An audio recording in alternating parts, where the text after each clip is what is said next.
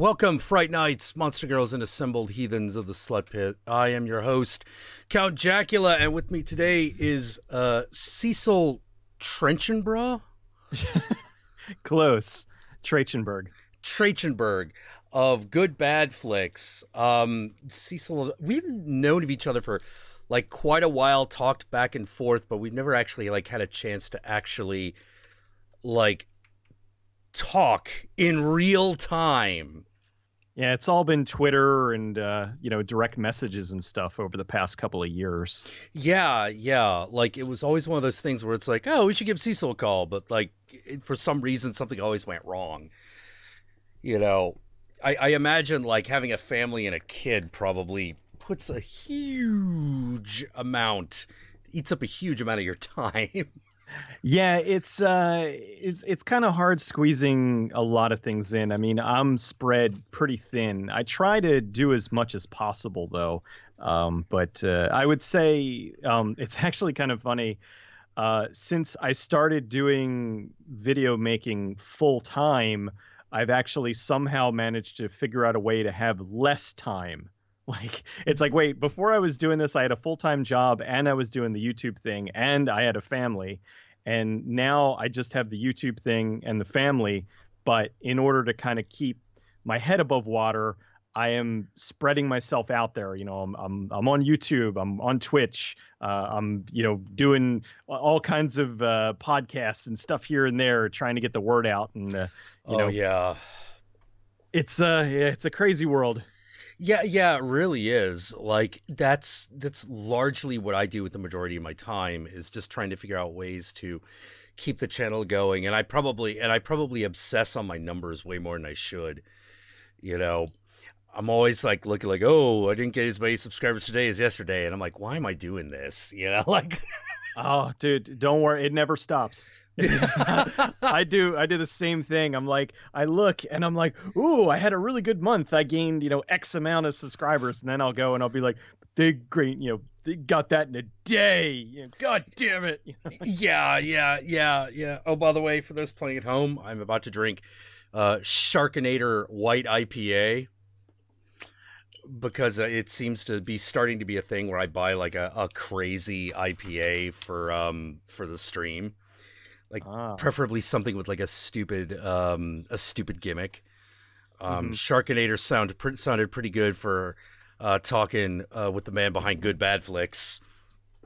I'm really lame. I'm drinking a Crystal Pepsi, circa 2016. So it's a good year.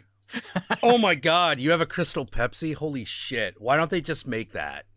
They made a very small batch last year, and I proceeded to buy 6 cases of it. Oh, you son of a bitch.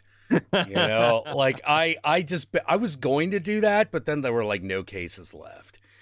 And I was like, son of a bastards, you piece of shit, like whenever me and Horror Guru like drive out to a convention, we're always like every gas station, we're always like raiding the refrigerators, going like, all right, they got the Crystal Pepsi. God damn it, they don't have the Crystal Pepsi. Fuck that. Mm-hmm. Yeah, it's such a rarity, and I knew that they were only going to have it for like a little bit of time. I didn't want to like just get a couple and they'd be like, oh, they don't have it anymore. So I'm like, you know what? Let me just get a whole crap ton. And then, when they inevitably discontinue it, at least I've got because I only, I'm at the point now where I drink a soda like once, twice a month. And, usually if I need a little bit of a boost or if I'm going to be up all night editing or if, actually coming up soon, I'm doing a really long Twitch stream. I'm going to be playing Phantasmagoria 2 from beginning to end. Oh my God. And that game is a riot. So I want to at least be, hyper for it. And one of the nice things too is when you don't drink soda very often, like I used to live on Mountain Dew, and I could drink like a gallon of Mountain Dew and then go to sleep. But now it's like I have a little bit of caffeine and I'm like, woo!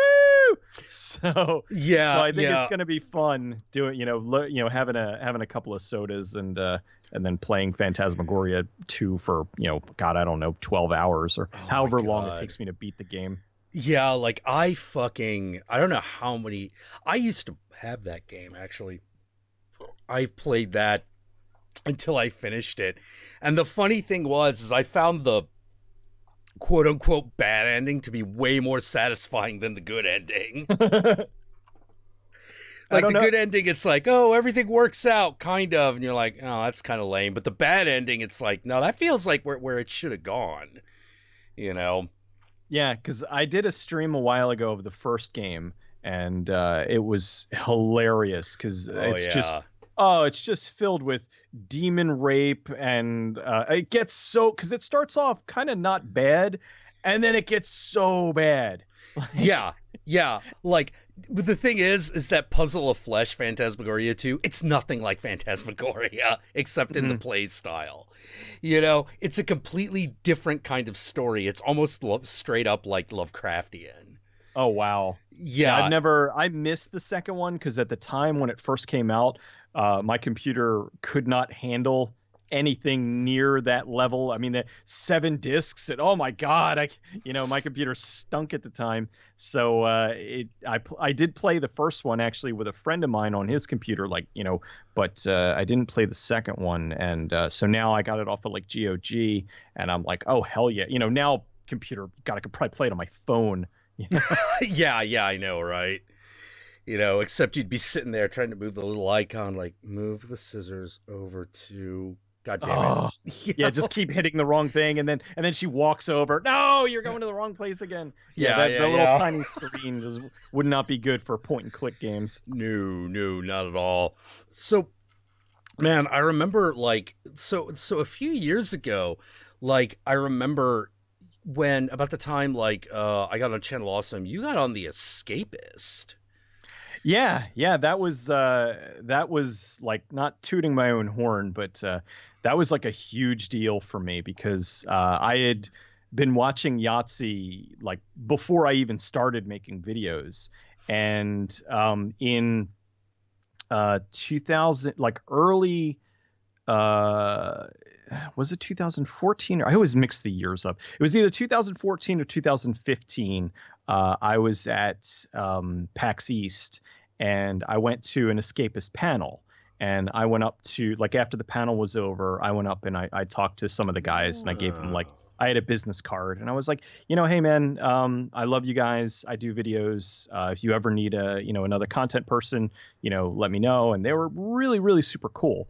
And roughly, a while later, when a whole bunch of people, left the site, Reloading Yeah. Ready Run, Movie Bob, Jim Sterling, and all. So I was like, you know what? Maybe, can't hurt to ask. So I contacted the editor in chief, Alex McChris, and I was like, hey man, I met some of you guys at PAX. I love you guys so much. I know you might be in the market for a new video guy. I could be your guy. And they were like, you know what? We're already well aware of you. We love your stuff, and we want to bring you on board to freelance. And I was like, holy fuck, Oh man. this is awesome. And it came at the perfect time too, because they hired me in April, and I got laid off from my full-time job in June. Oh. So, like, well, actually, I should right at the end of June. So, like the last day of June was my last day there, and so it was really good timing because I wasn't making enough at YouTube at the time, but with the amount of money that I had coming in from YouTube and the money I had coming in from Patreon, and now the money coming in from The Escapist, I still was taking a big pay cut from what I would be making, but Right. the potential was there for more money. Plus, it was enough. Like it was like I was like, all right, I have to cancel a few things. I canceled like my World of Warcraft subscription, and I lessened like my Netflix and some of that stuff. So it was like I had took a few cuts here and there to survive, and it able to work. Like if I didn't get the job with them, I don't know what I would have done. It just came at like the perfect time. So it was a huge deal, and they were awesome. They're great. Yeah, yeah. Like one of the what was the editor that you worked with, was he the guy that came in after the previous guy, or was it the same dude? No, it's actually Alex is the one who created The Escapist. Oh, okay. And he's the one. Well, what happened was, he created these. Oh God, what year? I don't remember the exact year that he started the site, but he Yeah, it was started like the site 2009, something like that. Yeah. mid two. That was before that actually. It was like mid 2000s, and then Yahtzee came on board, and they blew up, and then they hired other people on from that, and then Defy bought them in 2012, and they've kind of been dismantling them over the past couple years. Oh, Like really? 2000, yeah, 2016. Like what happened in 2015, they hired a whole bunch of people. They hired me. They hired Leanna Kirstner or Kerner. I always mess up the last name. Kersner. Kersner, Yeah. who's married to Ed the Sock, and Who's she's married super. to who? Um, her husband is the voice of Ed the Sock. He did it was a Canadian like talk show. I Oh, okay. kind of in the vein of Oh, thank you, Royal Blade. Like, sorry. what's oh God, what's kind of like a Triumph, the insult comic dog. It's like a sock puppet, but he has a cigar. It's actually really I'm not selling it very well. He's pretty damn funny. But I remember she used to have the show. Well, I shouldn't say she used to have the show. He had the show, and it was in Canada, I believe, and they would rebroadcast it on G4. And I remember seeing her on the show, and then I was like, "Oh my God, you're the cosplay lady on the Escapist now. This is so cool. I used to watch you on G4."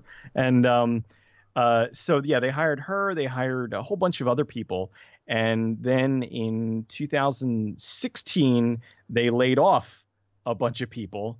And then like right around tax time, so right in April. So Oof. when this April was coming up in 2017, I was like, I'm biting my nails. I'm like, because right then was when the YouTube adpocalypse happened. Yeah, And I'm yeah. like, no, don't do it. Don't do it. And then because then I didn't hear anything throughout all of April, but they laid off like so many people.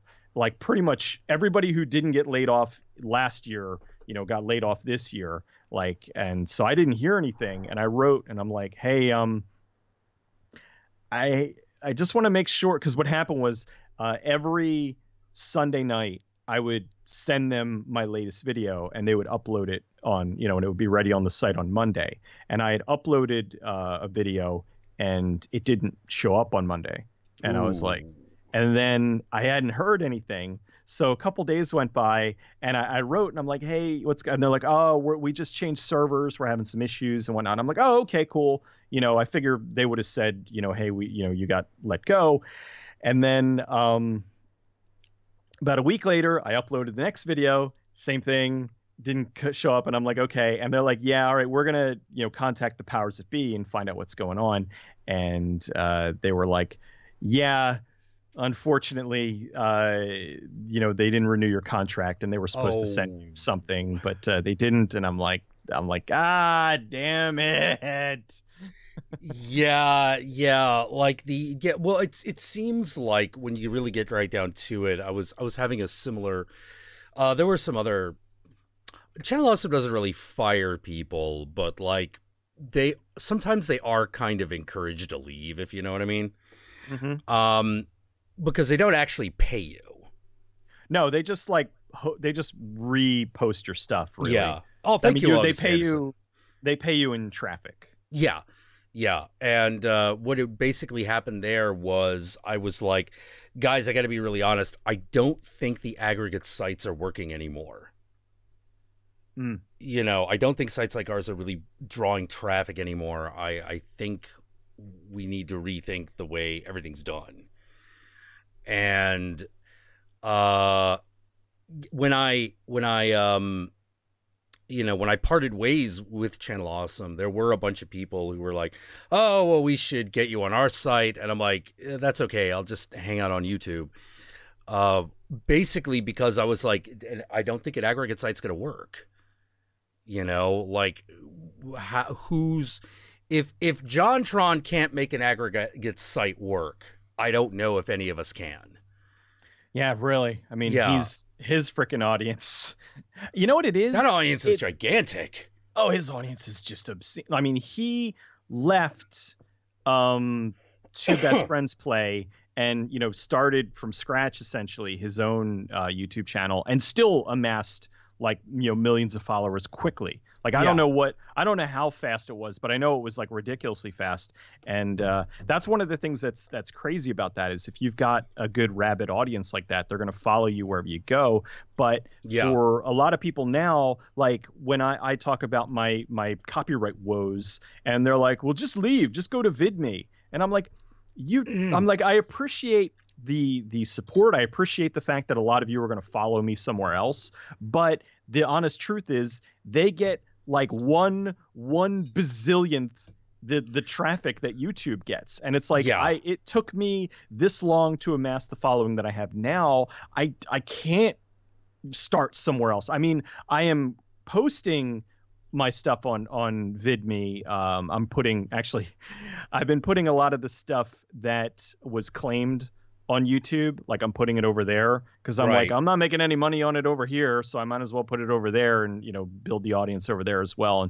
And so that way I'm not really doing it at a loss. But I hope that VidMe is probably the first site that's come along since Blip that has been any sort of competition to YouTube. It's going to be a while. But yeah, I'm with you. I think that the aggregate sites, as far as like the Channel Awesomes and stuff, if you're not already huge, then it's just really not worth it. And I think what happened too was when they did the talent search, they just brought in like way too many people. And they brought in a lot of people, and that would have been okay, but then there was definitely this feeling of like no one was getting any real support, and which was weird. It was definitely weird to feel, and to be honest, I think there were a bunch of people who didn't want any new people in, just flat out. Flat out, they didn't want new folks. It was a large enough group of people that there were just going to be like people were like, no, fuck you, we don't want new people in. What are you doing here? And that made it really weird. Like that experience was super weird because I was expecting something a bit closer to what I had experienced in the past when you're finally brought on to something like a television show or a game studio or something where it's just sort of like, okay, here we go. This is what you do. Here's your stuff. Here's your responsibilities. Here's how we're going to do everything. Here's how we're going to manage the merchandising. This is how we're going to do this. This is how we're going to do that. Signed here. We have guys who are going to handle it. And, we'll probably take the lion's share of all the fucking money because we're a company, but, whatever, we'll throw you some crumbs. And, I was completely expecting that kind of thing. And like none of it materialized. There was no organization. And I'm like, oh, and then of course, like a month after I get on, like a bunch of the old contributors leave in anger. And that you came on when Lupa and Phalius and all them split. Yes.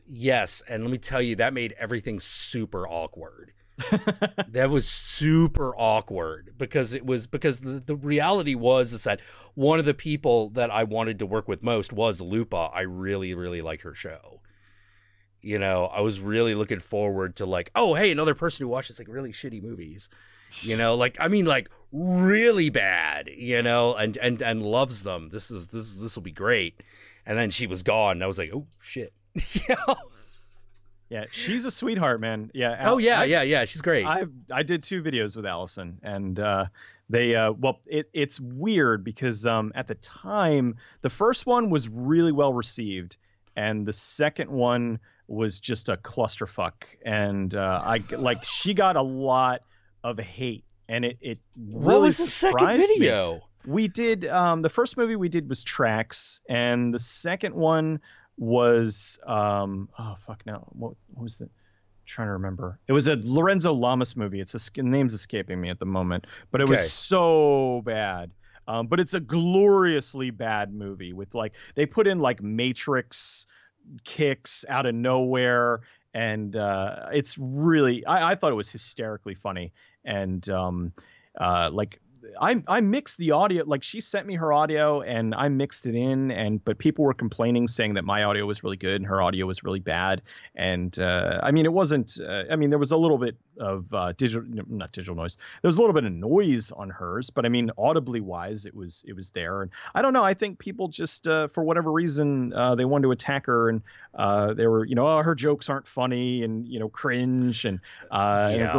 we're calling her a cunt, and I'm like come on. Yeah, I'm like, come on. I'm like, look, guys, she's on my show, so she's obviously my friend. So why are you gonna be an asshole? Yeah, exactly. Like, I always really liked Allison. Like we always got along. I mean, she was always a little shy, and I'm a really, really intense, loud, extroverted guy, and Allison is not. So, she never looked like she was upset to see me, but there was definitely that feeling of like, she'd look at me and go like, I have no idea what to say right now. And I'd be like, uh-oh, we hit this awkward moment. I better slink off back into the shadows. Well, I could see her, like, she does seem very much more like, I mean, she's one person I haven't met in person. Actually, God, I've met people from the Escapist in person. And I've met like some fans in person, and I've met Psychostick in person. I'm going to see them in about a week again. Nice. And they're super cool guys, good friends of mine. And but as far as like other people in the reviewerverse, like I have never met any of them. Yeah. And I think, and it's kind of funny because I have all these, like, when I hit 100,000 subs, I got, oh, face reveal. And I'm like, I think I'm cool. Like, if I go to conventions and I meet people there or something, people are like, hey, I'm at this thing, I want to come say hi, cool. Or if ever I get a panel or something, I think that would be cool. But I kind of dig the mystery. And also it keeps the focus on whatever I'm talking about. Like, I know what you mean. Yeah.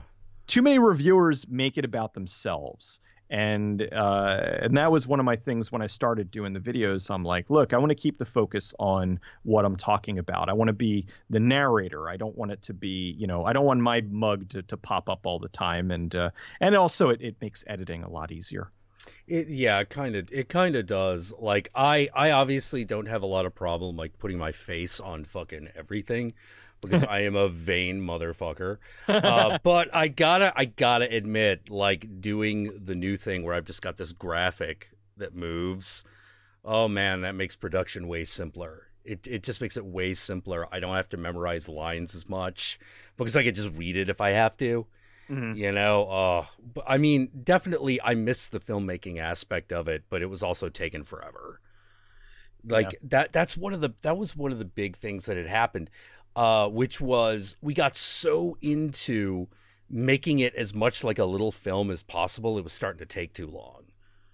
And as Horror Guru will tell you at every fucking opportunity, Jack cannot do something simply. Like, I was starting to write, it was one of those, like, a review that we never did, was I had written this review for Event Horizon. And I was really kind of happy with where it was going. But when it came down to, like, how do we put this in front of the camera for no money? Mm-hmm. I was like, oh shit. I have no idea how we do this. I have no idea how we recreate this scene, even shitty. And so we were like, all right, well, let's think on it and do simpler projects. And then I just never did it. It probably worked out in your favor, because I did a video on Event Horizon. I spent about 3 weeks working on it, and Paramount claimed it after about 4 or 5 days, and really? 300 some thousand views later, and I have not made much of. I think I've made about $1.50 off of it. Oh, So jeez. By the way, just to let you know, one of the things I tend to do on the stream is if someone donates $20, they're allowed to be in the call for a bit. And someone who did donate $20 was a guy called August Anderson. okay. So I'm going to try to bring him in just a minute, but I also wanted to give the shout out and the acknowledgement to Brendan Trenold, who was also hanging out on the live stream. Cool, I know him. Yeah, yeah, yeah. We were just talking the other day. Another person I was chatting with on the DMs, he was talking to me about how he just got to the point where he's finally reached sponsors where they're like, "Hey, we'll pay you X amount of money to to promote our product," and it's like, "Well, no, I'm not going to do that because that has nothing to do with what I do." And I'm like, "Yeah." I'm like, at least you've reached that level. Oh, yeah. So many people are like, "Hi, how would you like to promote our like indie fucking medieval RPG?" And I'm like, how?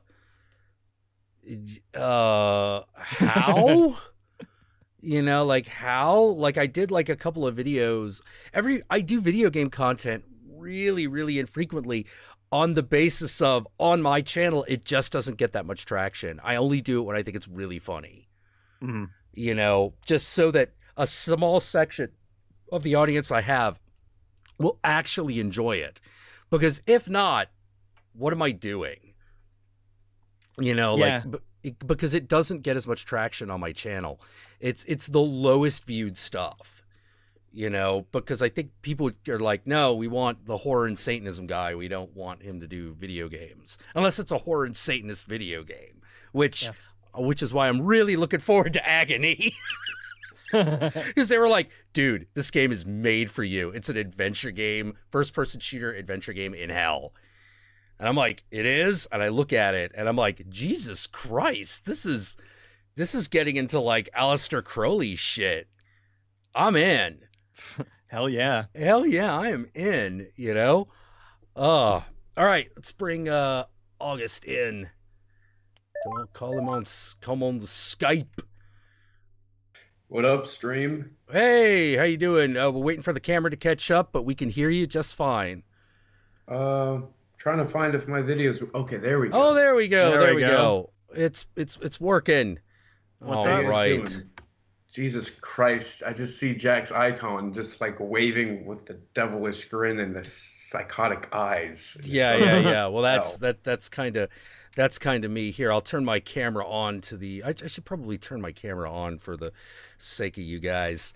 Oh, by the way, Dark Blacksmith. Oh, thank you. We'll bring you in like half hour, 45 minutes. I like to keep it down to like 3, especially when there's like a special guest, so it doesn't get like too crazy. Oh yeah. That's a good idea, actually. Yeah. So Cecil, like fucking, we all started out on like the Tigwatig forum, essentially, didn't we? Kind of. I mean, I was doing videos in like 2010 on Blip. Like I really just started because I had a friend of mine who he was a fan of Nostalgia Critic, and I had been watching James, the Angry Video Game Nerd stuff, and I really liked his stuff because also it was like, hey, James is local. At the time, he was in Philly. He's since moved to Jersey, but oh, I didn't realize he had moved to New Jersey. Yeah, he's like just right on the other side of the bridge, so he's not that far into Jersey, but okay. But so I mean, he's practically here, but so he just perfectly recreates that room every house he lives in. Pretty much, he just picks it up and moves it over there, and I think what happened was when he moved. I mean, he moved a while ago, so I think when he moved into his new place was when he kind of redid it and made it look like the old video store. And which was hilarious because like he put a lot of time and effort and love into making it look like an old video store. And when the whole Ghostbusters thing was going down, they're like, look at creepy man in his basement. And I'm like, oh yeah, you assholes. Like you don't even get like what he's doing. And all he said, I'm not even, I'm not even gonna get into that. It's such old, no need to dredge up old drama. Yeah, But yeah, anyway, yeah. But it was kind of. Let me put it this way: it was kind of nice to have one person agree with me during that whole thing. It was kind of fucking nice. yeah. Well, I just kind making of your own moving your set to your new house and putting that much effort into it shows how much devotion he has to his channel. All right, we should be back. Although I'm sure everything looks weird as fuck, because yeah, fuck it. For some goddamn reason, like OBS fucking freaked out on us. I don't know exactly why. You're probably right now. You're looking at the big please. One moment. Yeah, one moment, please. Yeah, one moment, please. Oh, shit. The stream always acts up whenever I get on. Yeah. I don't know what it is. Cursed. Well, don't feel bad, man. I did a stream the other day. On Tuesdays now, I do a stream on the Escapists Twitch channel in the morning, and then on the evening I do a stream on my channel. So that morning I did a stream with an XSplit. Everything was fine. Put my computer to sleep. Did the rest of my day. Made dinner, put my son to bed. Hung out with my wife for a little while. Came back down, started up, gone on, no audio. I'm like, what? Nothing changed. Nothing changed since this morning, and it worked fine, and now it's not working. Yeah. Why? Yeah. The internet gods deemed it. It certainly did. God, I don't know why we have. Why, man? It's always nonstop. Fucking. It's always like nonstop, like whatever the fuck. Good God. Yeah, it's given me this weird. Like, all right, so let's see. Hold on. And people watching, you better be juggling chainsaws. Yeah, you really need to be doing something amazing, and I think that's not shitting on some content people, but I think that there are some where I'm kind of like, all right, why is this like huge? But yeah. Why are we watching you? Yeah, why is this like? Why is this a thing? Like, yeah, I've watched a lot of streamers, and some of them are really good. One of the ones I found to be really kind of, all right, maybe we got something now. We hooked in. I think we might be back up. Oh man, like what a fucking streams, man. I don't even know what's going on. Like for some reason, like OBS has got like multiple versions of itself like running, and I'm like, don't do that.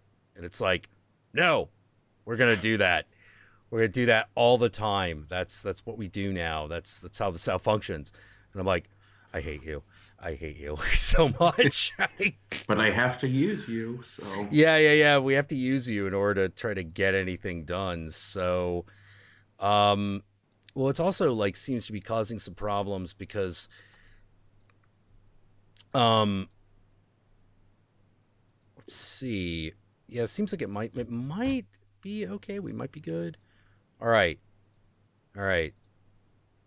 There's a lot of one moment please happening right now because okay, I'm back. All right.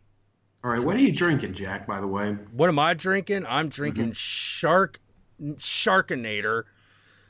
This broken stream is brought to you by Sharkinator White IPA.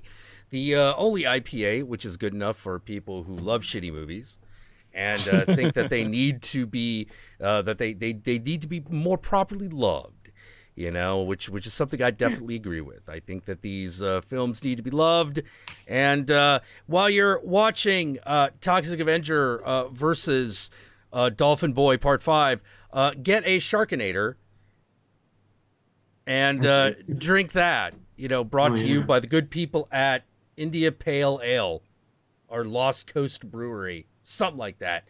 They're in Eureka, California. I bought them at Target. Fuck you. I actually like beer a lot. I've gone to tastings and I love the hoppiness of some beers.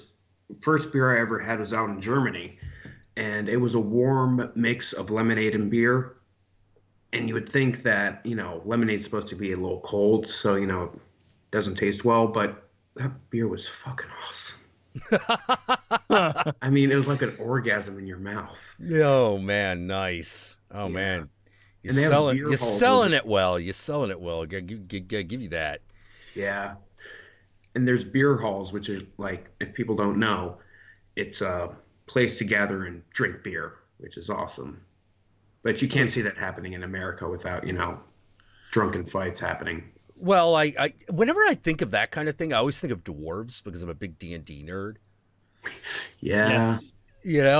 Like Yeah. fucking, it's like, yeah, dwarves at a feasting hall. Like that's like I used to go to frickin' what do you call it? Busch Gardens all the time because I lived on the East Coast. And whenever they Really? always had this like, yeah. Oh.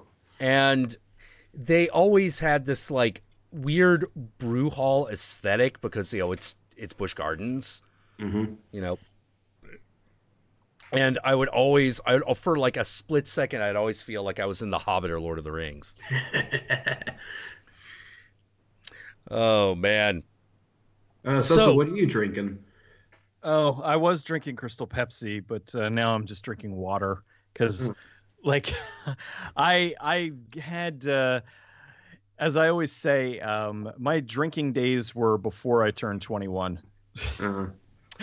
What After happened? that, Yeah. it wasn't so much of a what happened. It was just that I am a complete asshole when I'm drunk, and I kind of saw it. There wasn't a problem, but I could see it becoming a problem. So I decided to just not.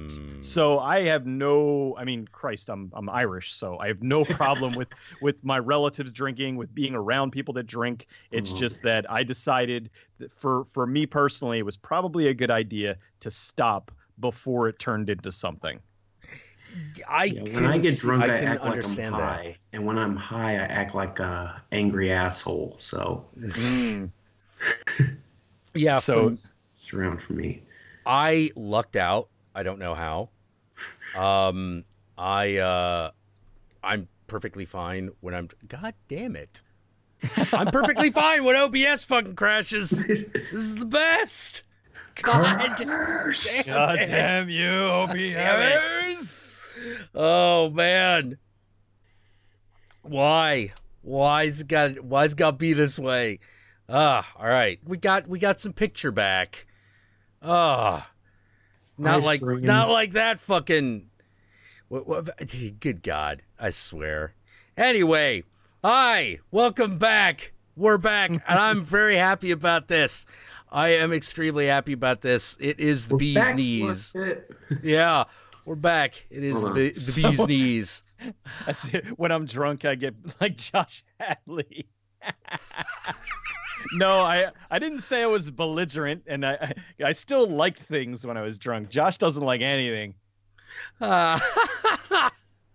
We argue, like, there's a whole thing, like we argue on Facebook Messenger all the time. Like when he went, like he'll go see a movie, and like he'll write to me, and he'll be like, I'm going to see Wonder Woman, and I'll just be like, you're not going to like it.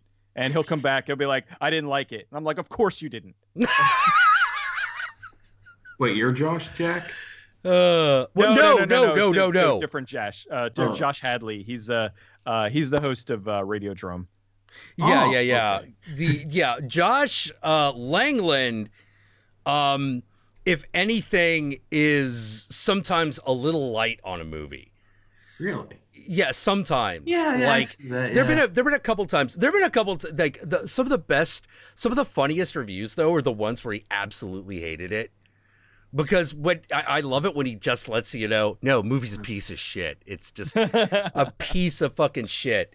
But he's one of those guys who's like me that believes the biggest piece of shit movie is still a work of art and it should be respected. But there are times sometimes there's just something to it. But like an example, Alien Covenant was one that he felt like he didn't savage enough. I got so much shit for getting and I thought I was like kind. Like I didn't really lay into it quite as much because I was like, I didn't like it, but I didn't like really rail on it for being shitty. And I had all these people that are like, "You're fucking wrong. That movie was brilliant." I'm like, "What the Brilliant. So contraire, mon frère. Yeah. So I actually felt the need to do something I never did before, where I did a follow-up video where I'm like, all right, apparently I wasn't clear enough the last fucking time. That movie was a pile of shit. Like, Yeah. are you kidding me? Oh Brilliant. my god.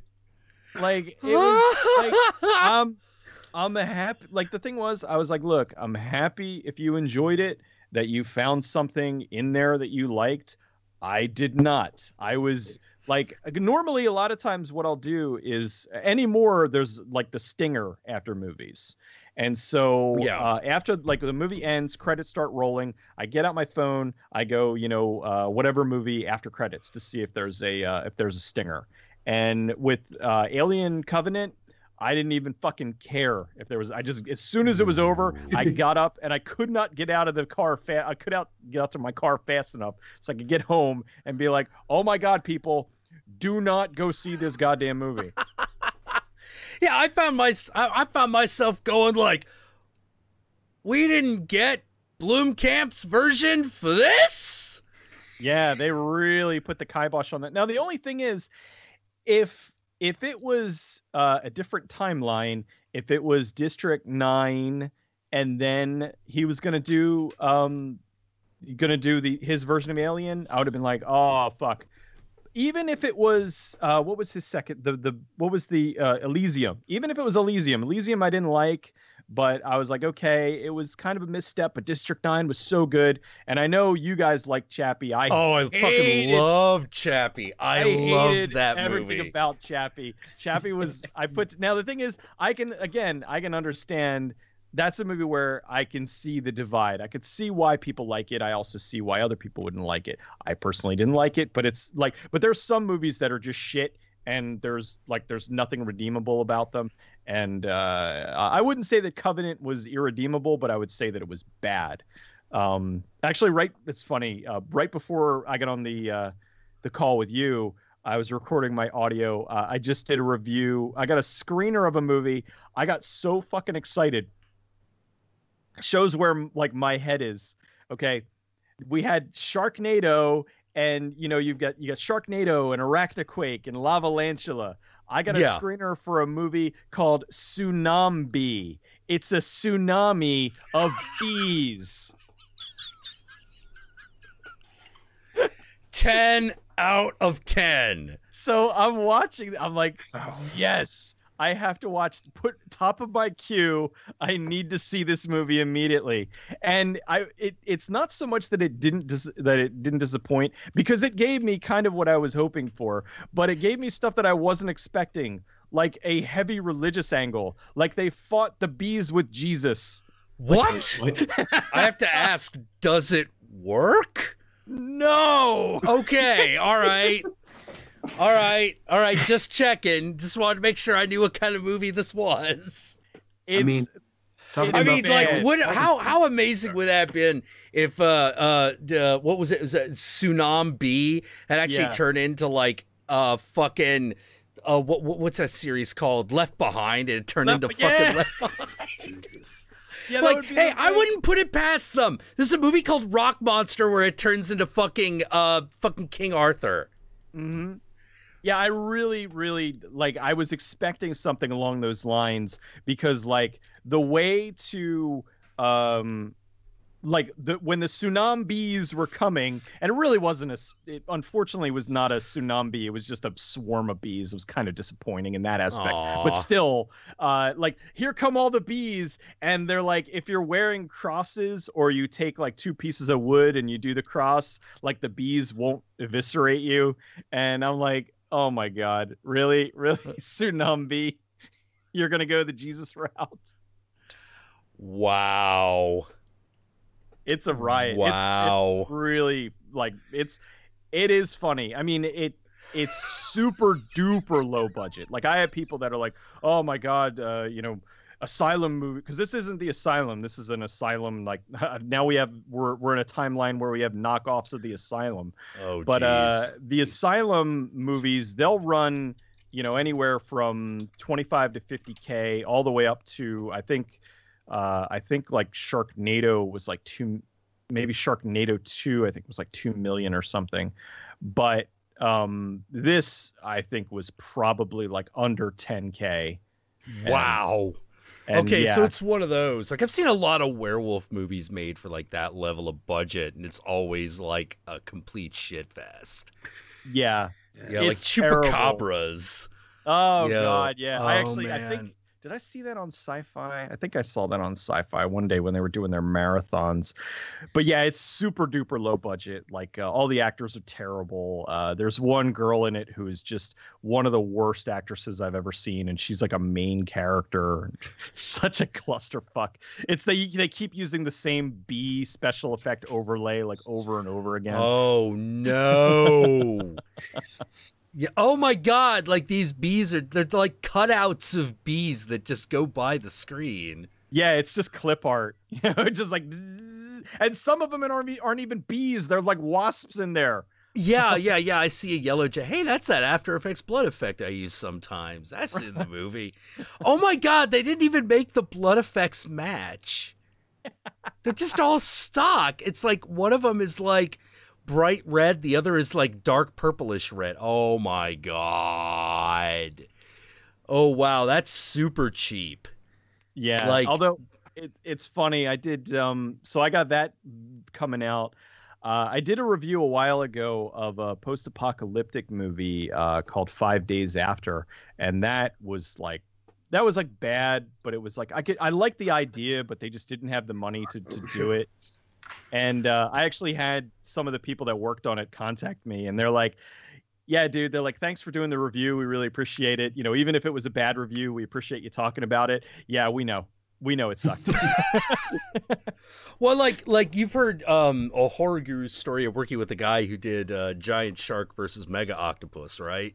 No, I didn't hear that. Oh, okay. So the guy who directed that movie was one of Josh's film school instructors, and he still talks to them to this day. And it comes up in class. I was like, "Wait, you worked on Mega Shark versus Giant Octopus? What the fuck? What the fuck?" And the guy's like, "All right, let me tell you about Mega Shark versus Giant Octopus." So.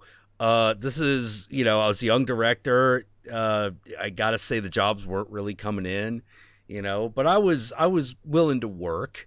And all of a sudden, Sci-Fi Channel comes up to me and is like, "All right, we want you to write and direct Mega Shark versus Giant Octopus." And I go, "Okay, great. I'll tell you what, I could probably write a really simple script for you in about a month. Why don't we meet back in 4 weeks?" And they go, "You shoot in 3 days."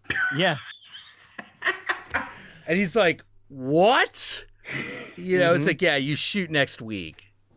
You pack your shit, go." And he's like, "Oh, fuck." So he's like there with like nothing. And he manages to pull straight out of his ass the everything that is Mega Shark versus Giant Octopus in like a 2-week shooting schedule. Wow. Which is one of those, when you realize that that's the constraint that you're working under, you're like, that man deserves an Oscar.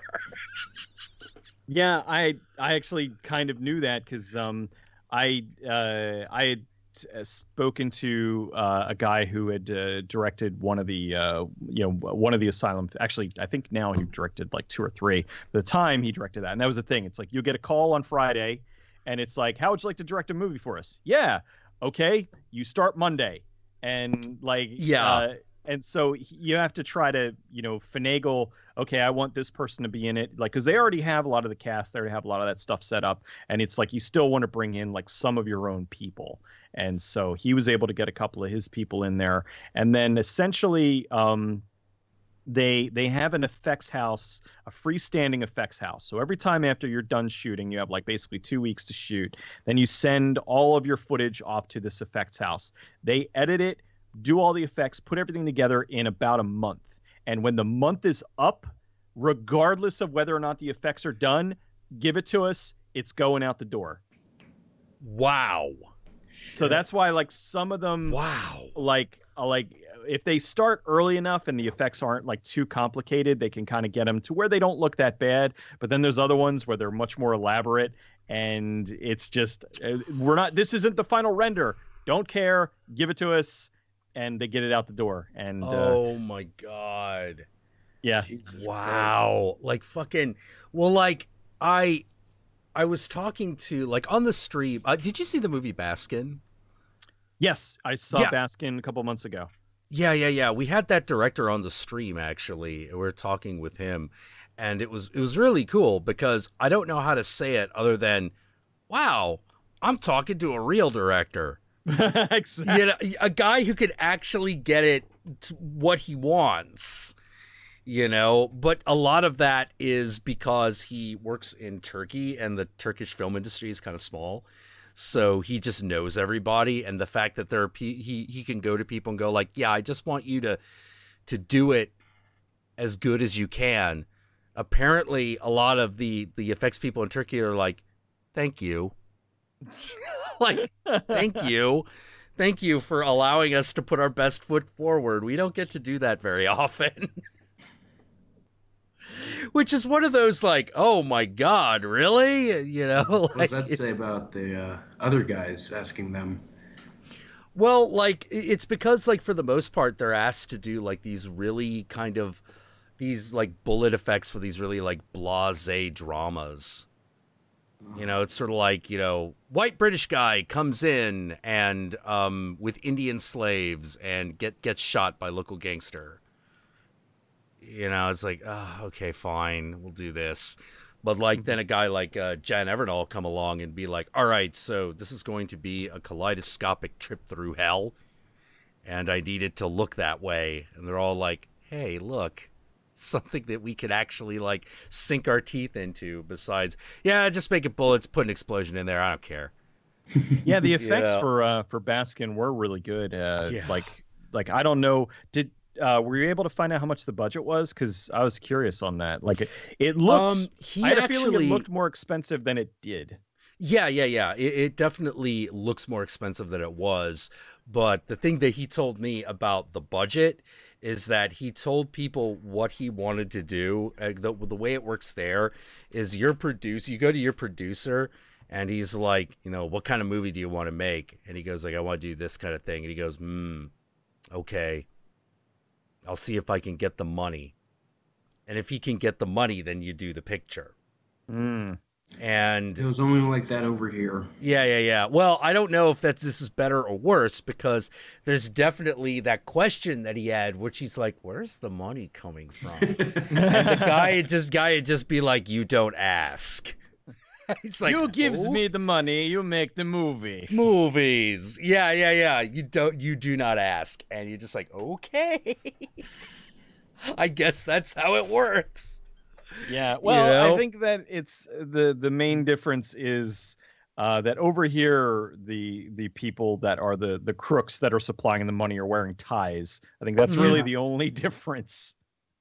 Yeah. They're wearing ties and they own shares in something, you know. Because I do so many like one of my main things, people that are really loving the exploring videos, and it's just people, they watch them like, we love this, but it makes us more and more depressed, and it makes us hate the industry more and more, because so many of them are like, they give the director full creative control, and then, you know, and then they're like, wait, we don't like what you did, and they take it away from them, and then they ruin it, and then they blame it on the director, and then it's like, here's the way the movie was supposed to be. Oh, that sounds awesome.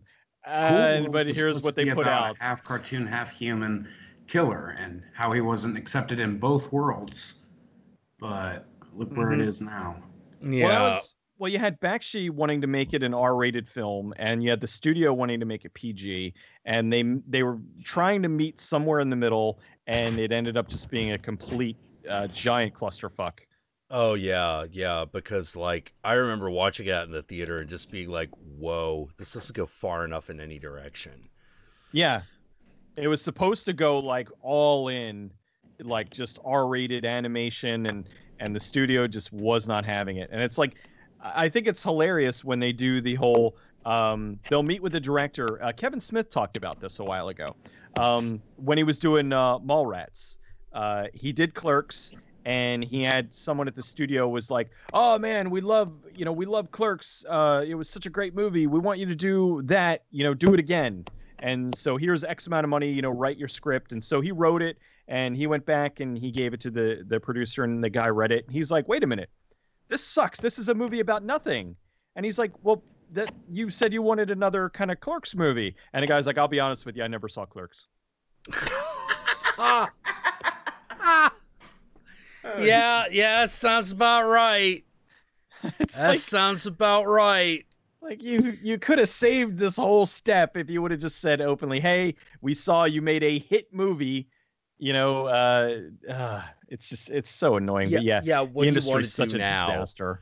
Yeah, yeah. Sometimes, yeah. Like, well, one of the like, oh god, what was I thinking of? There was this one. Oh fuck. Oh yeah. Okay. If you want a really great example, have you done the Sci-Fi Channel Return to the Living Return to the Living Dead sequels yet, Cecil? No, not yet. Holy fucking shit! Look into that. I know, like I've seen 1, 2, and 3, and I've seen Rave from the Grave, which I think was that, because there's altogether that was 4. There's 5, right? And then what was then Necropolis was 5. Yeah, Necropolis was the 5th one. Yeah, I have not seen Necropolis, but I've seen Rave from the Grave, and I love Return of the Living Dead 1 and 3 are awesome. I think I probably like 3 the best, simply because it's such a, like, especially the uncut version. It's such a crazy zombie film. It's so different. And but the first one is also just fucking awesome. But I remember 4 and being like, what? yeah, because they're just zombies. Yeah, it's not I don't know how to put it. Like it's Yeah. like, all right, it's just zombies at a rave, and you're like, oh, but it's Not Return to the bad, Living. Yeah, but it just shouldn't nothing. be. Yeah, It's Return that of weird the Living Dead feeling. should not be in Rave of the Dead. It shouldn't have, like, Yeah, have it like yeah. Rave It Zombies, should go but... fucking all the way. It's a Return of the Living Dead sequel. Jesus. Because even if you didn't like 2, because 2 was a little bit of a rehash of 1, even if you didn't like 2, it at least committed to what it was. yeah, it's not bad, but yeah, like Rave from the Grave, like they should have had, like how with the original, you had punk rock zombies, and you had like that really, really awesome sense of humor. And Rave from the Grave was really just a zombie movie, and they missed the opportunity. I don't know the exact story. I probably will look into it. I know a lot of people want me to do the Return of the Living Dead movies. Yeah. I've had people bugging me for years to do 3. But I think probably what happened was they had 2 zombie movies, and they decided to attach the Living Dead name, Return of the Living Dead name to them. That's more than likely what happened. Oh my God, no! It's even worse. Oh, really? Oh yeah. This was told to me by Mr. Lobo, because we used to hang out, and because he looked into it because he was trying to figure out what had happened. So it turns out it was one of those situations where they brought people on board, and the people writing the script were like, "Oh, you want us to do Return of the Living Dead 4 after like a fucking 10-year hiatus or something like that? Okay. Well, we got to go all the way." So they write this crazy ass script, which is the origin of Rave to the Grave. That was the idea. It was zombie rave. And they were like, okay. And so they're writing this. And when they get to the set, it's just like pages are just being left on the floor. Oh. And they're just like, what is going on? Like, and the director's like, I can't do anything. They're just telling me I can't film this. And it was one of those things where you're like, the original idea was very simple, but it had all of the it had that off-kilter sense of humor where, there were like zombies doing lines of coke and like shit like that. Ah, Yeah. I want that movie. I know. Like that, the movie they wrote would have been a perfectly good movie. It would have been a great movie. It would have at least been as good as Dance of the Dead. But no, production got in the way at every turn. And yeah, look into it. It's really it's beautifully depressing. Because you're like, oh, this is how this can all end up. This is how everything can go so wrong. Yeah. Oh, that's so depressing. Yeah. I really like digging into these movies, and I've had a lot of times like people have contacted me, or I've kind of found out through through the grapevine. Like I did a video on the sequel to The Crow, and about how that movie just got destroyed in editing. And somebody pointed me, they said, hey, go to Tim Miller's, I believe it was Tim Miller, go to the director, go to his website. And I went to his website, and he posted my video, and he wrote a little thing underneath and was like, wow, this guy nailed it. He's like, he's about 98% correct. And I'm like, ooh, I wanted to email him and be like, hey, man, thanks. I really appreciate that you saw the video. But I'm curious, what was the 2% that I got wrong? Because I really did my homework on this one. And I'm just curious. And it's probably something like I messed up somebody's name, or I just maybe got the timeline slightly off. But he was like, yeah. And so that makes me happy, because it's like, look, I'm giving this the justification, because I mean, that was not supposed to be a happy ending. It was not supposed to be the movie that they shoehorned it into, which is why so many people didn't like it, because they're like, it was just a rehash of The Crow. And it's like, no, that's not the movie that they shot. Like, it's not the movie they shot at all. Yeah, that whole movie, even when you saw that thing in the theater, it was very obviously butchered in editing, but you were also trying to figure out why. And the first thing your mind goes to is, well, they just didn't know what they were doing.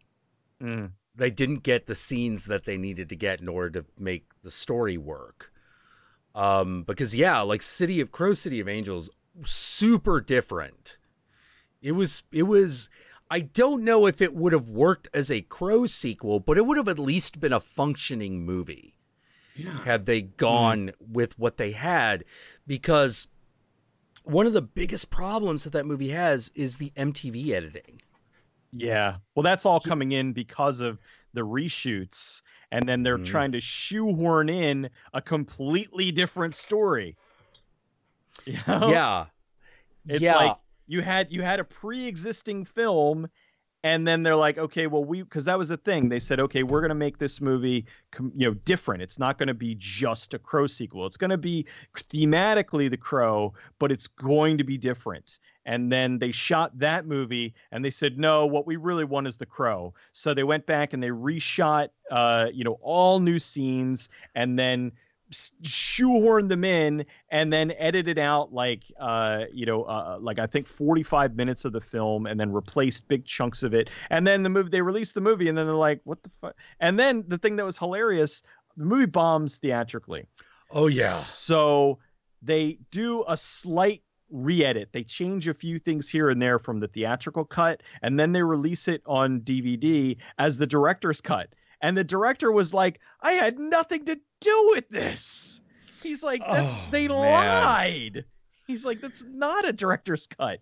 He's like, they did. Oh my God. They changed, like, the main thing that they changed was that in there's a fight sequence later on in the film where he's fighting Tui Trang, who was the Power Ranger.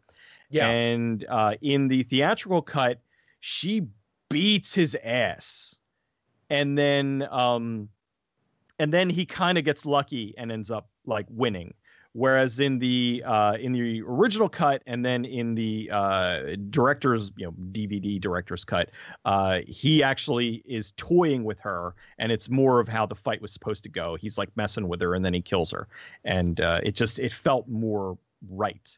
And so it was kind of irritating that, I mean, that was really the only thing that I noticed that was different, because I saw it in a theater, and then I saw it again on DVD, and it was like, okay, well, the fight was what I remember being different. And unfortunately, the theatrical cut is just like gone.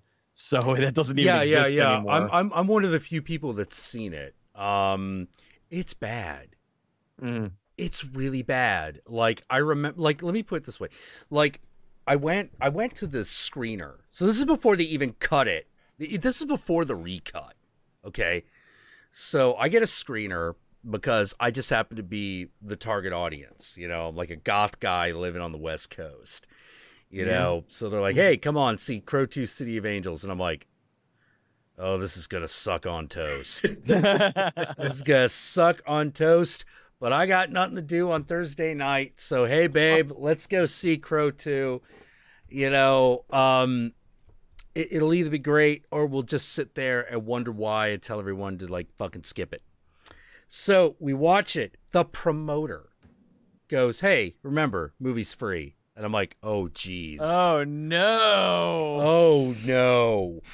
He knows he's got a Cleveland steamer on his hands. There is nothing he can do. He's contractually obligated to take this fucking thing to 20 different theaters across the West Coast. He's got to do it. But the movie's a piece of shit. I have been to a lot of screeners. Like, I mean, now it's kind of, I guess, because we're in a digital world now. So now that I'm actually a reviewer, I get screeners sent to me. But at the time, I knew people, and I would go, to see screeners in the theater. And I would say the vast majority of the time, I would go see the screener, and then after the film was over, if like there were people, standing in the back as you're leaving, and they're like, "Hey, did you like the film?" And I'm like, "Yeah, I really liked it." And they're like, and they didn't want to talk to you. But if you said that you didn't like the film, they wanted to know what you didn't like about it, because that was the shit they were going to change. And that's what always frustrated me. It's because like, okay, you're going to listen to the people that didn't like it, but not listen to the people who liked it. Because that's why so many movies end up getting screwed, because they'll listen to this minority of people who didn't like it, and then they'll make alterations for them. And then what they end up doing is the people who didn't like it, still don't. Yeah. The people who didn't like it, now they still don't like it. And then the people who did like it, you change the shit that they liked. Now they don't like it. Yeah. Yeah. Like that happened with Jersey Girl. That happened with, that happened with so many things. And like Tarantino talks about this a lot, where he's like, there's nothing wrong with a test audience, but everyone uses it the wrong way. They use it like that, as opposed to go, all right, that scene worked. Okay, that scene didn't work. Okay, that scene worked. He's like, you should be watching you don't watch the movie with the audience. You watch the audience as they watch the movie, and you figure out what didn't work and what did. That's how you get a test audience to work. But you don't ask them, because they don't know. They're not filmmakers. If they knew, they'd be the filmmaker, but they don't. They're the audience. Exactly. Well, the thing is too, Tarantino thankfully had enough clout that he was able to basically say no, he wasn't going to change his film, because Pulp Fiction tested horribly. And the biggest thing that people complained about was they didn't understand that the film was out of order. Like, you had people that are like, how is John Travolta alive at the end? Oh, you dumb motherfuckers. Like, yeah, did you not? How did you? I was really confused, because I was like, how did you not follow that? Yeah, I thought it was pretty easy to follow. I mean, they laid it out in such a way. Yeah, it's not hard. So he thankfully had enough clout that he was able to say, no, I'm not altering it. And then what happens? Ends up getting nominated for a shit ton of awards, and he becomes a freaking megastar. I mean, because Reservoir Dogs was what got people to notice him. But Pulp Fiction was the movie that, put him over the top and, made him a superstar. Oh, yeah, yeah. I still remember seeing that movie in the theater. The moment the movie had me was when they shot Marvin. That was, I mean, that's really late in the film. Yeah. Oh, my God. Do you really think that was an act of God? Or bam! Like, the minute that happened, I was like, I love this movie. I love this movie. Yeah, Well, that was when I fell in love with Samuel Jackson. I'm like, all right, who is this guy and why have I not seen everything that he's done? Holy fuck. Yeah. He yells like nobody else, man. Yeah. And that was like after what was Jungle Fever and stuff. Mm. You know, that was after Jungle Fever and fucking School Days and shit. You know. Yeah. Jungle Fever came out way before Pulp Fiction. Yeah, Jungle Fever was way back. I actually went kind of, backwards in time. Like I saw Samuel Jackson in that, and then there was like one other movie he did after that, and then I went back and I was watching like his other stuff. And it's always funny when you're looking at like old Samuel Jackson where he's all like subdued, and it's like, oh, they didn't know the gold mine that they had. Yeah. Yeah. School Day. He's like that in School Days where he's just like, where he's almost like whisper screaming. Yeah. He's like whisper yelling, and it's a little weird because he's going up against like Lawrence Fishburne. He's facing off against Lawrence Fishburne, and you're like, this should be like the most intense thing ever. Oh my god, that's like that's School Days. Hair in heaven and now if that happens. Yeah. It's basically Christ. like Sam Jackson's playing like a guy who just hangs on the street corner, and like Lawrence Fishburne's playing like a black guy who's like going to college. And they're like facing off against each other, and it's Spike Lee's whole like the ghetto versus the guy who's trying to bring himself out of the ghetto kind of thing. A good scene, but it's definitely like it's a little too quiet because you're like, it's Sam Jackson, Lawrence Fishburne. Like this should be the screaming guy versus like the quietly like fucking intense guy, but it kind of isn't because they hadn't quite figured out the magic yet. As opposed to the part in Jungle Fever where it's Sam Jackson facing off against Ozzie Davis. Yes. Whoa, that scene is intense. That is like when people are like, Stanley doesn't know movies. I'm like, he does. He just gets in his own way. Mm-hmm. Because the scene between Gator and his dad is amazing. It's one of the most intense scenes you'll ever watch. Well, I was big on this scene where Angie, Annabelle Cioria, when she comes home and Frank Vincent just beats her unmercifully. It's like, yeah. It's horrific. That was just crazy. Yeah. So like that's the thing. Like I'm so torn with Spike Lee because I think that I think he kind of peaked with Summer of Sam, and just a lot of the stuff I've seen after that. It's just it sucks. It's not the same. And it's yeah. Like the what was that movie? What was that movie that he did that was like the World War II film? The one he did right before the remake of Oldboy. Oh God. Trying to think. Yeah, but like that's where for me like things started to go a little bit south. Because the World War II film, which of course the name I'm spacing on right now, like I felt like he played it a little, I don't know how to say it, or he played it too straight. Miracle at St. Anna. Yeah, Miracle at St. Anna. Like it's just sort of like, it's just kind of there. Mm-hmm. You're like, wait, this is about a black, was it Air Force battalion or was it infantry? I think it was infantry. Yeah. It was infantry, about a black infantry company in World War II going to Germany. And I'm like, this should be really, really, really fucking intense, but it's just kind of there. Oh, yeah. Yeah, this ain't no Band of Brothers. I'll put it that way. God. And when he then when he did like Oldboy, I was like, really, dude? You're gonna do the remake of Oldboy? Like, Oldboy is one of the most amazing movies ever made. Yeah, and as soon as they said they announced they were redoing it, I'm like, well, they're gonna spoiler alert, people. Okay, they're gonna cut out the whole they're gonna alter the incest thing. Oh my God, yeah. I'm like, oh God. They just the hammer sequence is just another fight sequence, and I'm like, because that's mark. Oh, they so missed the mark because like that sequence, that hallway sequence The thing that was so amazing about that sequence is that, for lack of a better way of putting it, someone had decided what Park Chan-wook would do to decide it was, I was like, okay, I'm gonna film this this sequence like a beat 'em up video game, where it's just a dude with a thing going through a dozen guys and just one long cut. Yeah, a long lateral shot. And so you're it's like literally watching a video game. You know, so we just watch this guy like brutalize dudes like from this angle, and you're just like, the stunt guys did this all in a single take. I'm sure you did it 50 times.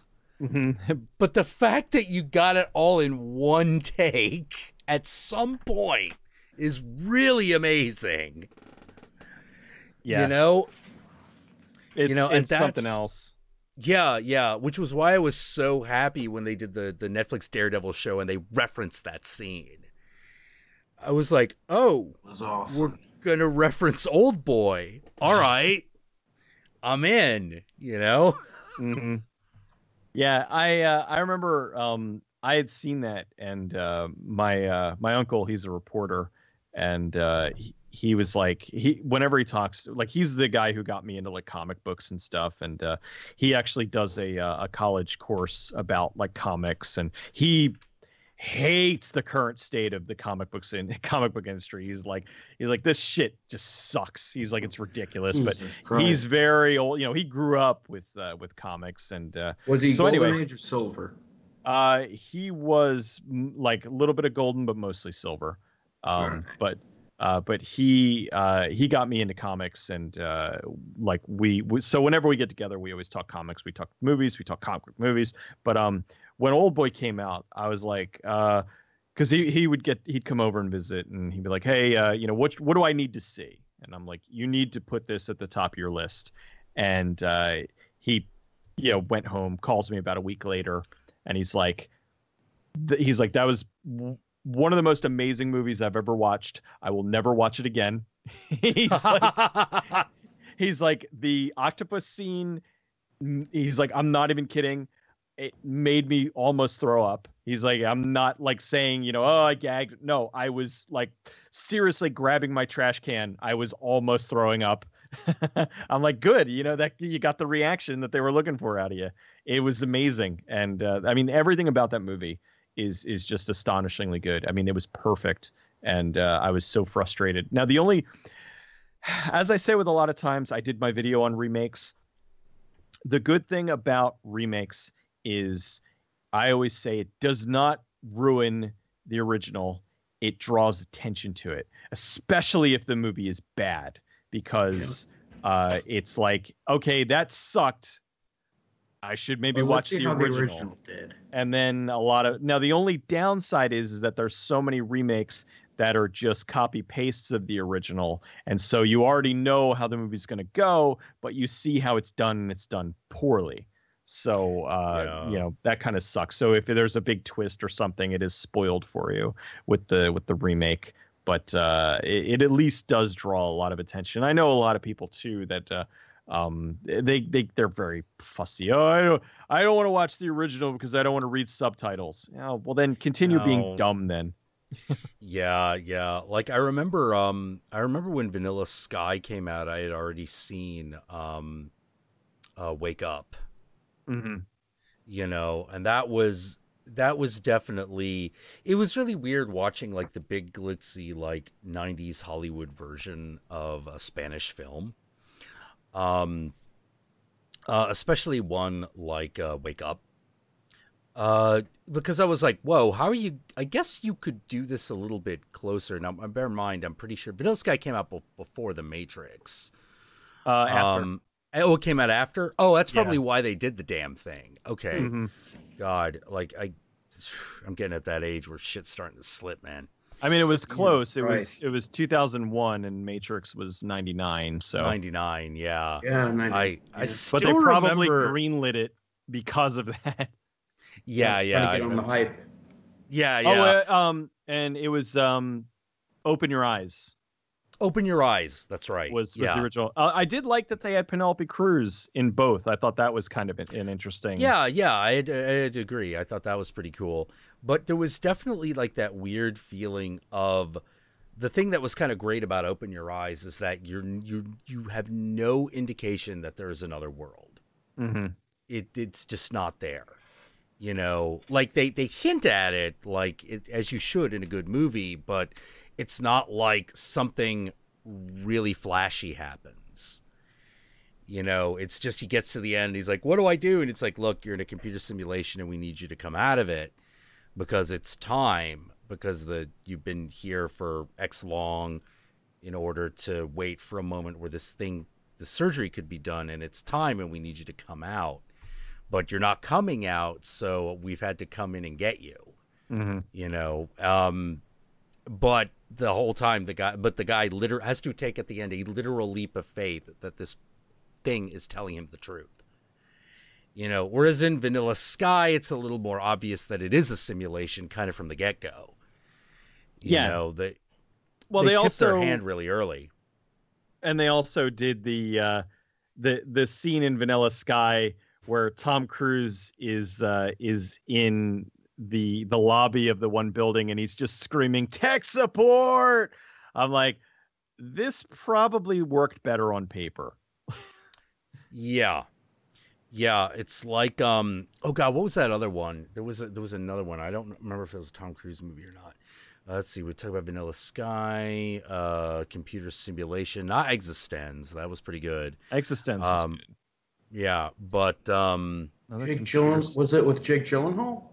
He's in a train and it crashes and. Oh, that one. I wasn't thinking of that one. Yeah, that came way later. That was yeah. That was that's actually really up to now that because that was what's his name? That's shows it's getting late. That was what's his, because I know it's fucking, yeah, I'm on the East Coast, so same here, man. Oh god, I'm totally blanking. It's David Bowie's kid. That was Mark. Duncan Jones. Duncan Jones. That was Duncan Jones's second movie. But that was really good. That was cool. I was unexpected. Yeah. That was kind of neat because it basically the reveal was kind of the twist. Oh yeah. That's it. Joseph All got it. That's what I was thinking of. Dark City. Oh yeah, Dark City. Dark City. There are two cuts of Dark City. Yes. One of which is amazing. The other one, you want to punch everyone in the face. Because here's the thing. There's one cut where they tell you in the beginning what is happening. Literally, they tell you in the beginning. And you're like, cut.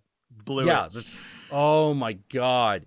You know, but if you watch the director's cut, you're like trying to figure out why everyone who saw the other one hates it so much, because it's super good. Mm-hmm. It all comes down to the fact that in the beginning of the theatrical version, they're like, oh, by the way, we're in space. You're like, you fucking asshole. Like, God damn it. Well, that was Alex Proyas. So that was his fault. That was after The Crow.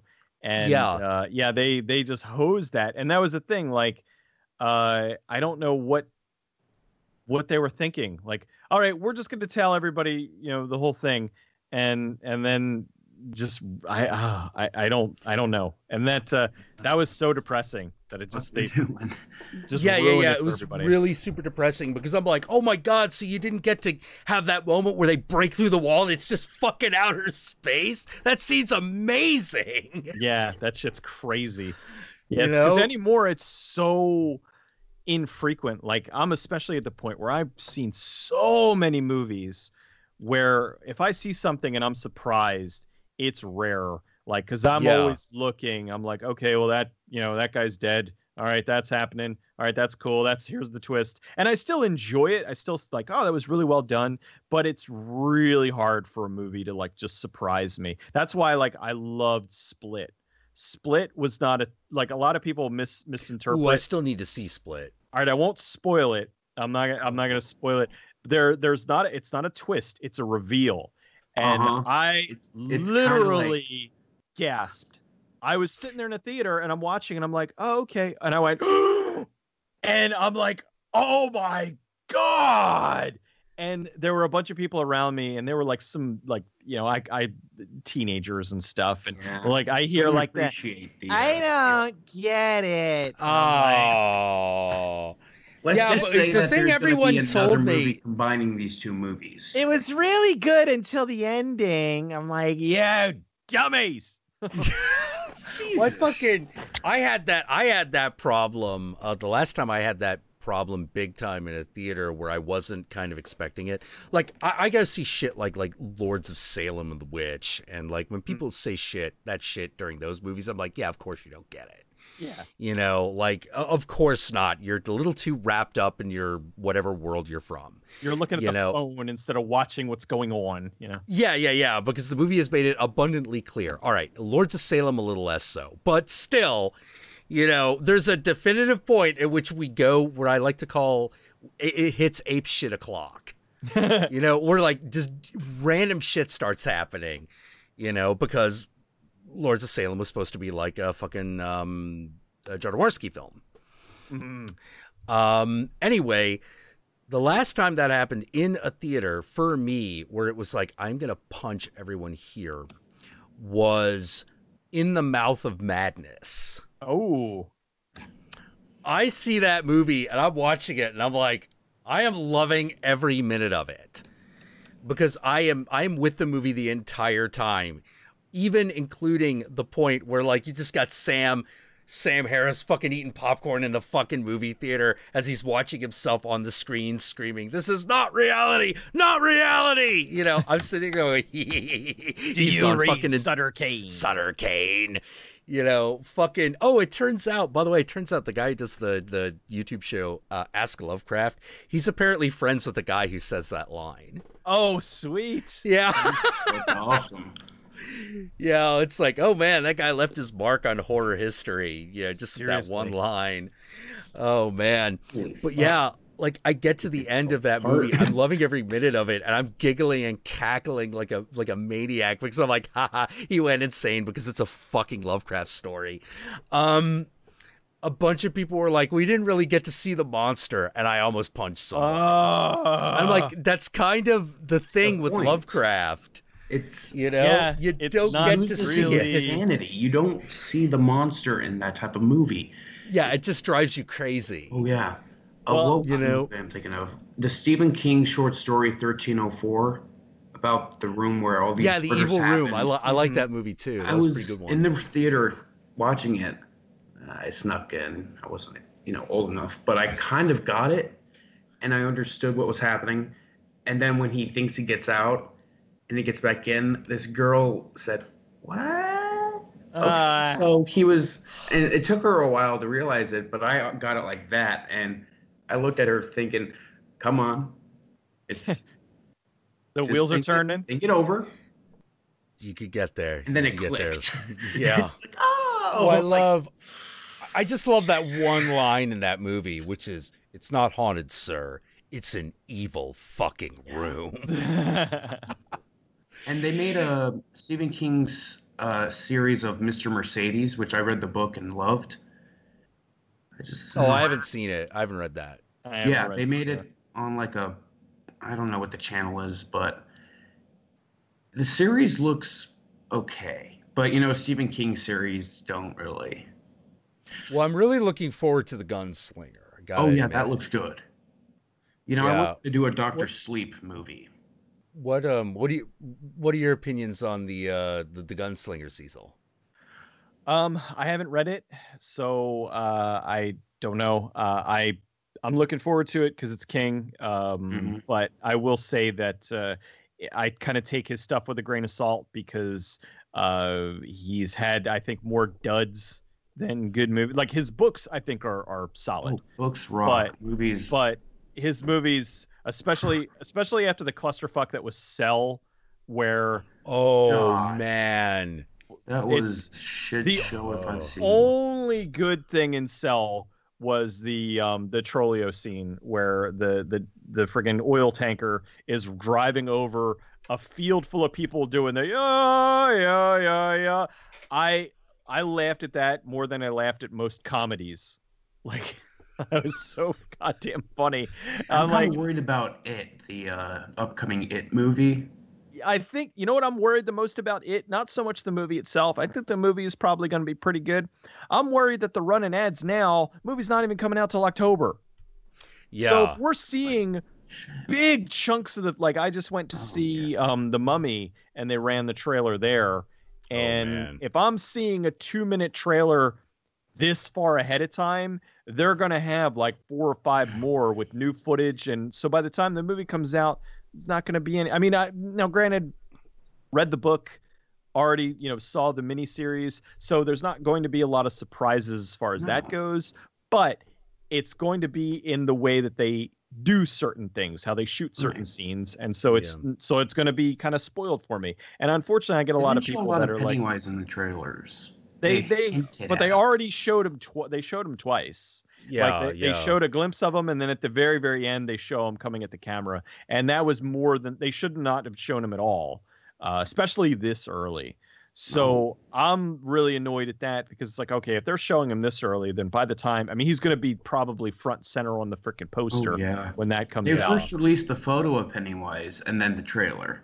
Yeah, they showed him what it looked like, and I'm like, hey, don't do that. Don't do that. Yeah, just stop. Don't release the photo of him. Oh, I will. Oh, blast action. I will not hear word one against Maximum Overdrive. That movie's a masterpiece. Oh, Maximum Overdrive. did the music, man. Oh, shit. I only recently found out that people hate that movie. I'm like, what? Yeah, me too. What? Like, I mean, I've seen it, and I'm like, how do you hate Maximum Overdrive? Awesome, mate. And I saw AC/DC, I'm like, Yeah. Like that whole movie is so gloriously stupid. Like, it does not take itself seriously. It's a pure, like, all right, evil trucks. Yeah. Go. Didn't Doug Walker, kind of shit on it? A lot of people shit on it, which I don't understand because my feeling is it's a movie about evil cars. I mean, it's not supposed to be taken seriously. No. And I love the way just called me an asshole. Asshole. I fucking love that asshole. That was funny. I fucking love that opening because I'm like, all right, well, you've set the stage, Yeah, give Stephen King all the flack you want for not being a very good director. He at least got us on board with the premise, But yeah, like I fucking love Maximum Overdrive. Like, that was a movie that as a young teenager I would watch again and again and again and again. Yeah. I've probably seen that Stephen King movie more than any other, to be totally honest. Didn't mean to cut you off there, man. Yeah, it's okay. I was just saying that I've seen Maximum Overdrive, I think, more than any other Stephen King movie. I think so. I think same here too. I've seen that a bunch of times, and I usually I try to not watch the same movie too much because I have a weird thing with repetition where, like, when I do a video on a movie, like I will watch it a bunch of times in a short amount of time and put the video together, and then I won't watch the movie again for years because it's like it's ruined for me, But I'm kind of the same way. But yeah, Maximum Overdrive I have seen just a bunch of times. I mean, the effects in it are awesome. You get a little kid run over with a steamroller, for fuck's sake. Jesus Christ, that was like, holy hell, they actually got away with that. Yeah, do that again now. You'd never be able to do that. So yeah, as Doug said about R-rated movies, there's always PG-13 horror movies, and they just don't work. They don't work. Well, they can, but a lot of them don't. Well, they don't. Well, that's the thing. It's like, because what happens a lot of times with PG-13 horror is they'll shoot the film R-rated, and then they'll edit it down to PG-13, and then the movie will suck and it'll bomb theatrically. And then they're like, well, we'll just release the R-rated cut on home video. And then the movie bombs, and then they don't bother to release the full cut of the film. And then people they only know about the garbage version. Yeah. They don't know that 31 was cut down a lot. Rob Zombie's 31, that was cut. 31 was cut down, but I mean, that's still, well, I always crack up when a movie gets cut down to an R, and it's like, all right, why, like, if it doesn't have pornography in it, then what's the problem? What was wrong? Like, why does it have to get cut down to an R rating? An R rating is restricted and it's 17 and over. So the people that are watching it are old enough to be able to handle this stuff. Why are you neutering this, for adults? You're basically you're an adult telling other adults that they can't watch this. Yeah, it's silly. ridiculous. I mean, it's really ridiculous. I actually really liked 31. It's good. Yeah, I like 31 for everything that it was, which is just mayhem on screen, like mayhem and awful people on screen. That's why I liked it. It's why I like Rob Zombie movies. I liked. Was it William Brake, who basically they had him playing the Joker. Doomhead. Yeah, Doomhead. And I thought he was really intense. The thing that took me out of 31 was, I think that Rob Zombie is a very competent, good director, but I think that him doing the guerrilla style for 31, I didn't think it worked. I thought it was really frustrating, him doing it all handheld. It just felt The handheld was a little much, but overall I thought it was pretty good. There were definitely a few times when you could feel the limitations of what they could actually do with that. Mm-hmm. Especially when they started adding like some of the strobe lights. It was like, whoa, dude, I feel like if you had done this a little bit more traditionally, it'd be a little bit more effective, but hey, at the end of the day, I still enjoyed it. I still thought it was really good. I still got that thing on Blu-ray, Event Horizon was cut. Remember? Yeah, Event Horizon was cut to shit. Well, they found all the footage recently, but I'm not sure they're gonna, release it all. Well, they can't. The Paramount essentially said, and Paul W.S. Anderson even came out recently and said, we've talked to the people, and no, they will never release the unrated cut of Event Horizon. Now, the only thing, there is a possibility that if sometime down the road, if somebody else ends up buying the rights, they might be able to put it together. But he basically came out and just said, as of this point in time, it's not happening, because he has he actually has the director's cut, but it is a mixture of the cleaned up footage and then footage from like the dailies and whatnot. So they were trying to release that on the DVD, or at least put out something for the anniversary, and they were like, no. And they found the footage in a salt mine in Transylvania. Yeah. And they were like, no, we're because Paramount is just they don't know what the fuck it's Paramount. Well, it's so weird. It's like, why wouldn't you do that? You could resell the movie. Oh yeah, they make could sell it. You could make like, maybe it's not like millions of dollars, but it's probably a several thousand. It's enough. Well, it's the one movie I'm. Okay, there's a movie that I was lucky enough to finally get on Blu-ray, which very few people have because there's only one run of this goddamn disc. That's Hardware. Yes. I fucking love that movie. Hardware is one of my all-time favorite movies. I actually, I'm gonna do a name drop here. About a month ago, I was talking to Richard Stanley for about 2 hours. He was on a mountain in France, and he was talking to him. That sounds like something. That sounds like where you would meet Richard Stanley. Yeah. It's like, I was somewhere up in the Himalayas, and there was this weird guy with a cowboy hat. It's like, hi, I'm Richard Stanley.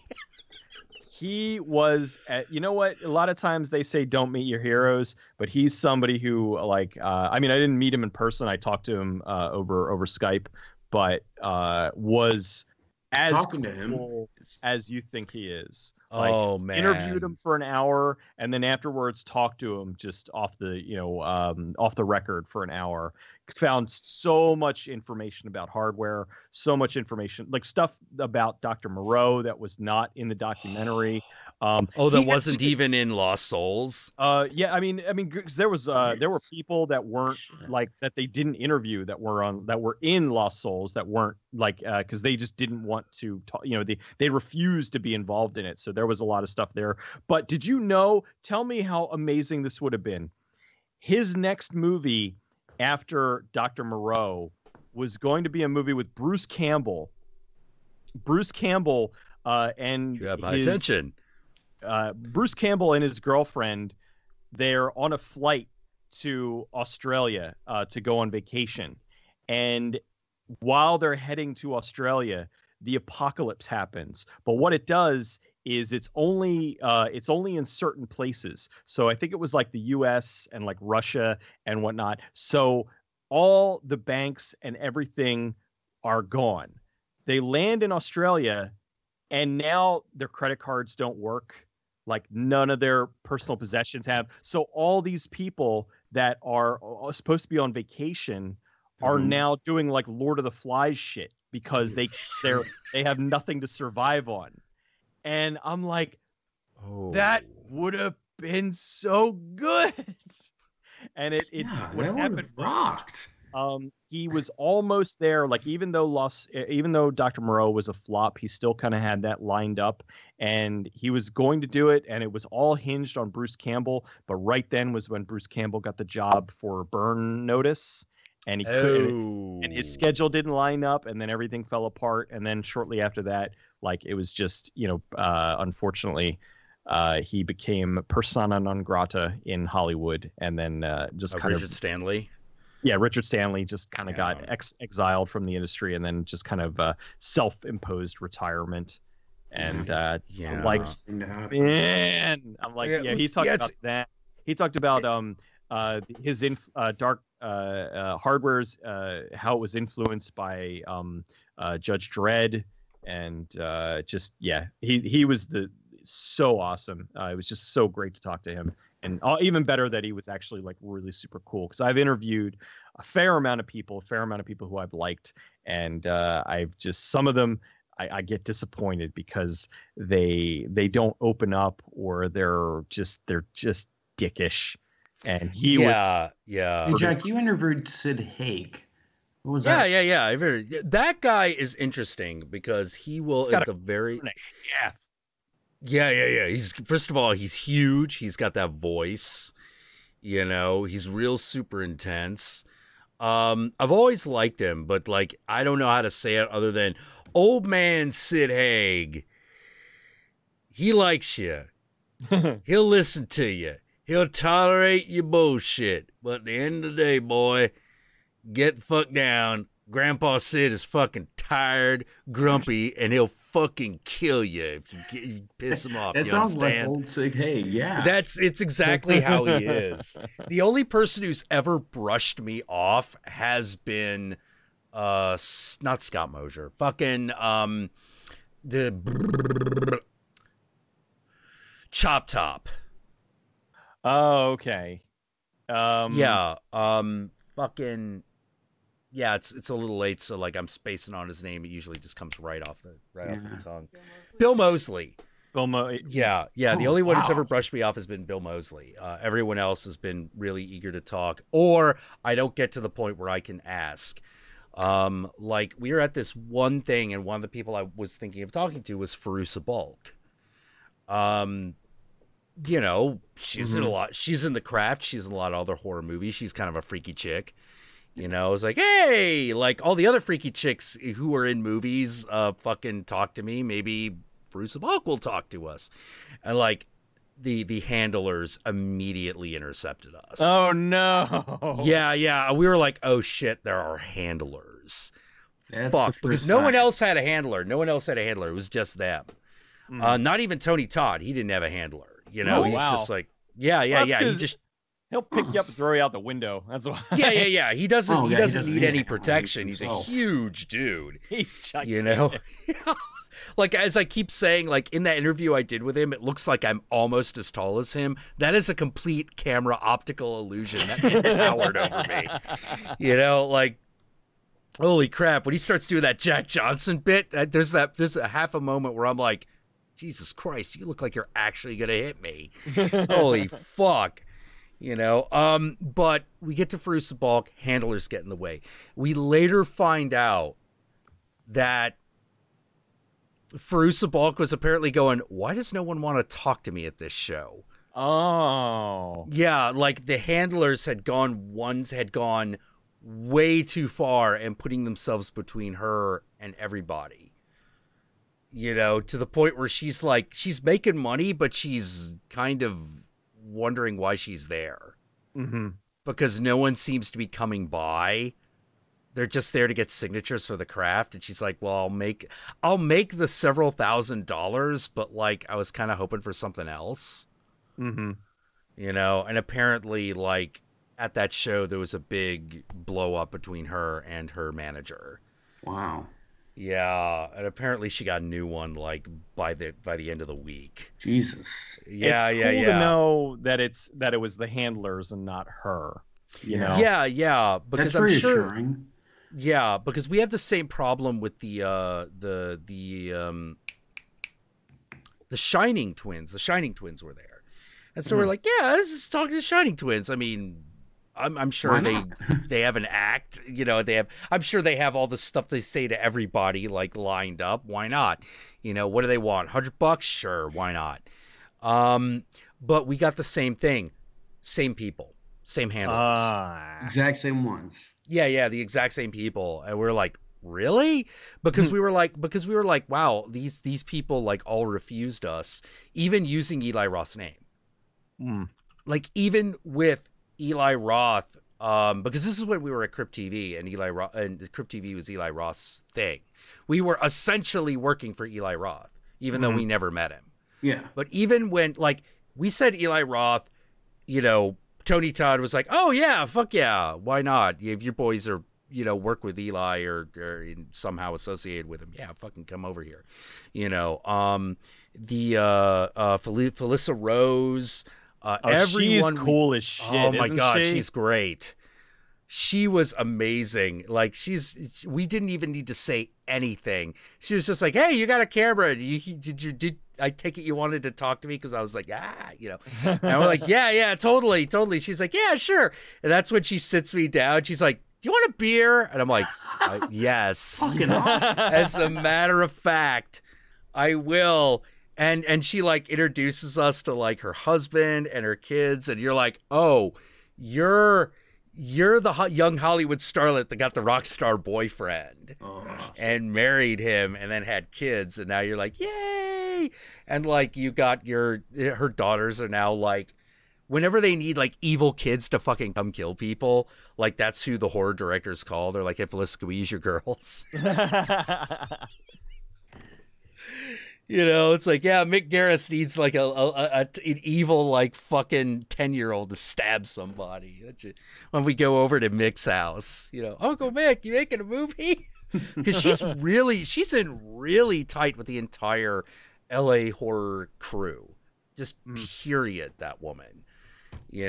She is a fixture. It's one of the we found out that if you are anyone to be known, Felissa Rose.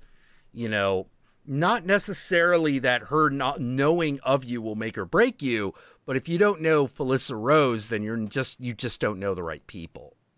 Mm-hmm. You don't actually know the people who are actually involved in making these movies, because they all know her and she hangs out with them all the fucking time. So it was really, really, really interesting, like getting this little peek into this world of horror filmmaking. Awesome, so cool. It was so cool. Yes. I gotta hand it to LA. They want you to be entertained. Yeah. I've never been. The furthest I've been out west is I was out to Montana, and that was the further. And I was only in Montana for about maybe 5-10 minutes. We were turning around. So it's like we went all over state lines, turned around, came back. So oh my god, I'm coming to Son of Monster Palooza, dude. I got the tickets. Oh yeah. LA's a trip, man.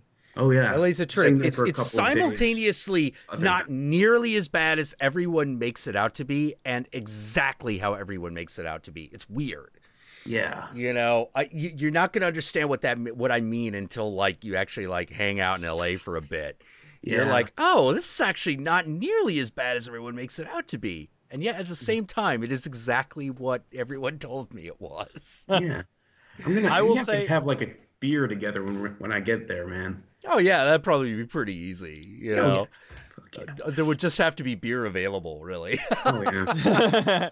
Hey, I'm already having a beer. Let's have another one. Yeah, yeah, yeah. Let's do it. I don't have one, but Oh man, it was really funny, like hanging out with the older my more normal crew when we went to Monsterpalooza, you know, a few months back, because I had almost forgotten what it was like, because I had been hanging around like the reviewer verse convention circuit, where it's everyone's really straight laced, everyone's really nice, you know, very polite, you know, maybe a little jerkish, but like no one does things they shouldn't.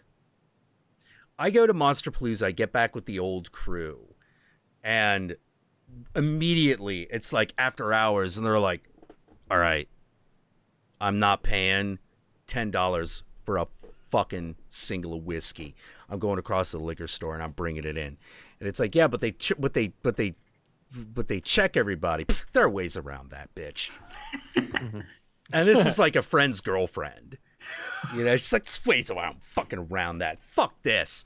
And like she goes across the street, gets like 3 bottles of liquor, like brings it in, and like it just they're just drinking it in the lobby, and it's just like people walking by. It's like, what? You know, and I'm like, oh Jesus God, I missed you guys. You know, like what the fuck? I miss the like more hard edged like crew, because it's been a while. Like it had been a while. I had been in this like nicer, I don't even know how to say it, like this, more polite, straight laced world for a while. You know, and it was a bad fit, to be totally honest. It was a really bad fit. You know, because I just come from like for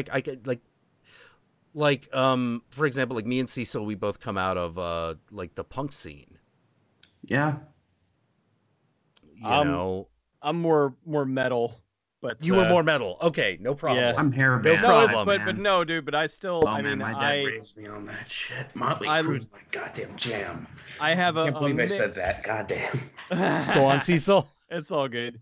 I mean, I was raised on, well, it's kind of funny because I unfortunately had, I mean, my parents are a lot more chill now that they're older, but at the time there was the whole like, you know, metal is devil worshiping music and whatnot. And my mom had a real super religious friend. And so I had to like sneak in like, you know, metal albums. I had to like sneak in like D&D stuff, and anything that she found that was evil would get destroyed and thrown in the trash. And so I listened to a lot of stuff that you know, and that's one great way to make you want to listen to it more is have your parents tell you that you're not allowed to.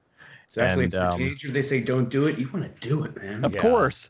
But yeah, I also I did listen to punk. I would go to like punk concerts. There was a pretty good you know, punk and metal scene out here in Philadelphia, and you know, some nice clubs that smelled like urine. That's yeah.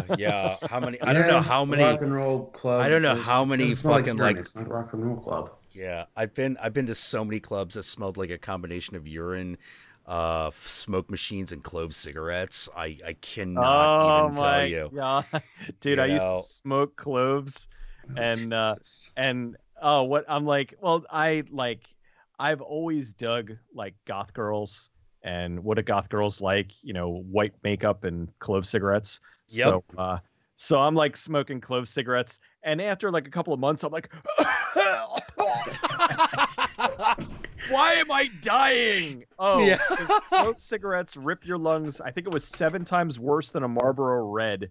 Yeah. They're really rough. They're really rough. I'm like, I need to stop it's like this. smoking a cigarette. It doesn't do. It's bad to smoke a cigar like once every day. That's just asking to get cancer. But a clove cigarette's like half of that, and it Well, still the thing fucks you up. about the clove cigarette, the good thing about the clove cigarette is you don't smoke them as often as a normal Yeah, cigarette. no, you just don't.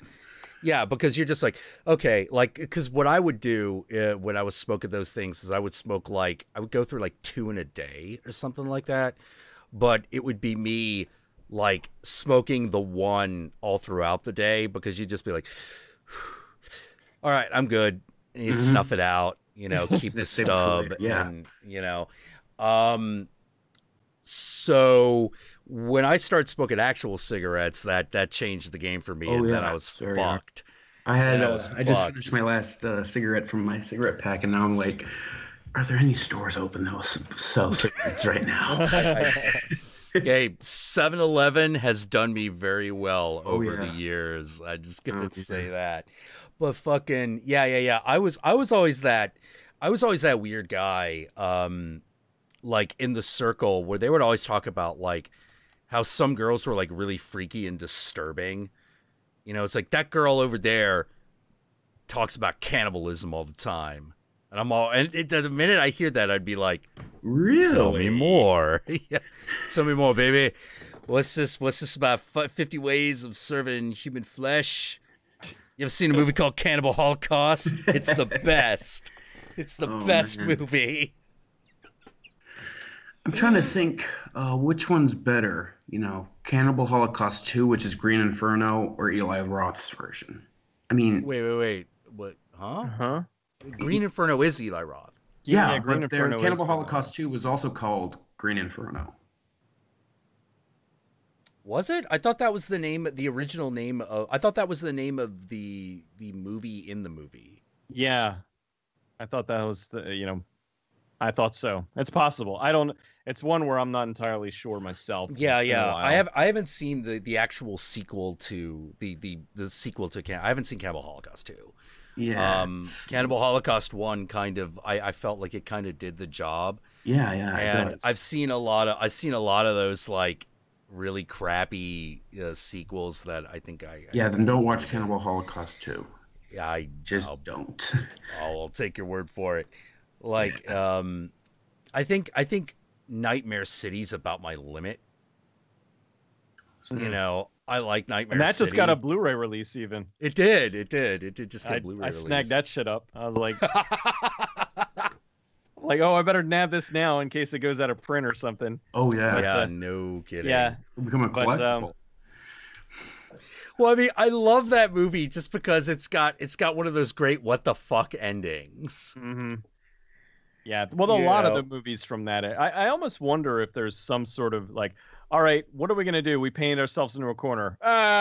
Whatever. Like, just make something up. We'll film it. You know. Yeah, film it. Put it together. You know, fucking. All right, let's just have a title card at the end that just says the nightmares become reality. Finish. Credits. Done. Movie's over.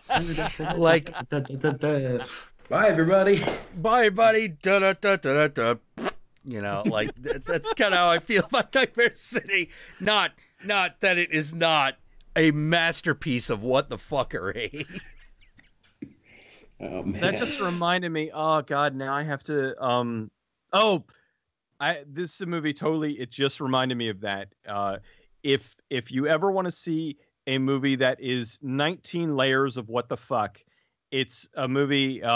It has an alternate title, but the title that I saw it under was I'm Not the Devil Mommy.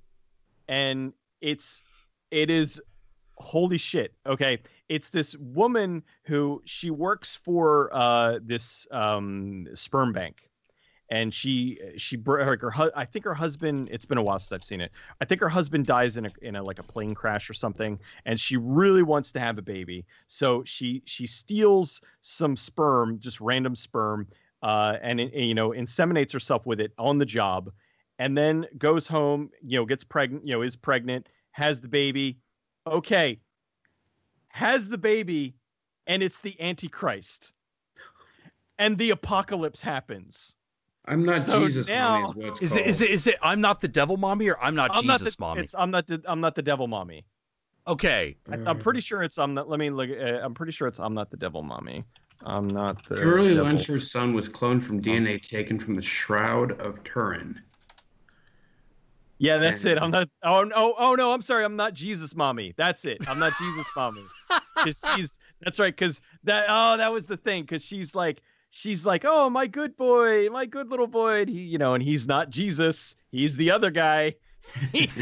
Oh my God.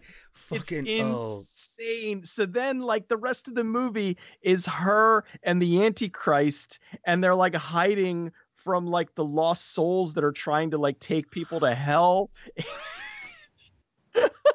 So you're saying I need to check this movie out? I think this movie might be right up your alley. Now, granted, it's very super low budget.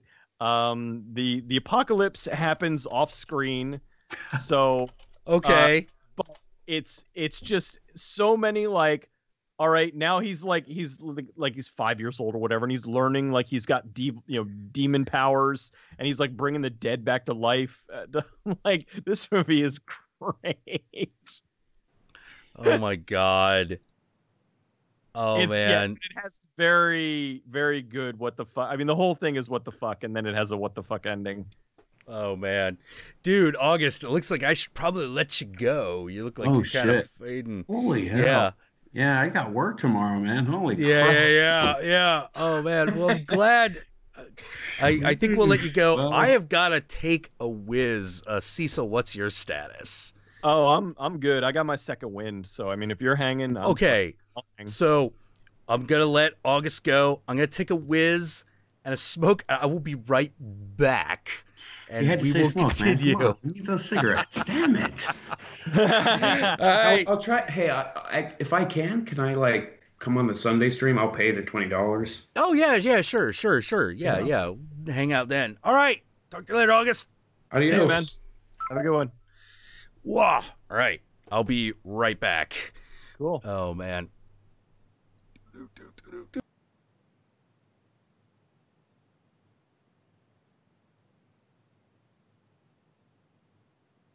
So hi, chat. How are you? I like now don't. I'm like, oh fuck. Well, I guess I can take over for a minute here while. Oh shit, son. Now that I'm like, because before I was looking at the video feed of August and Count, and now I'm like, oh right, there's chat. Maybe I should look at that.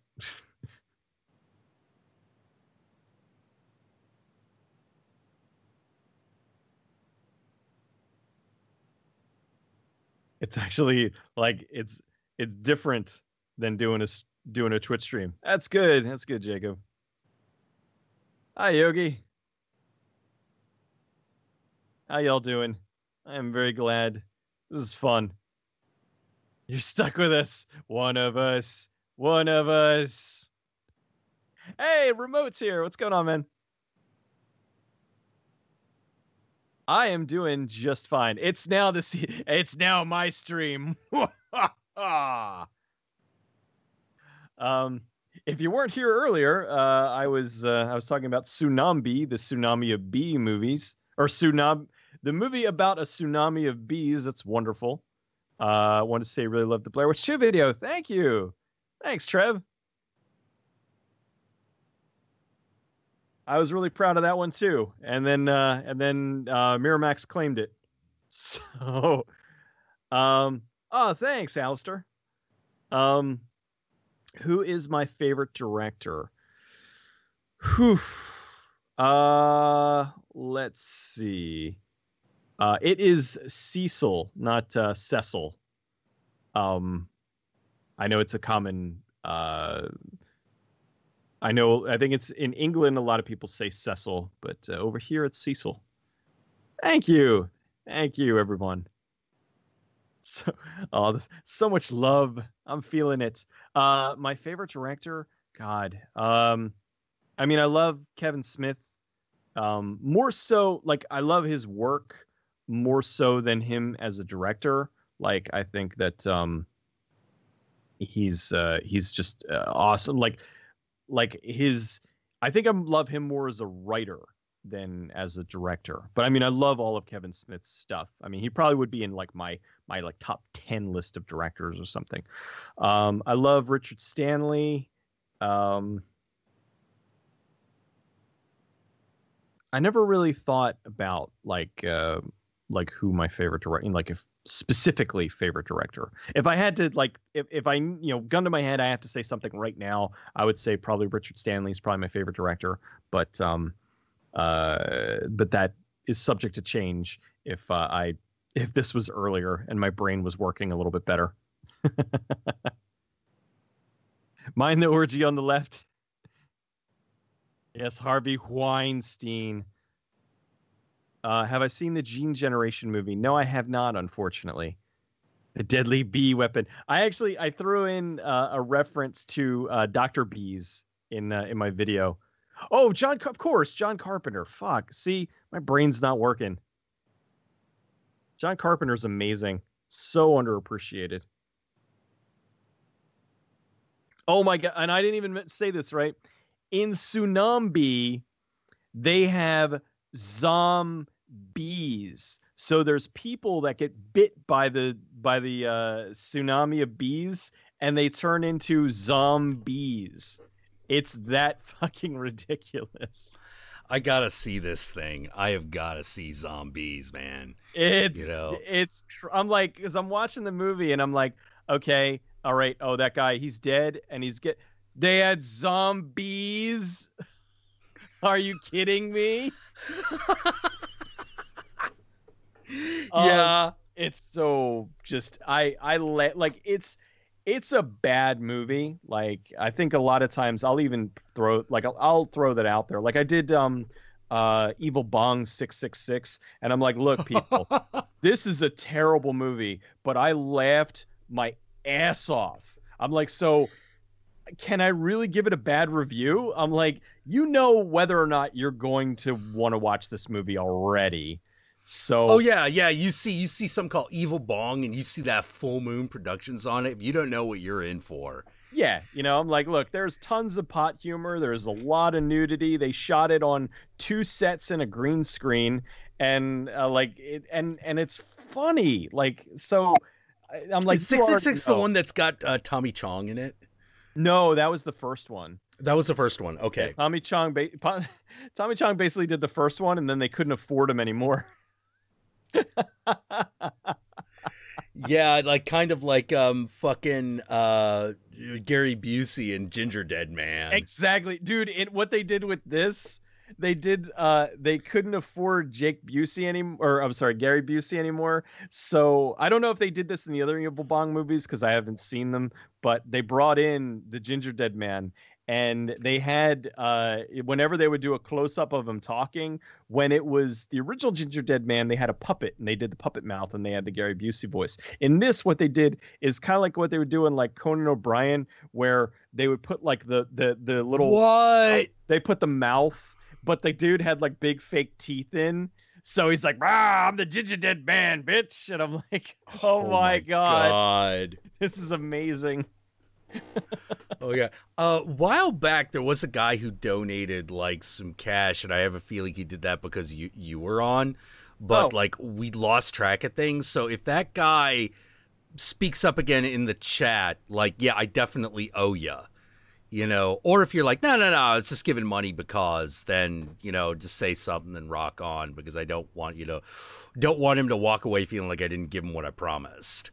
Yes, that is something that always, like, that's why when I'm doing my Patreon, I wanted to put up stuff like rewards and actually reward people. Like, I kind of get irritated. Like, there are some people, I'm not going to name names, but there are some people who have like massive Patreons and they have no rewards. It's basically like, hey, give me money, and I'm like, no, like, it's like the people that are watching you, if they want to give to you, I feel like you should give them a little bit more back, not hold something back from the rest of your audience, but just give them a little bit of something extra, and I think that it's really shitty that there are some people that are making a killing and like they're just not You know, it's almost like, well, give me money for existing, and I'll just keep doing what I was doing before.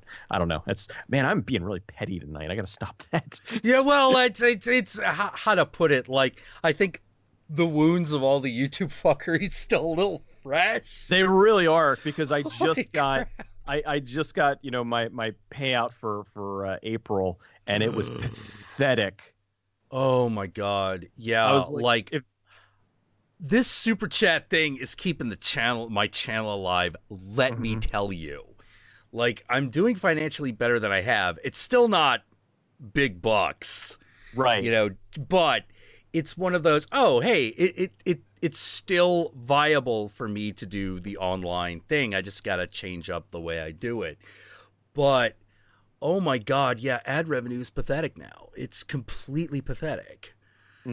You know, like, I was used to pulling in like close to $200 $200 a month, you know, just on ad revenue, not counting like anything else. And now it's down to like 30.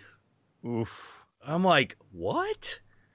Oh my God. Well, like, a lot of that is simply because when the whole adpocalypse thing happened, I got on the I called my my MCN, and I'm like, look, we need to talk about this. I said, I just need some clarification as to what's going on.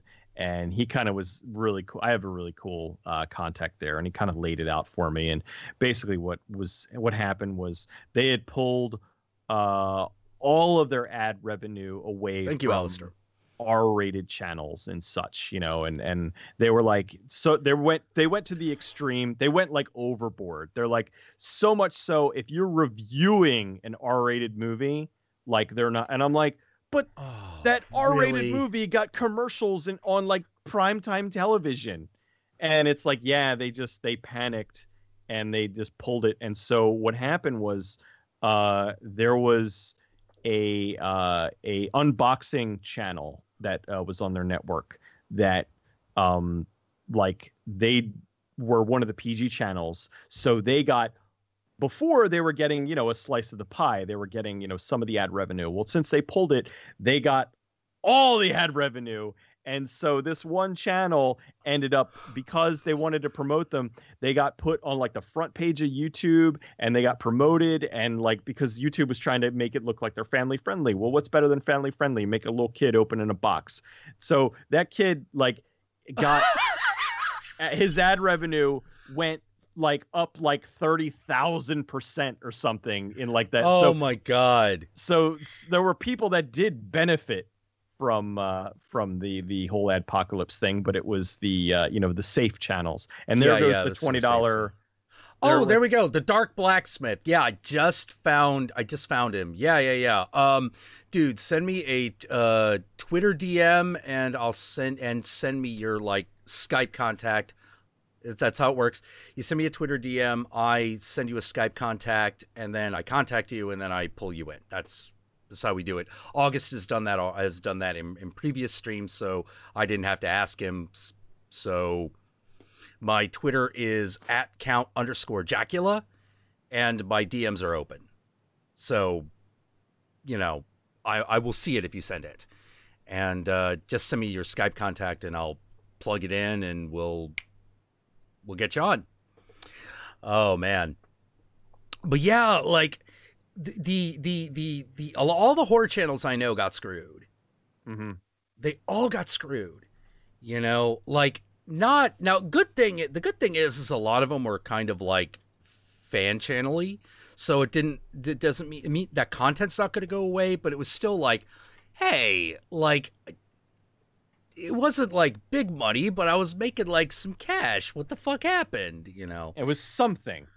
Yeah, it was something. Like I did the like when I started doing the Satanism videos, and I did the one about, hey, it turns out there's actually a lot of Muslim people who are very much against this whole terrorist and extremist thing specifically, but they're not getting any attention. They're not getting any coverage, despite the fact that it's a very large movement. It's not a small movement, and they're very loud.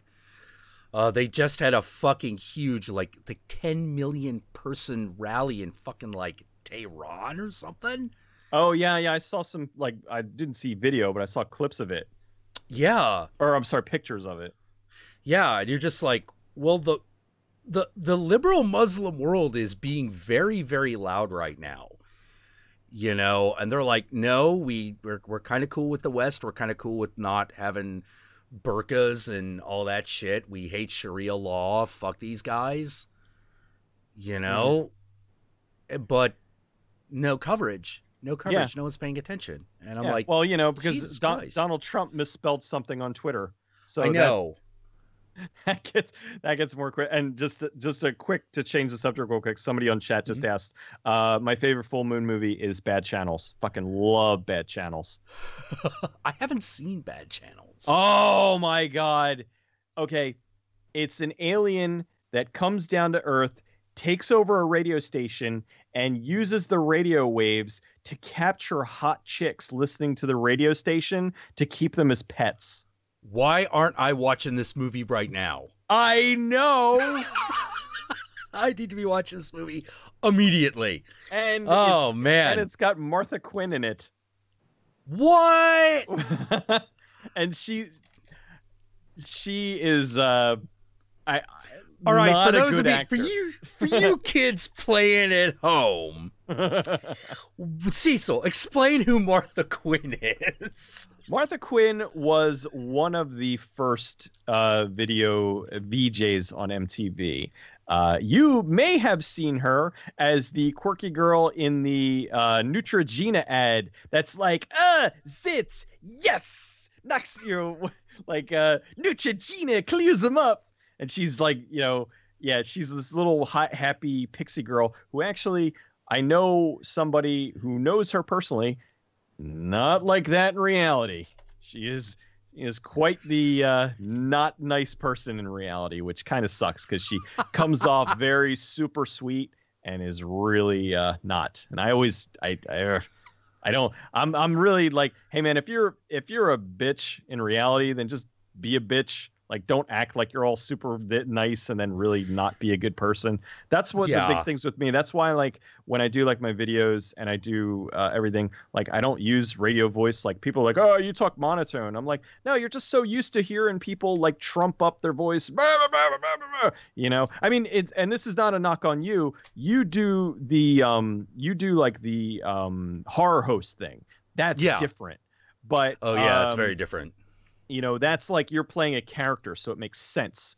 But there are people who just they hear somebody talking normally, and they're so used to hearing the the over the top people on videos that they don't understand this is how people talk normally and people how narrate. You know, it's like, can you imagine like Morgan Freeman being like, oh, I gotta talk about it. You know, it's like it doesn't work. It really doesn't. So that's the thing. So that's I'm getting off point here. But so I am essentially the way that I am in my videos is the way that I am in reality, is the way that I am on streams, is just, you know, it's too complicated to try to be, you know, different people. I'm just the same asshole wherever I go.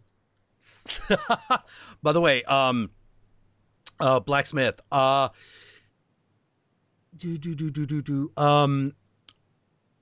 the only contact that I can find with that name is in Austria. Is that you? All right, now while we wait for the answer. Yes. Yeah, because usually it's a little bit easier to find, but apparently this one's just going to be a little bit more of a chore. But that's cool. But yeah, I know. Yeah, I know what you mean. Like, I've met a lot of people who very much have been the people that they seemed to be. Mm-hmm. One of them that really surprised me, who was pretty much as you would suspect, just a little bit different from the online world, was Linkara. If you're familiar with him, I know Linkara. Yeah. I've always gotten along with that guy.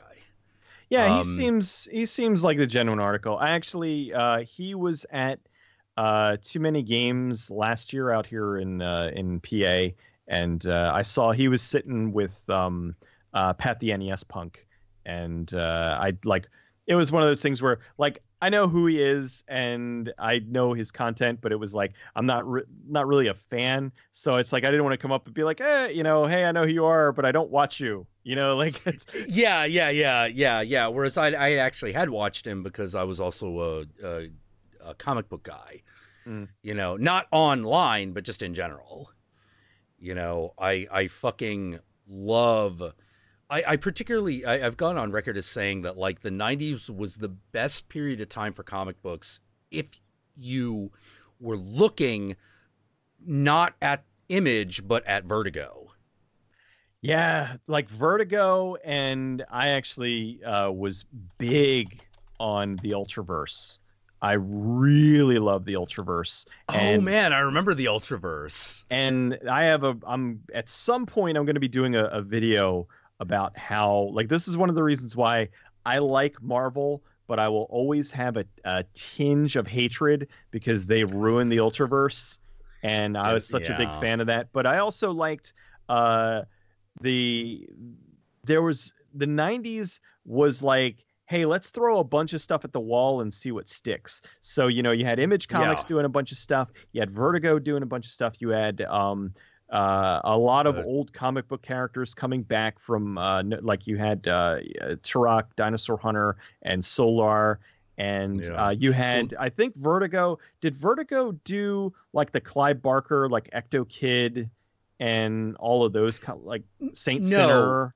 That was that was a weird imprint of DC Comics that also did a comic called Zombie XOMBI. Yes. Okay. Yeah, I remember that. That was part of the whole thing that was kind of connected to the Ultraverse, but I can't remember fucking what that company was called. I'm blanking. Let me look it up. Yeah, it was Ecto, because Ecto Kid was... Yeah, because I remember Ecto Kid. You know, that was also Neil Gaiman also had like a comic on that imprint where it was basically it was like like proto steampunk. It was like this robot strongman with a huge mustache. It was like Mr. Neutron or something like that. Yeah. The only Gaiman I knew was his work on Sandman. Holy crap. Ecto Kid, wow, was under Marvel's Razor line. So I thought that was DC too, but yeah, it was, oh geez. Yeah, it was way off. Because there was a bunch. Oh, there he is. Bringing in the blacksmith. Hold on. Yo. Hello. Hey, how you doing? Hey, what's up? Hi. Man? One moment. I think it might work. Does it work? I don't see. Hold on. There we go. Hey. Yeah, we got Image. Ooh, I see Battle Royale behind you. Ooh. Okay. Good yeah. Choice. I have many things around here. Well, that was the one thing that stood out to me right away. Yeah, I have a about really big flag on the other side of the room, in the same, especially made for me, just for fun, and for some of the concert I was going, so people couldn't find me. And sorry about the accent, since I'm from Austria and not German. Everybody needs to know. It's all good, man. No, it's better. It's always a problem. Oh, you're from Germany? No, I'm from Austria. We kicked that guy out, and they made him his king. Okay. Yeah. Always the same. Always the same. It's not my first rodeo on an American stream or something. That's why. My German teacher, actually, he was Austrian, so I was very well versed in the difference. That, although he was a weird guy, I loved him. He was a weird guy. His name was LeBlanc. Yeah, very French name for an Austrian. Yeah. You know, he had a French name, but he was from Austria, so already you kind of knew you're dealing with like something a little unusual here. And he was I could never figure out his deal, because he would have this like party like every so often, like every year at his place. And he was always like one of those teachers who felt like he was a little too comfortable around the students. And I was always trying to figure out in what direction this went. It actually turns out it was a lot less bad than I thought, but let me tell you why I thought it was going to get really bad. Because having gone to one of the parties at his place, I am that kid who I'm like, I am in a house. There is a clear don't go there sticker there. I now have to go there. Oh. So I'm walking around my German teacher's house, looking in, this room, that room, sneaking in drawers, looking for stuff. I get to his bedroom, and in his bedroom is a photo of Adolf Hitler. Oh, wow. And, yeah. Hold on. But we got to get to the whole story because, like I said, it's not as bad as it looks. And his closet has all of these like SS-style uniforms in them. So I'm like, what the fuck? Okay. So I continue on the evening as if nothing has happened. And I go back and I've got this question for a couple of years. Is Mr. LeBlanc a fucking Nazi? What the fuck? Okay, turns out no. Because I run into him at a club one night. I run into him at a bondage club of all goddamn things. And I'm like, oh. He's like, he's like, hey, wait, you were in my class. And I'm like, yeah. And he's like, you probably just put it together, didn't you? And I'm like, oh, yeah, okay, yes. I was like, did you do that on purpose? And he's like, yeah, I totally do that on purpose. Oh. I totally leave that stuff out on purpose, but what it's really there for is that he's in the bondage scene, and what he is asked to do is portray the Nazi jailer for his lovers, so he's got all the shit. Oh my god. Not bad. Yeah. But it was one of those I was glad I found that out because I was like, I think he might actually be a Nazi. But turns out nope, he's not a Nazi, he just scenes as one. I have a story. It is it doesn't have quite it has a good dark turn to it, but not quite the happy ending. I got sent to a Catholic high school, and we had to a Catholic middle school there, and he was my typing teacher, and he would come up behind the boys and would rub their necks while you were typing, and was very handsy, very hands-on with the students. And so my mother, being really religious, I would tell her, oh, Father, he's kind of like inappropriate. And she, oh, no, it's priests are not inappropriate. They're good people. They love Jesus and all this stuff. Well, cut to years later, he gets caught swimming naked with altar boys in a lake out behind the rectory. And so this comes out, and it's like, oh, he was doing what? And then, of course, as the Catholic churches want to do, just take that priest and just ship him off to another parish far, far away where they don't know that he was molesting children. Yeah, make him another cardinal's problem. Yeah, exactly. So consequently, thankfully, I would have been smart enough to not swim naked with priests, but apparently there were some kids that were either coaxed into it, or I don't know how you would get into that situation, but it's so creepy. And then, so he went elsewhere, and that was the thing. Like, I didn't even know, and I found out later that it was like, oh yeah, they just shipped him off, and I'm like, oh, that's so 10 levels of wrong. Yeah. It's really bad. Like, it's one of those, like, this is actually something like this is a dark side of fandom, actually, where if you run the convention circuit enough, you start to find out some things that you really kind of wish you didn't know about. Not about the stars per se, but about a lot of the regulars. Like if you do like the science fiction, if you do any fan circuit, you know, as I have, you get to know specific people who are always there. Like my buddy Anthony is one of those guys. If you go to a horror show in the United States, chances are he's just going to be there. This is how he makes his living. Is he goes from convention to convention and he sells his wares. And what are his wares? He sells hard to find movies. You know, it does enough. But he does also know, he's like, you know, if you'd be like, hey, whatever happened to Chuck, for example, just to pull a name out of a hat, and he'll be like, oh, yeah, you didn't hear? Yeah, I'm like, no. What? Uh-oh.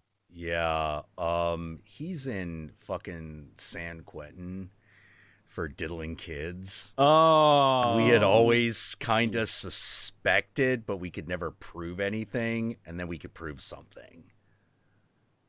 So I was like, Jesus Christ, how do you know that? And he's like, you know, it's one of those, like, how did you know that? He's like, because I had to talk to the police. Oh. Yeah. You know, you know, it's like, hey, you're always around. You know this guy because he's in the same circle. We need to talk to you. And he's like, okay, what did he do? And they don't tell you right away. You know, because if you say kitty diddling, you're gonna clam up because like you don't want to incriminate yourself even if you're innocent. Yeah, you don't want to get roped into that shit. Yeah, you don't want to get roped into that shit at all. So they just start asking you these very, very leading questions, and you just sort of like, you know, you just answer very matter-of-factly. Don't fuck around. Don't get cute. Don't make shit up. And at the end of it, then they'll tell you like, yeah, he's been arrested for suspicion of child pornography and indecent and all that shit. You know, so we got him under Megan's laws. Like, yeah, if you do the convention, you'll eventually see the list of people that are like the Megan's laws people. Yee. Like every convention has that list. And these are the people that they look for that they're like, stay away. We will call the cops if you fucking come here. You know, ooh.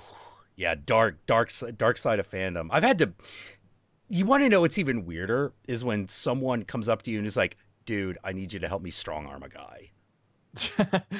And I'm like, me? You know, why? And he's like, because I need it done and you're the only one here. I'm like, oh, fuck. Okay, what are we strong arming about? It's like, it's a Megan's Law guy. And we're like, oh, God, okay, fine. All right, let's do this. You know, just sit in the back and look like I'm going to fucking rip a guy's head off, you know, for 5 minutes until he walks off. And the thing that's really always really bothersome is that when you see these people, you understand how they get away with it because they are such non-entities for the most part. They don't look like anyone you would look at twice. And that doesn't mean they look normal. They don't look normal. But you always find yourself going, oh, that poor soul.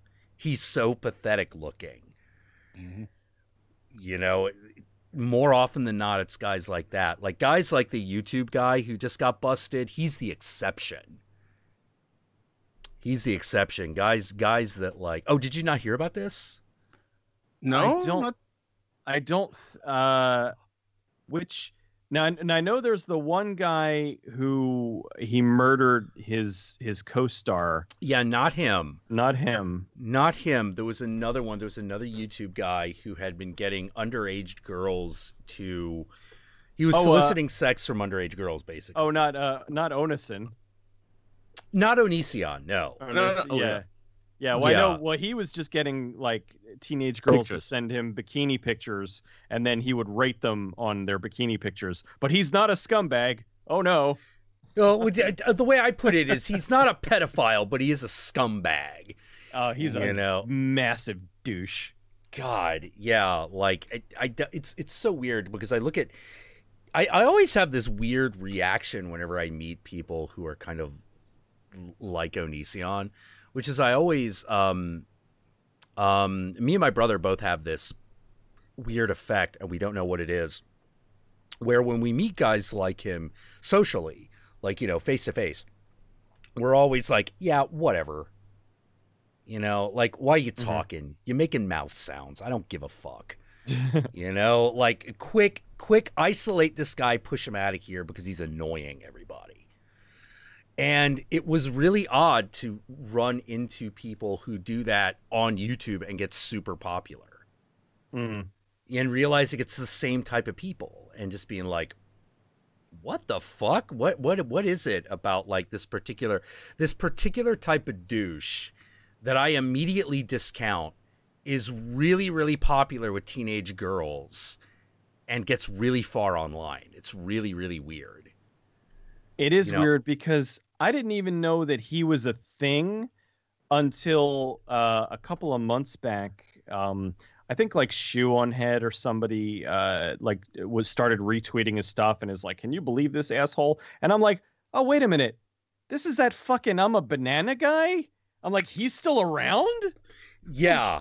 And then I'm like, and he's got this massive following? What? Like, and then I found out that he kind of, you know, he did change his whole thing. And I'm like, and he's some kind of like all like, you know, these younger girls are digging him. And I'm like, all right, this is like bizarre world. And I'm like, I can't even begin to wrap my brain around this. Yeah. I can't either. I cannot begin to wrap my brain around it, you know?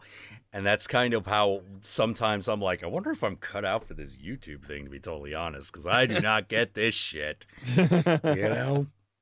Well, hell, I mean, possibly. Yeah. When I started doing what I was doing, I mean, it took a while for people to get, like, they're like, wait a minute, you like this stuff? And I'm like, yes.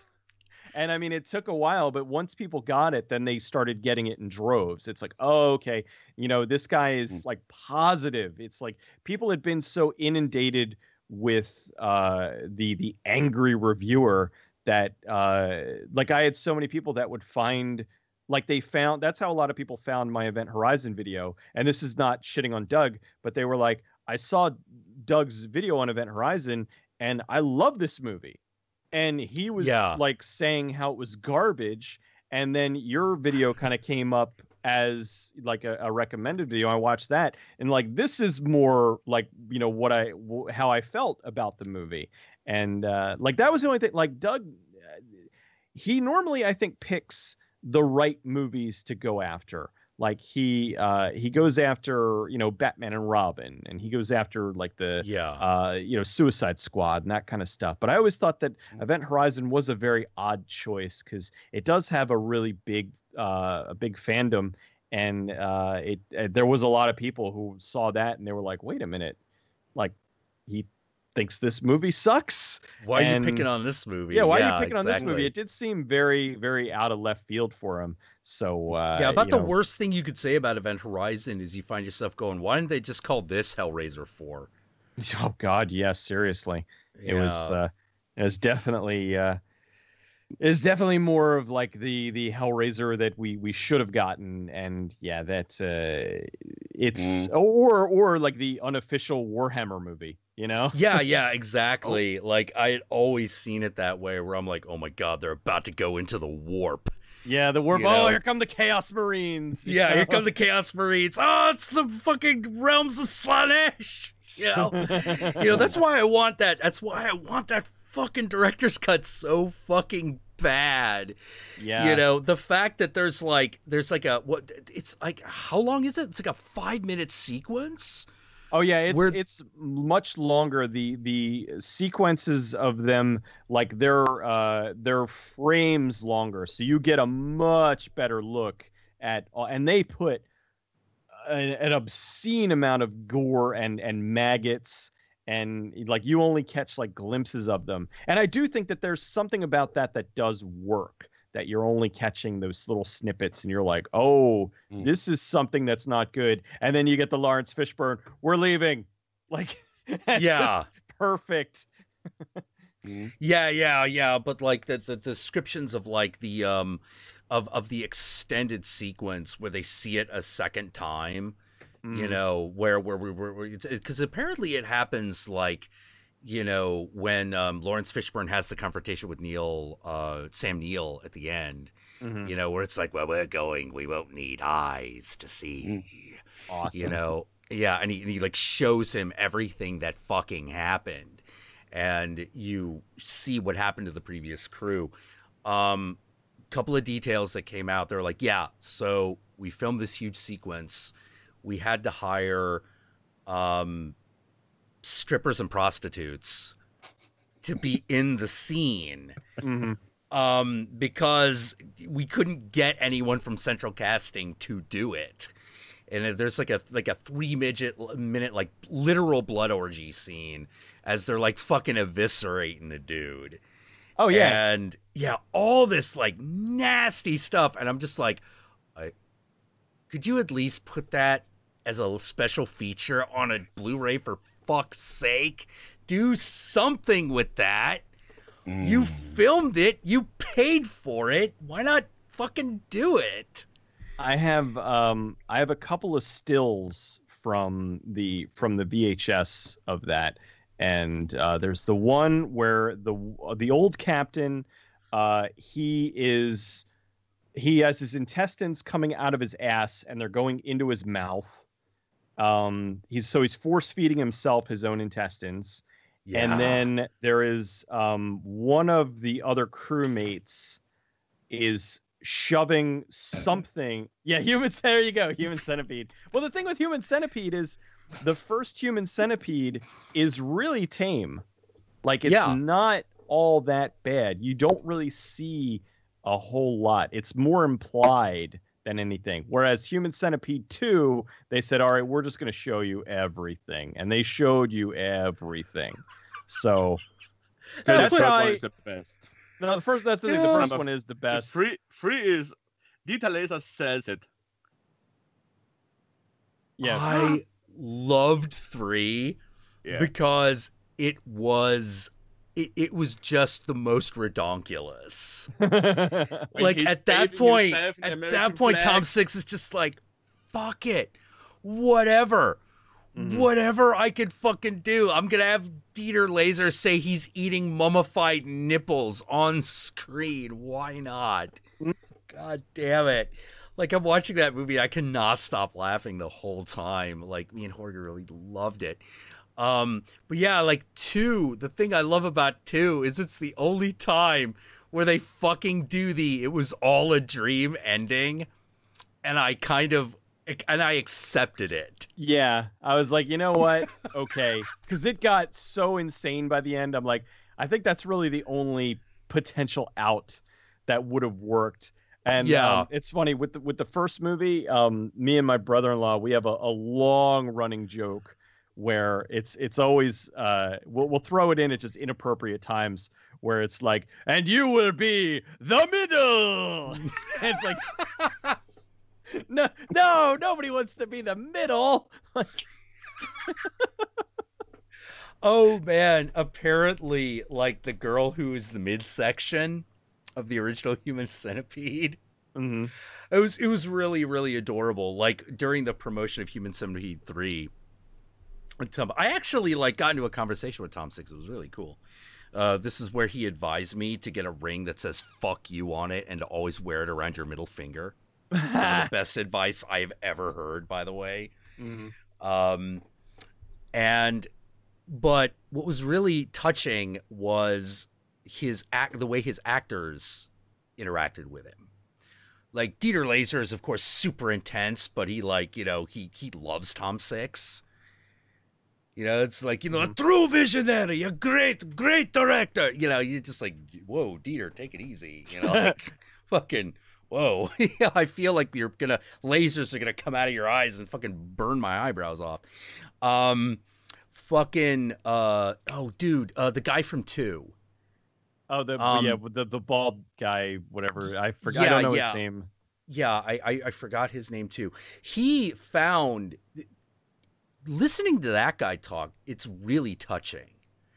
Because he's just one of those guys. He was like, yeah, I always kind of wanted to be an actor, but like, you know, I was this little fat guy that like, you know, no one looked twice at. I kind of looked like a child molester, and I didn't really like know anybody. And all of a sudden, like, there's this opportunity to be in this really weird movie, and I'm like, okay, I'll be in a really weird movie. And of course, it's Human Centipede 2. And after that, he comes to America and starts doing the horror conventions in America. And they were talking to him at one point. They're like, how do you feel about meeting the horror fandom? And he starts talking for a while about like how much his life blew, you know, and how lonely he used to be. But now that he's been in the horror family, he's like, but I found my place. And he starts to tear up, and you're like, oh, man. Oh, man. Yeah. Oh, dude. Like, who, and by the end of it, you're just like, who couldn't love this guy? He's so lovable. Well, the thing is, like, I think in Human Centipede 2, they made, I mean, he does look like a child molester. Oh, he does. Like, yeah. But in reality, like when he's, because I've seen, you know, just pictures of him with Tom Six and whatnot, and he just looks like, your average, like, kind of American, fat guy. You know, he doesn't come across like, but they gave him the bad comb over and they made him real greasy. He did a great job of making him look really creepy. He looked like somebody who would, who would have a pet centipede and fantasize about, doing all this stuff. Oh my God. Yeah. They made him super greasy. Oh, I remember... Lawrence R. Harvey. Ah, there we go. I remember, cause I got, my wife and I watched the second one, and she's like, I knew, because when I first started dating her, she wasn't really into horror, and so I had to fix that. And now she's like really into horror. So we're watching it, and she's like, I knew that I had gotten, that I am now completely desensitized to horror when I saw the woman's foot step on the baby's head when she was trying to back up the car.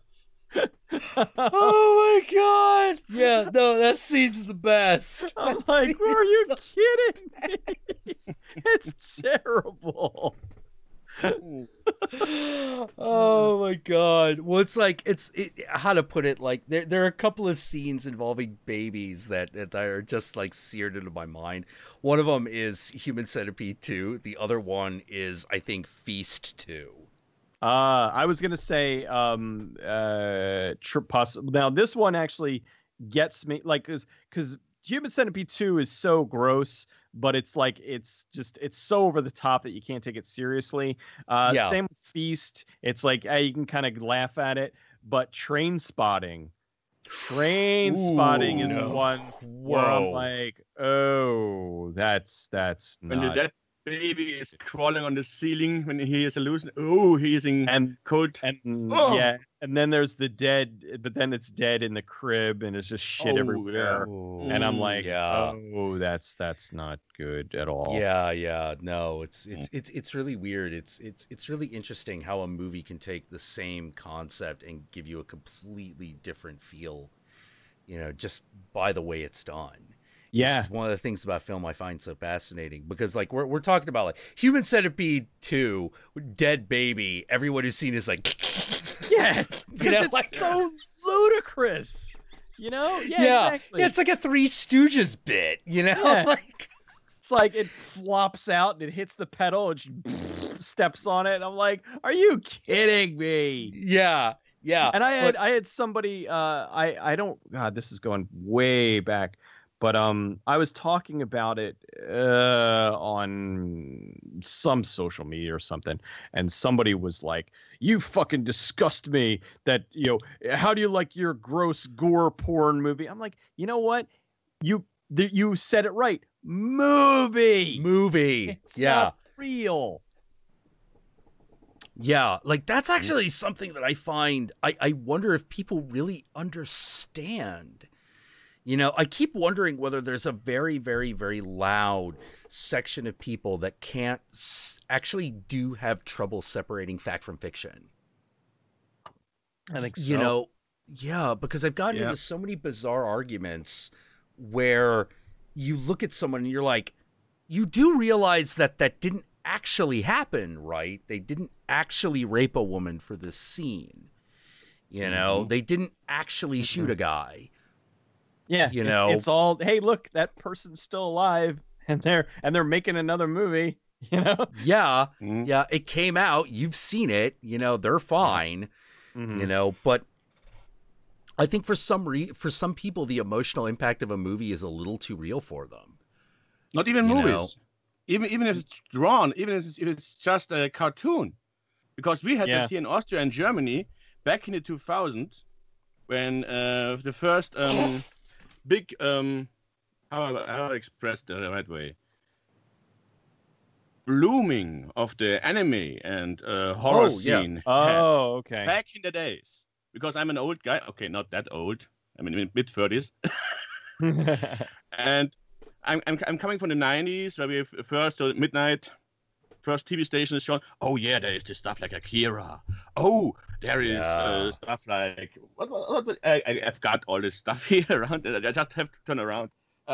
Ghost in the Shell, Battle Angels, for example, and all that stuff. Yeah. I even got still some of the old VHSs I took back in the days from midnight to 4 o'clock in the morning, and it blew up in the 90s to around 2000, and then there was a short period where everybody was, why did it die from 2000 to 2003? And nobody remembers that. And I said, that's a simple question and a simple answer to take. There was a short time, exactly at 2000, where they made documentaries. Like they took something like manga they draw in Japan and all those stuff that was, I think it was originally released in the US and then transported over to Germany and Austria. And then they started making their own documentaries. And then they got to stuff like, oh, we have something for more adult stuff like hentai. And we do a documentary around that. And then they make the stupid mistake and put a description on it, what kind of sexual activities you can see in hentai. Like you can have sexual experience with animals, fairies, all kinds of fantasy creatures, and little kids. And I thought, and from one day of another, everyone, nope, not touching that, not touching that. Every TV station did at least the more adult stuff from the midnight showings died in that year, and even stores stopped selling their shit. No manga, no VHSs. DVD wasn't around in 2000 really that much. I bought my first one in 2001. That was Ghost in the Shell, I think. Yeah. And everybody nowadays that didn't know why it just started up in 2003. Then it died in 2006 to 2007 again. You wanna love this? It was because of Naruto. Naruto killed a whole new generation of anime fans around here, especially in Austria, because they made another stupid decision. Oh, we have this very cheap, very for kids anime, which was actually not very for kids, but it was made so it would appeal to kids because of the whole censoring and all the other stuff. And then, okay, we have about 50 or 60 other shows we show over the year. No, we just drop all the license and show just one for 4 hours a day on 3 different stations. Only Naruto. Maybe sometimes One Piece. And if you're lucky and we have a good time, we show you sometimes a Pokemon episode or Conan. And that's for the next few years.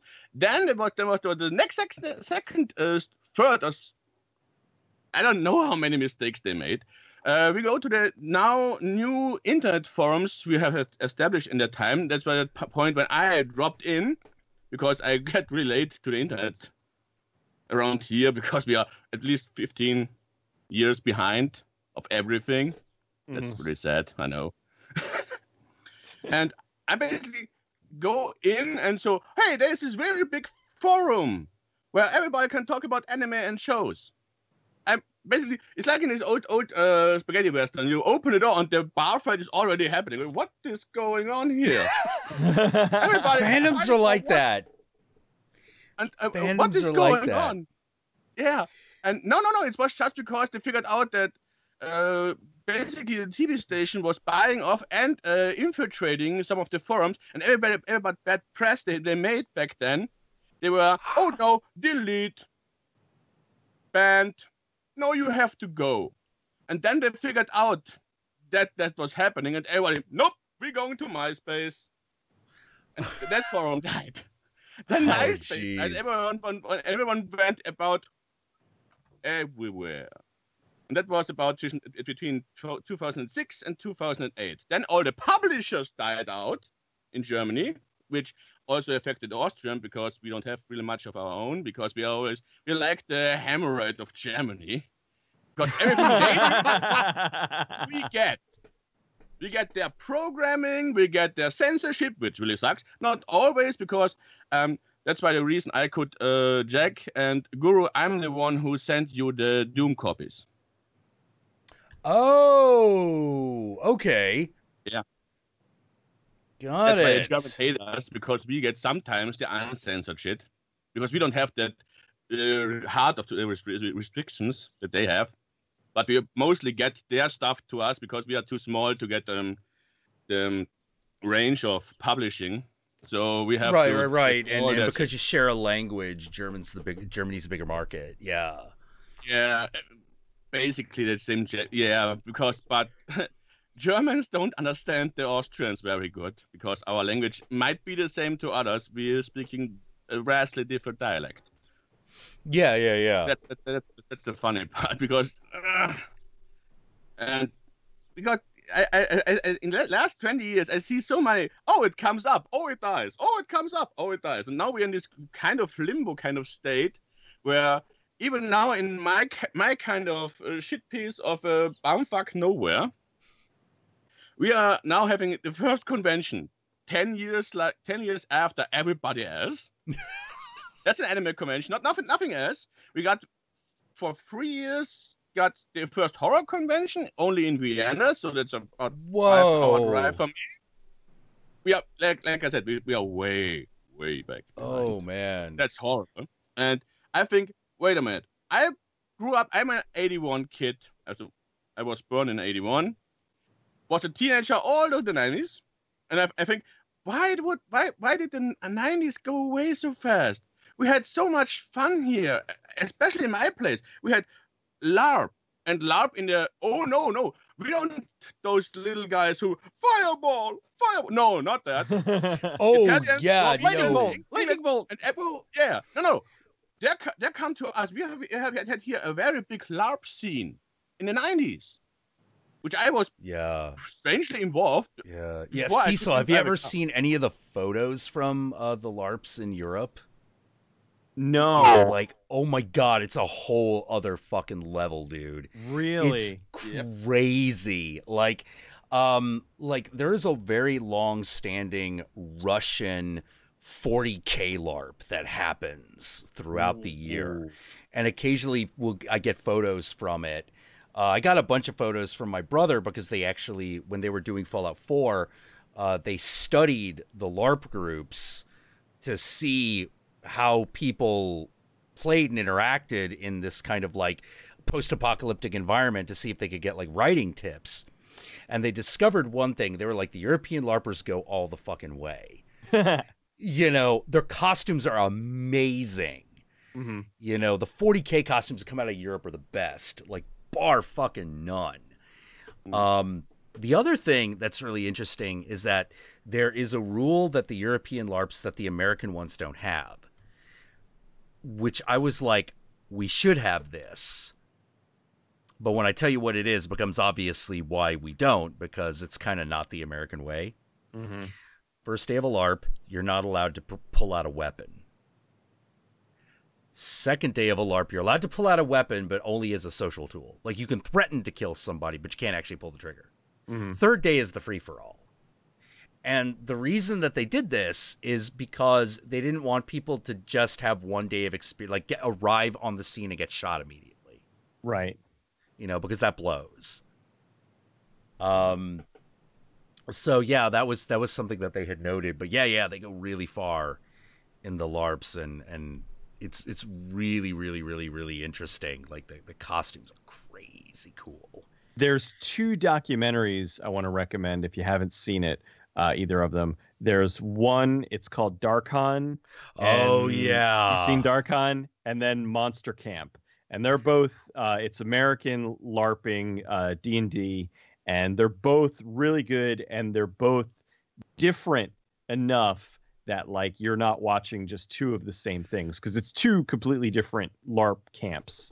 And both really good, and, like, you know, they did a good mixture of some of the things are lighthearted and fun, and then you see the seriousness behind it, and then you see like some, like there was one, I think it was in Monster Camp, where there was this one kid who was like, you know, I come to these because I don't have any friends. This year I hope to make one friend, and I'm just like, aw, dude, like, you feel so bad, you know? Like, come on, man, you can, like, just go talk to people. It's okay, it'll be okay. You know, if ever there's someone you could talk to, they're here, you know? Yeah, exactly. And man, have you ever, like, the Darkon one is really, really, really rough because I know some of those people. Oh, wow. Yeah, that one's a little rough because I knew people who were involved with Darkon. Oh, wow. Whoa. And they were always trying to get me to go, and I was like, look, vampire LARPing is the best you're gonna get out of me, buddy. Mm-hmm. I'm not going. I'll hang around a hotel, pretend to be a vampire for an hour. Hell, I do that all the time. But I'm not gonna hang out in the middle of the fucking woods for a goddamn week pretending to be an elf, because I am not. There's just not enough pussy potential. I'm not saying I'm too good to pretend I'm an elf for a week.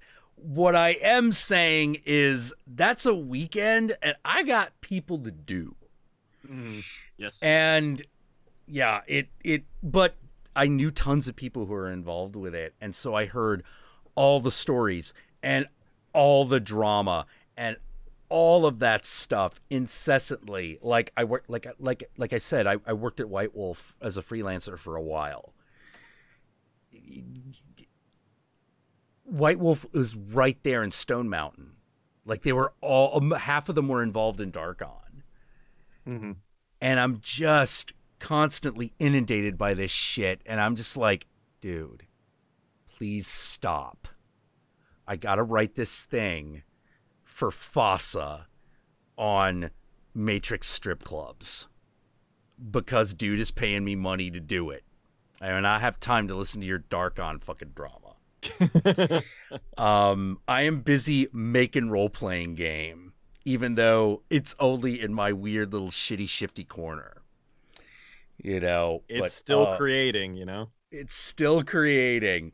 And the thing is that I actually really, how to put it, like, there's some people that did that stuff and you could tell it was amazing for them. Like, they had a great time, perfectly well-balanced people, you know, just getting off on being like, you know, playing sword and sorcery on the weekend. No problem. That's never the most interesting story. Oh, yeah. It's always the disaster, you know, the train wrecks. Yeah. Yeah. And even I cannot get over watching the train wreck. I'm not too good for it. You know, but I do find myself constantly doing the, oh. I got to admit, like I've never like I played D&D, I played a wide variety of RPGs, D&D, the Star Wars RPG, freaking Deadlands, fucking Deadlands. I just loved Deadlands. oh god, Deadlands is awesome. But like just yeah, did you know that Fallout was largely based off of Deadlands Hell on Earth, right? oh god, I mean there's well I mean it's a wide variety of I mean they've took a little bit here, a little bit there. It's kind of the thing. But anyway, but yeah, Hell on Earth was just amazing. I have like all those source books and I just read them, and I'm like I actually did because I had groups of people that they only wanted to play D&D and I wanted to play Hell on Earth. So what I did was I took material from Hell on Earth and then put it into the D&D campaign. So I'm like, all right, you fuckers are gonna play this whether you want it or not. Yeah. So no, I was just gonna say after watching either DarkCon or Monster Camp, like I never LARPed, and I have nothing against it. It's more so just my own social anxieties. I probably I don't know, like it would take me like a little bit to get into it, and then once I got all into it, I'd be like, "Bah!" So I just never did it because LARPing really more took off, I guess after my D&D days, when I played it more regularly, but watching it was when I watched DarkCon and Monster Camp. My wife and I, we weren't married yet. We were just living together, and we're watching these, and I'm like, this kind of makes me like want to do it. Not enough to actually do it, but I had the feeling like I wanted to do it. And she's like, me too. She's like, I thought it was just me, and I'm like, no. I'm like, I'm like, I don't know. I don't know if I actually would do it, especially if I don't know anybody, like just going in with one person and being like, okay, yeah, I'm gonna be a wizard today. Like, yeah, well, I always wanted to, I had this realization a little late in the game because I was like, there is actually one way in which I would be willing to do that, is if I was playing something like an orc or a chaos space marine. Where it's just pure pandemonium, pure mayhem.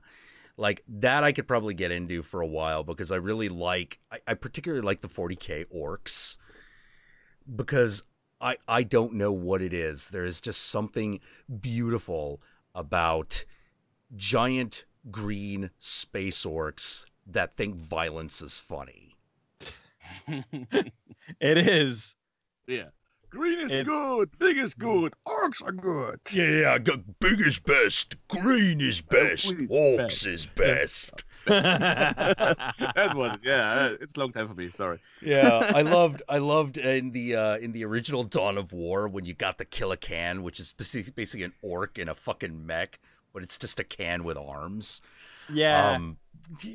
Like when he comes out, there's just a guy going, "They call me Stompy." Like, God damn it, this is brilliant. Although I was just gonna say I get shit for it because I didn't play the tabletop Warhammer,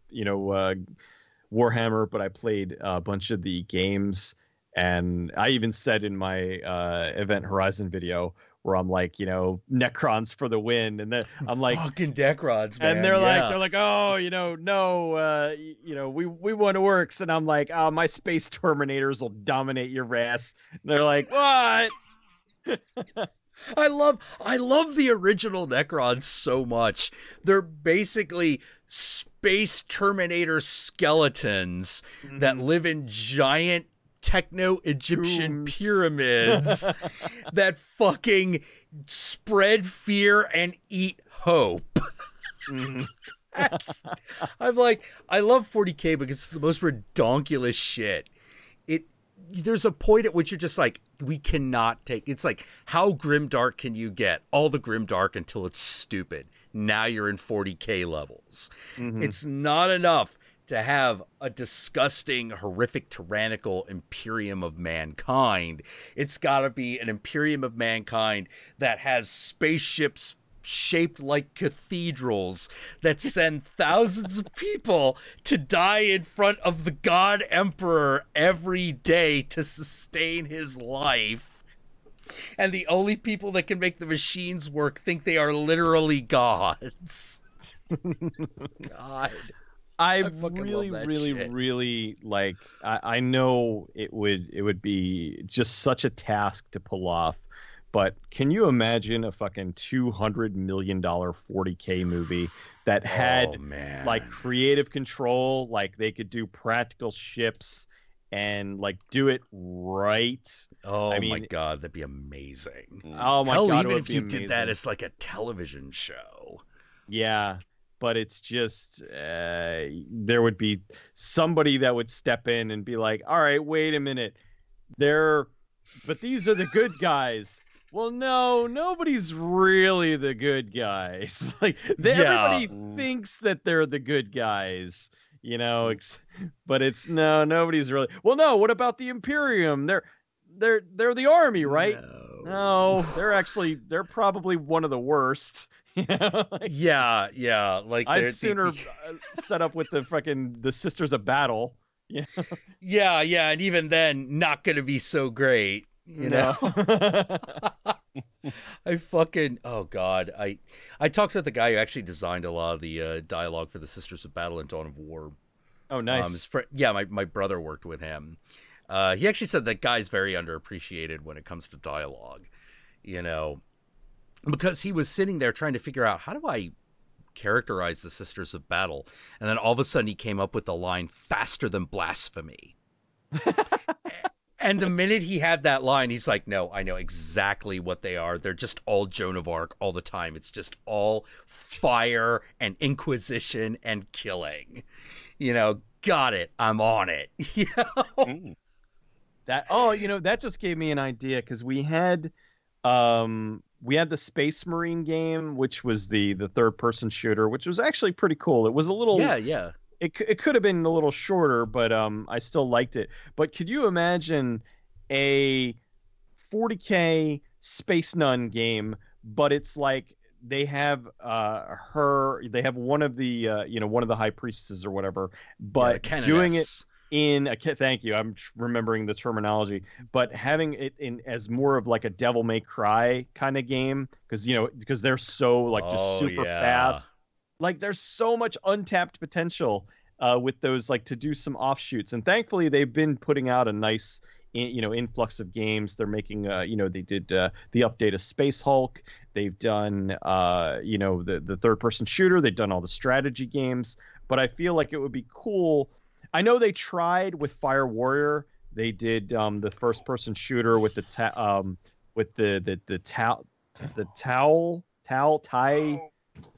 I'm forgetting what the Tau. The Tau, yeah, with them, yeah. And so that was cool. Like they're always kind of branching out, but none of those really did well enough to kind of warrant them making more. No. Thanks. No, I really felt like if I actually do agree. I actually think like if you did like a straight up like Bayonetta style game with like a Sisters Repentia, that could be huge. Like, but of course you got to go all the way with it. You have to get into, like, you have to face off against the Penitent engine at some point. Yes. I fucking love the Penitent. Okay, for you kids playing at home, here's the Penitent engine. The Penitent engine is a gigantic mech that has a crying sinner strapped into it, and their punishment is the mech is not their armor. They're the armor for the mech, so they take all the punishment, and the mech is powered by suffering. It's almost the same plot that thing. They had in Azura's Wrath. Yeah. It's very similar. His It's similar concept. Suffering and crying powers their machines. Yeah, and I'm just like, this is amazing, And the Sisters Repentia are great too, because it was all an excuse just to have leather-clad battle nuns. Oh yeah, that's all the Sisters Repentia are. You know, they forswear the power armor because they have somehow sinned in the eyes of the Order, and now they're being made to repent, and that means you run into battle clad only in leather and you kill things. It's the whole idea. Very simple, really. Oh, that's why I liked them. Yeah. Like it's that thing. There's something that happened. Something happened about like science fiction, fantasy, and fantasy like fandom around the turn of the century, where it got a lot cleaner. Like the stuff that was happening before was really dirty, and we knew it. It was almost softcore porn. You know, and we kind of liked it that way. It was like, yeah, this is where we're gonna do this stuff. And at some point, it started getting cleaned up, and I feel very strangely about that, because I'm like, well, I don't mind letting kids in, but don't kids have kid stuff? Yeah, they already have enough kid stuff. That was my big thing, where when PG-13 started to kind of enroach things, where they would take R-rated movies and watering it down, and then everything, and it's like, well, the whole think of the children. Well, who's going to think of the adults? You know, it's like, we need stuff too. Stop watering everything down and making everything safe for children. And especially when you're going to have a lot of the kids that are going to be invested in this sort of thing are most likely going to be a little bit more mature anyway. So they're going to be able to understand the darker themes better. Like this isn't Hot Wheels, you know? Yeah, exactly. It's not. This is not My Little Pony time. This is, you know, that was another thing that I thought was very weird. Like around the period of time when like Friendship is Magic became really popular, and I noticed it was like 20-year-old guys. Yeah, and I was like, the bronies, and I was like, I'm like, I was in a really weird position, because I was like, I'm not saying that there's something wrong with people who like a cartoon that's intended for kids. What I am saying is wrong is that you guys are nothing like I was at that age. So where are the people that are like that? They have to still be around. They have to be here. Where are they? And it just felt like, no, like My Little Pony and that shit just dominated. It just completely dominated. And it was like, okay. And then you go into the anime fandom in America, and it was also like that. And I was like, whoa. I'm coming from the world of like Vampire Hunter D and Akira and Serial Experiment Lane and like all that crazy shit. What happened to that? What happened to that stuff? Yeah, it's very odd. I don't. I think, you know what? I do think part of it too is it sounds, when you say it, it sounds so like lame, but there's no other the reason. Social media. Like there's this sort of one-upsmanship where people will be like, well, I'm a 20-year-old guy and I'm into My Little Pony. Here's a picture of me with My Little Pony collection. I'm going to put it up on Twitter and Facebook. And it's like, there wasn't really that thing back in the early 2000s. True. So that's really, I think, what a lot of that is coming from. I think I know what happened. At least in anime, because that's my roadhouse where I gamble around. The shift happens from direct to video to aired on television and later on the internet. Because direct to video could be dirtier, could be riskier, because all the brutal and violent stuff wasn't aired on television. It was shown in cinemas partially and then sold out on VHS. And that changed with, hey, we need a bigger market. We don't sell enough, but we can't show this much violence because of the censorship. And that was really harsh back in the late 90s, strangely to the 2000s. Oh, and then, we can ship this safe stuff now out in the world. If we don't sell it around here, we can sell it somewhere else. And so the soft undertone swapped over, at least in the anime scene, from Japan over to the very, very safe and young crowd that was growing right at the moment at the 2000, 2005 level. And so they didn't know all that stuff, because you can tell those youngers, all of this stuff, what we grow up with, all the violent and brutal and gory stuff, like, I don't know, Biohunter or stuff like that. Where, oh, look, that chick grows a teeth out of her tits and eats people. Or Dark City with spider. Oh man, I've seen that. Vagina lady. Wicked City. That was Wicked City. Yeah. Wicked City. Yeah. Yeah. I don't know how to say. Yeah, I don't want to sound like super sexist about it, but there was definitely a switch away from boy shit to girl shit. Mm-hmm. Yes.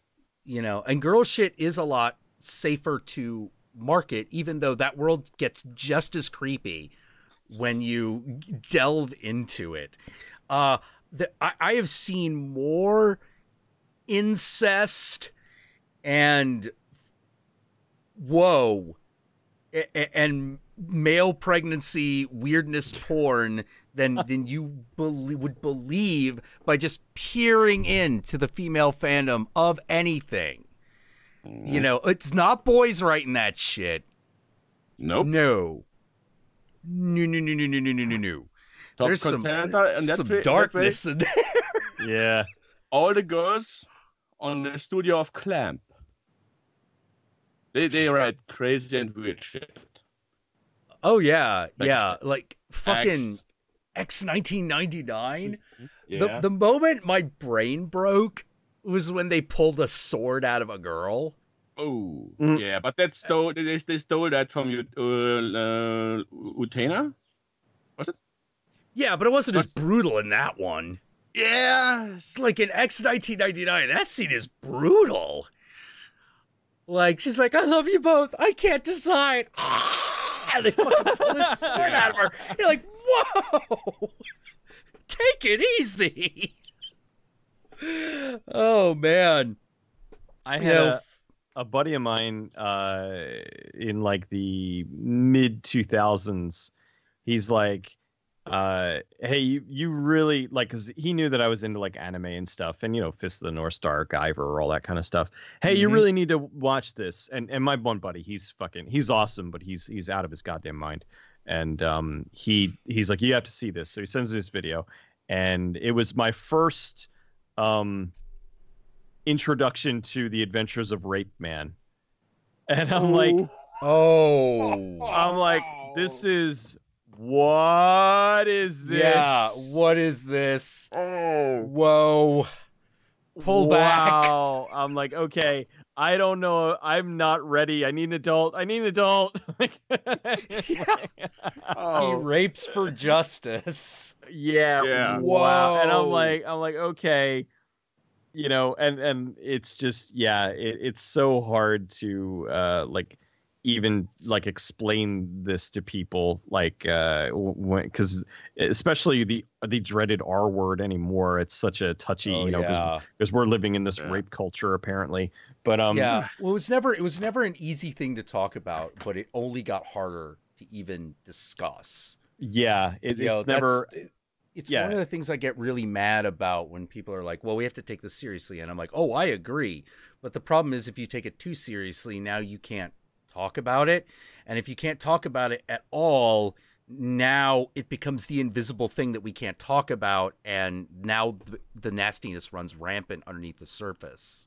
Right. You know, like, and that's the problem. Like people like for instance, you know, I don't want to get too political, but the people are like, hey, do you feel like the rise of the alt-right has to do with a backlash against PC culture? And I'm like, yes, it absolutely does. You know, and they're like, well, why? And I was like, because you had these people hid themselves because they knew that the society at large didn't like them. But because you pushed so many people who weren't them away, Now they could hide as not that bad and be public. And by the time you realize what was going on, it was going to be too late. You know, so yeah, that's exactly what happened. Because when you call everyone a Nazi, a real Nazi is allowed to run rampant. Yeah, you're watering down you're watering down the word, and it's like when you've got Sarah Silverman seeing construction markers on the side of the road and going swastika, it's like, no, you're making it worse. You're not making anything better. You're making everyone afraid, and you're demonizing the wrong people, and you're taking like good people, like, okay, you know what?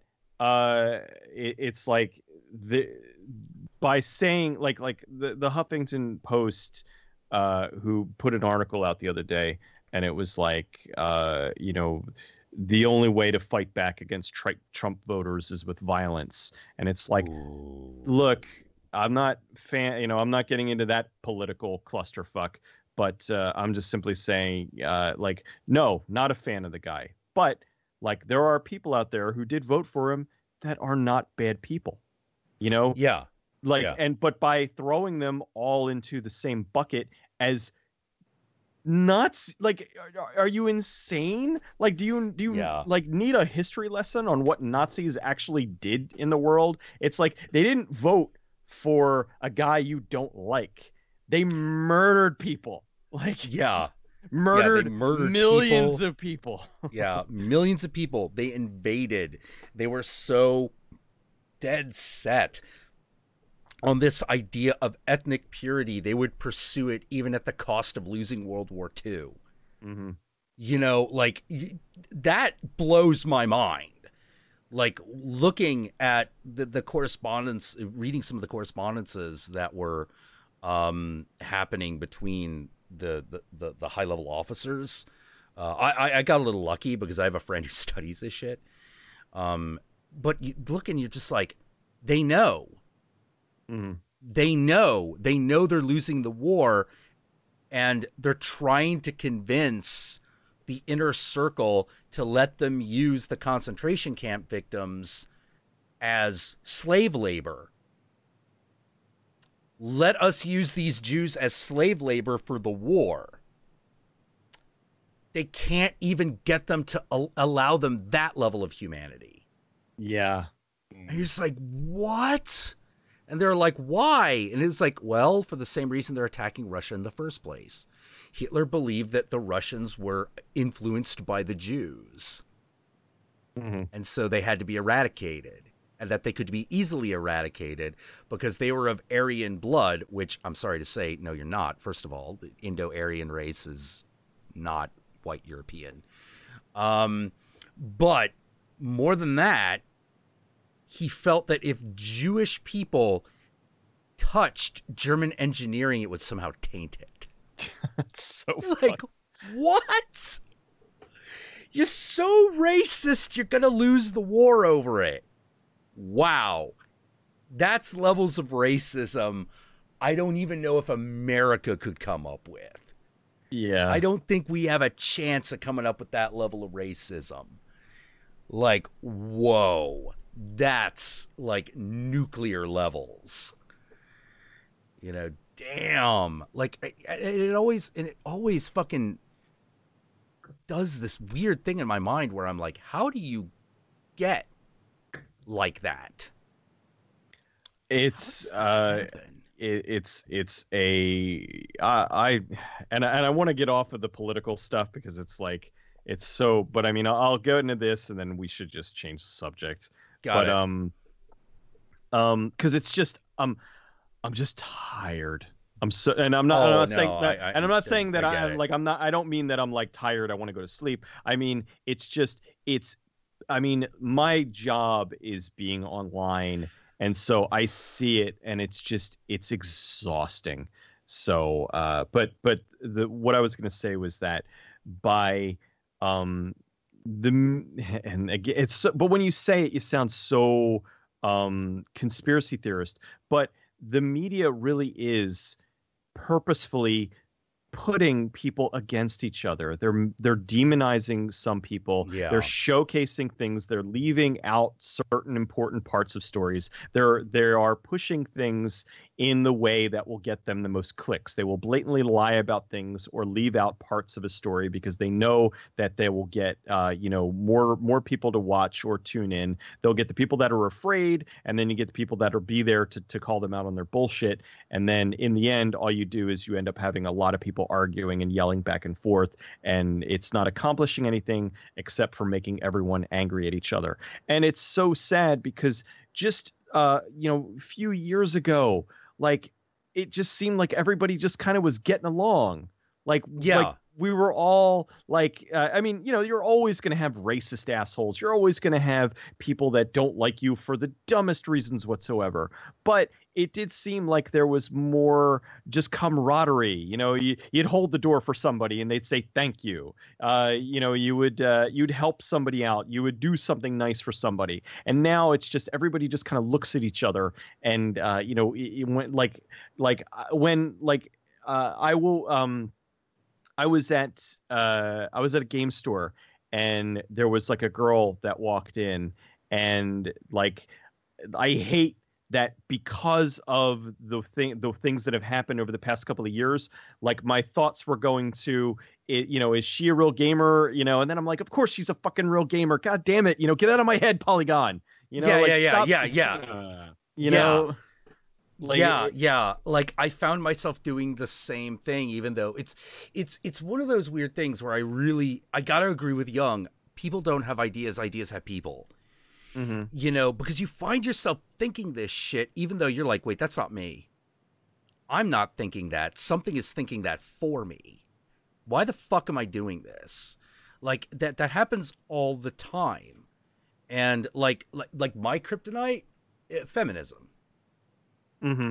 It's my kryptonite, because that's an area where I'm a little sensitive, and I'm sensitive precisely because, for the most part, I agree. But in these margins, I really disagree.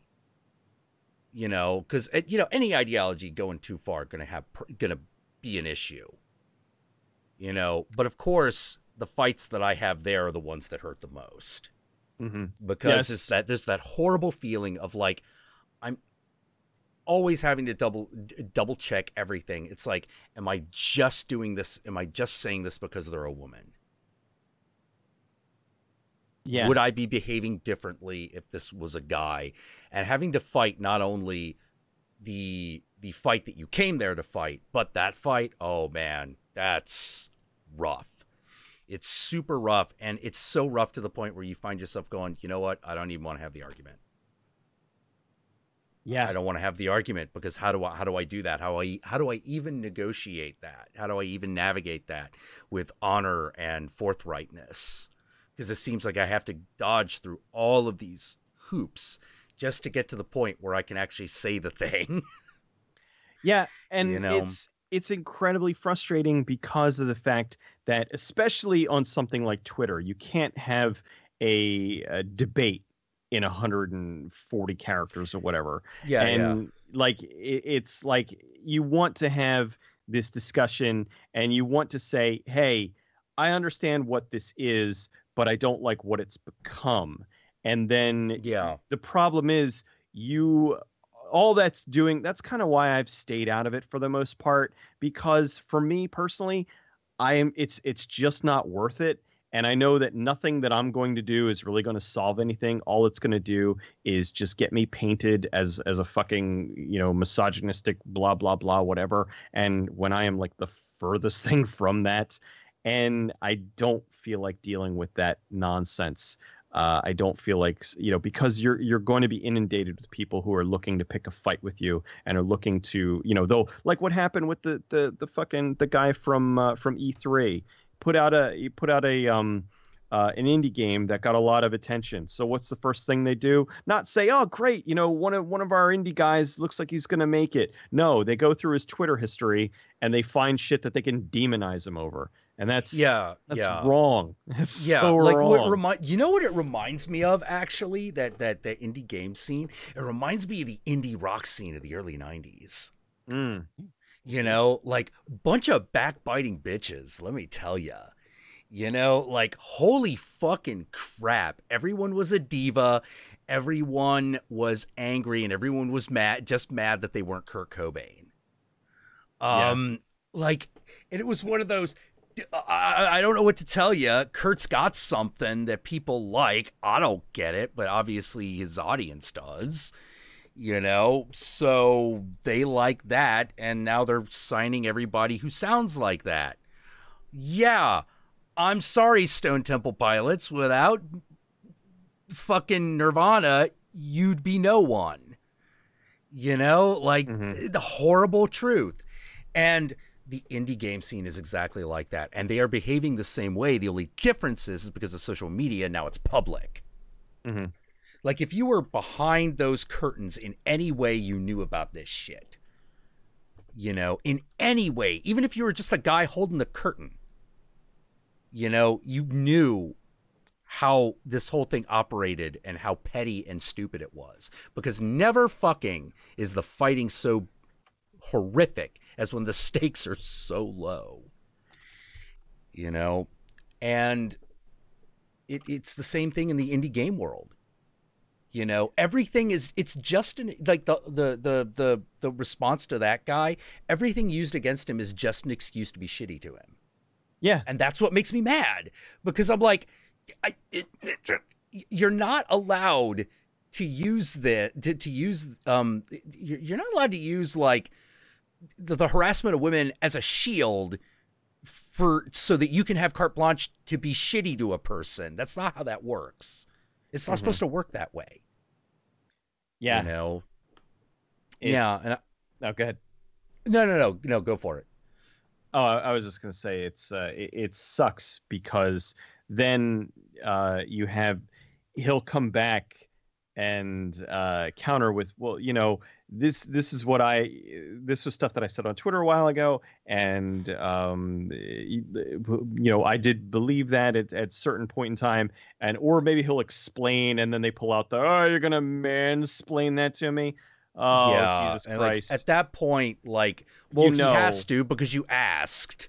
Yeah, like there was a review of Wonder Woman where it's the person who gave Wonder Woman, they gave it a shitty review, and they said that when Wonder Woman comes to you know, the mainland for the first time, and she's there with Chris Pine, and he's explaining, you know, everything to her, and she says, and he literally mansplains her, and I'm like, no, he explained it to her, because she was living on an island her whole life, and she doesn't understand any of this. Yeah, so, plus she asked. And she asked. She asked. It's like, tell me of this world of men. Yeah. Okay, let me tell you about this world of men then, I guess. We like, just, you know, we talk a little dumb. We like not having to explain things more than 5 times, and wings are the best. I actually really liked Wonder Woman. I thought that was a really good movie. Oh, I loved it. I was very happy with it. I liked everything about it. Actually, one thing I found out that I didn't know that made Gal Gadot even more kick-ass was that for the reshoots, she was 6 months pregnant, and they painted her stomach green so that they could green screen it out and then put the Wonder Woman costume digitally in.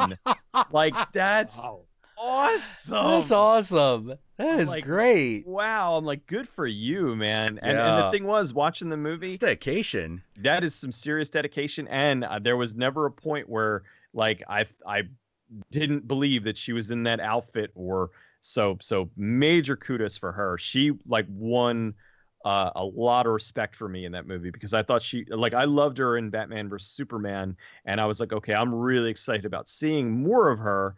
And then seeing her in this, and she just knocked it out of the park. I thought she was great. And I know some people were complaining that she wasn't, Amazonian enough. Like they're wanting like even she's dead now, but they were wanting like a China to play Wonder Woman. And I'm like, oh no, no, I don't think like, you need somebody who is that like athletic build and not, not wrestler athletic, but more of yeah. Like, it's one of those things where it's like China never really had a lot of charisma is the problem. No, she didn't. I liked China. I thought that God, I'm forgetting what her real name is at this point. So nowhere, kind of like The Rock. I always say The Rock, even though he's like Dwayne Johnson. Yeah. But with China, Joni Laurer. Whatever. China with a Y. China. I liked her. Like I thought that it was neat to kind of see somebody who was like really genuinely like a badass wrestler girl, because a lot of them were more of the lingerie model wrestlers, and she was somebody who it's like, all right, she'll beat your ass. Like, yeah, where she was just like just this mountain of muscle that would just fucking pile drive you. Yeah. I always thought a good role for her in a superhero movie would have been Thumper, from the New Gods. Oh yeah. Yeah, because Thumper doesn't do much besides hit things. Mm-hmm. That's all she does. So it's like, yeah, I'm trying to play that. Have her fucking, or like, or what's her name, who is in Deadpool. We were talking about her the other night. Oh God, the MMA fighter. Yeah, she's great. She actually, and I know people were shitting on her. God, now I gotta look it up. I don't think it was Ronda Rousey. I think it was no, it wasn't else. Ronda Rousey, because she's wow, way down the list. All right, Marina, no. God, why is this so far down? Gina Carano, right? Gina Carano. She's gotten like better at acting. And see, the thing that cracks me up is you got people that are like, oh, she's a terrible actress and whatnot. And it's like, well, freaking Channing Tatum's a terrible actor, but he's still getting a crap ton of work.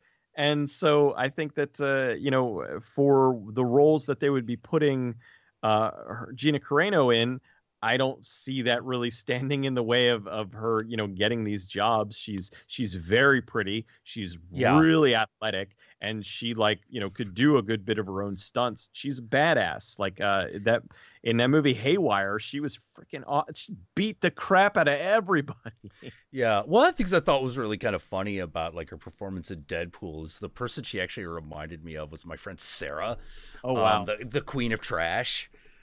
Because that's the kind of person she was, like there's nothing, Sarah really, I don't know how to put it. She's a really interesting combination of super girly into corsets and makeup. And oh my God, beating something up is just the greatest thing ever. I mean, she is like a 6'1". She's like a 6'1" girl who insists on wearing platform shoes at all times. So she looks like she's 6'5". Oh God. Yeah, she is. Let me see. I can find a picture of her. Hold on. Yeah, I've had her on the show a couple of times. It's always fun. I wanted to have her on a little bit more. But unfortunately, she had to have a lot of surgery done because of a shoulder injury. Oh, that sucks. Oh yeah, it was super super bad. And it's not like well, don't do that. It's like no. It has to actually, they have to actually go in and fix it. It's actually that bad. All right, let's combine. All right, so I'll put two pictures of her on the stream. One of which is the pinup that she did where she was like a vampire pinup girl. And this is just, and the other one is just her like hanging out at like an event. You know, now that dude is short that she's standing next to, but she is also tall and in platform shoes. Oh, geez. Oh. Yeah. Yes, yeah, Sarah's great, and she Angel Dust reminded me a lot of her. You know, even down to the like the whole reaction when Colossus knocks her titty out. When her titties pop out, and Colossus like, oh, I'm sorry, and she's like, oh, thank you, and then just goes back to hitting him. I'm like, God damn it. Like I was watching that with a couple of friends. I'm like, God damn it, it's fucking Sarah. Yeah. She reminds me in that red outfit a little bit on Julie Strain, but yeah, I think that's what the photographer was going for. Okay. Yeah, because because Sarah also has like a really good sneer, like Julie Strain does. Yeah. You know, so if you want someone to be Julie Strain, but like not, Sarah was like someone you could go to do that. Did you ever hear how Julie Strain met her husband? They met the Playboy Mansion, didn't they? No. Well, okay. This is going back. I don't know if she's still married to the same guy, but this is her. Yeah, I'm pretty sure she still is. You're talking Okay. about Kevin Eastman, right? I don't know. God, I don't remember his name. I know he met her at a con, and to get her autograph. And he was staying at the con afterwards, and he needed a ride home, and she was coming out, and she ended up like, hey, and they got to talking, and she gave him a lift home, and they went into his place and they hit it off, and then they got married. So I mean, not immediately afterwards, but I was like, could you imagine like that? I'm like, look, there is hope, like for all you dudes that go to cons, wanting to meet, the girl from Penthouse or whatever. Yeah. Well, not to dash your dreams, but part of that is because that's Kevin Eastman, the guy who did Teenage Mutant Ninja Turtles. Oh God, so that Kevin Eastman. Yes, oh my God. It's the same guy. Kevin Eastman is Teenage Mutant Ninja Turtles, married Julie Strain, editor of Heavy Metal Magazine. All same guy. I did not know. Yeah, I found that out because I got to know Brian Bodie, who is Vaughn Bodie's son. Because everyone who was into the underground comic scene of the 60s and 70s and 80s, they were all, like the horror fandom in America, they're all hooked into the same group of people. And Brian Bodie handled the merchandising for Teenage Mutant Ninja Turtles. So anytime someone was like, we want to put Michelangelo on a pair of shoes, like Brian was the guy who was like, it'll be this much. Here is the official work. Here's what you're allowed to change. Here's what you are not allowed to change. He sent that off.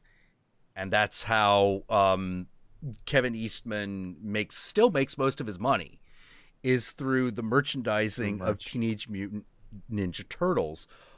But there was a slow period right after they stopped doing the cartoon, where things were not going so well, and Kevin Eastman was kind of broke. But he was still the Teenage Mutant Ninja Turtles guy. Right. And that's about the time that he met Julie. Oh, that's crazy. Yeah. Although I would say he probably, I'm sure a nice chunk of my money has gone towards him, because if you could see my room, I have a ridiculous amount of Teenage Mutant Ninja Turtle stuff. Dude, I loved Teenage Mutant Ninja Turtles, but more than that, I loved Heavy Metal Magazine. I can't. People like, Jack, can you not get enough of big titty girls in space? And I'm like, no. No, that will never fucking happen. I need to get the real question is, why don't I already own Barbarella on Blu-ray? That's the real question. Barbarella. Barbarella. Fucking hey, Barbarella is a touchstone moment. It named a major 80s rock band. Duran Duran. Duran Duran. The thing about Barbarella was I saw it way after the fact. Like, I knew, like, old lady Jane Fonda. And so I'm like, oh, all right, it's, and then I'm like, watch this movie. I'm like, God damn, look at that. Yeah. Holy crap. Like, what's like looking at, it's like looking at, like, those 60s or 70s films that got, like, Raquel Welch in them. Mm-hmm. Oh God, like the freaking rollerball ones, and yeah, like that was the thing, because I had known same thing. I actually there was a movie, Kansas City Bomber, I watched with my wife. I got a copy of it, and I was like, wow, I now get Raquel Welch. Like I can see it. She's stunning. Like yeah. Yeah, because before you're like, well, she's nice looking. Yeah, she's pretty for an older lady, and then I'm like, oh my God. Yeah. Oh, by the way, Cecil, there's a question. I've been trying to find a movie, and I can't identify it, and you are one of the few people that I think has a chance of being able to know what this movie is. Okay. All right. It's just a sound clip. It's in a Electric Hellfire song club, Electric Hellfire Club song, and it just goes, "Who is that man? That's Lucian. Oh, Satan himself. I knew it." And I can never find this damn film. I don't know what the fuck it is. Oh God. All right, that sounds familiar. Yeah, doesn't it just? It really. I think. If you had asked me at the top of the show, my brain might have worked a little bit better. But dude, if you ever find it, let me know. I will try to rack my brain for it and see what I could come up with. You could not possibly imagine. You probably do too, I'm sure. Get questions on your Twitter, on your YouTube. I'm looking for this movie, and you're the only one who can help. All the time. I am probably about 80% on those. I get every now and then I'll get one where I'm like, I have no fucking clue. The one that I got that I am amazed that I got. Somebody was like, okay, I don't know who's in the movie. I don't know what time period it was. All I remember was that there was people, they were walking out of a cave, and the dude was standing, and they zoomed the camera down, and you saw a roach crawling across his shoe. And I'm like, "Bop, the nest." Oh, the nest. And they're like, holy fuck, I've been looking for this movie for 25 years. Oh, man. Yeah, like, oh, man, me and Horger had a really tough one, and it turned out we finally figured out what had happened, where the person had conflated Chopper Chicks in Zombie Town and Night of the Comet into the same movie. Oh my God. Yeah. Yeah. And so we had to separate that out. We're like, no. The zombie we're coming into town march, that comes from Chopper Chicks in Zombie Town. But the rest of this movie that you're talking about, that's Night of the Comet. You know? Oof. Yeah, I could see that getting really confusing. Just because I mean they are two. I could see them being, because it's both.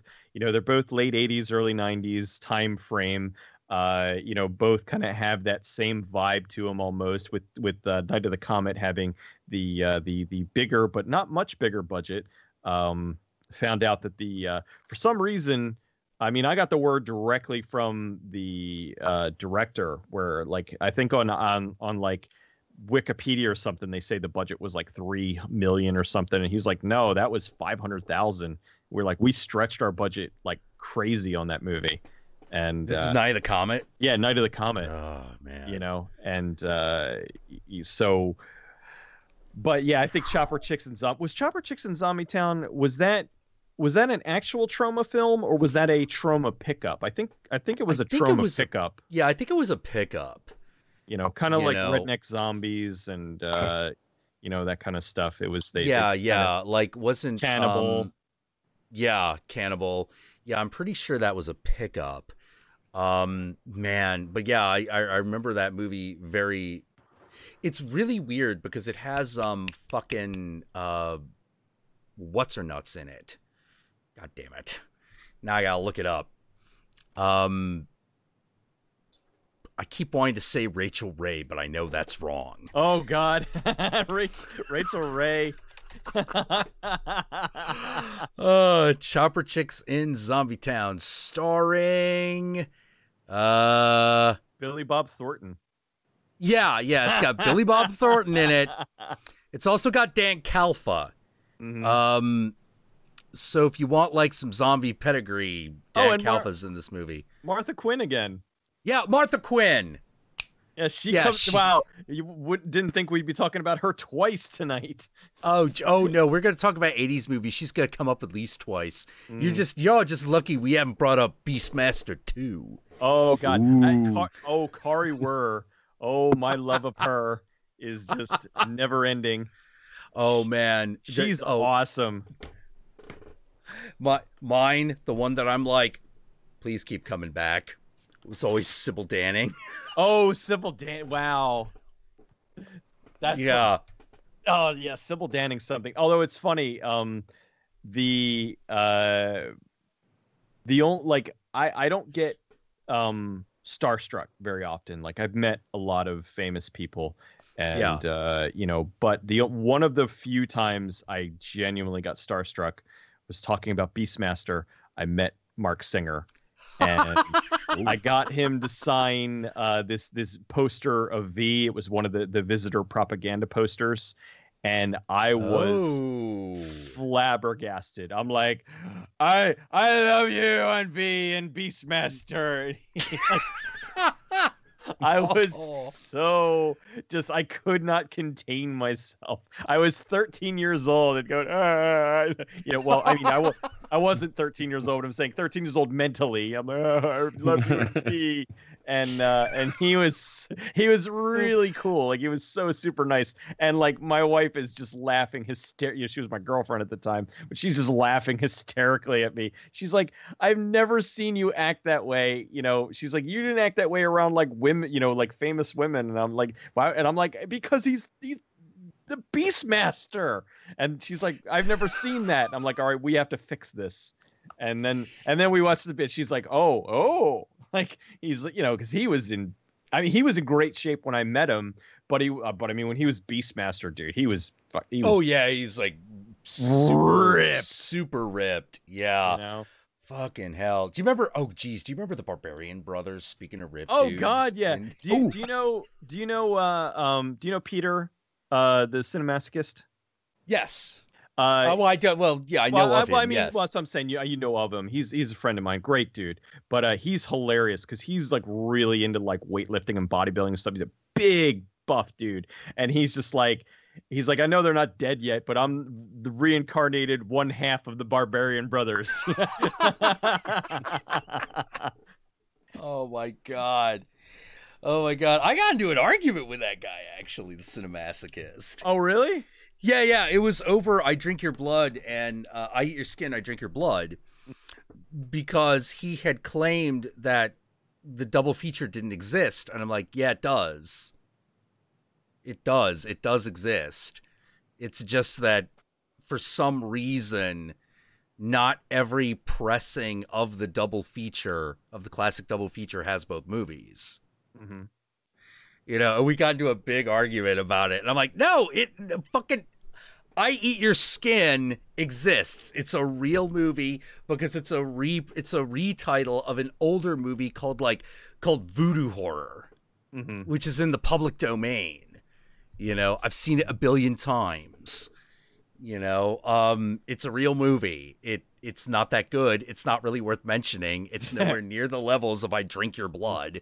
You know, because it's an old black and white film. It's like, oh, we went from a really shitty Herschel Gordon Lewis-esque movie to a really shitty black and white voodoo movie. Yeah, they were just, trying to capitalize on the title change. And that's funny. He must have been having a really shit day or something, because he's actually like he's cool as hell. He's such a nice guy. I mean, like I could see you two getting along fine. I mean, like the other night, a couple nights ago, we were talking, and the only thing it is funny when he does get fired up about stuff. Like he hates Roger Ebert, and he was like.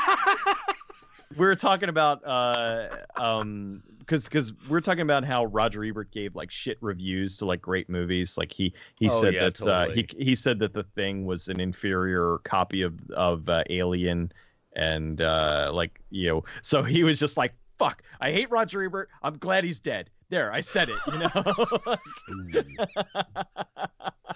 Oh my god. Yeah, fucking oh god, like that whole era where like Roger Ebert and fucking Siskel? Gene Siskel. Yeah, Siskel and Ebert were like, well, we've got to clean up movies. Oh god. Oh my that god. Nonsense.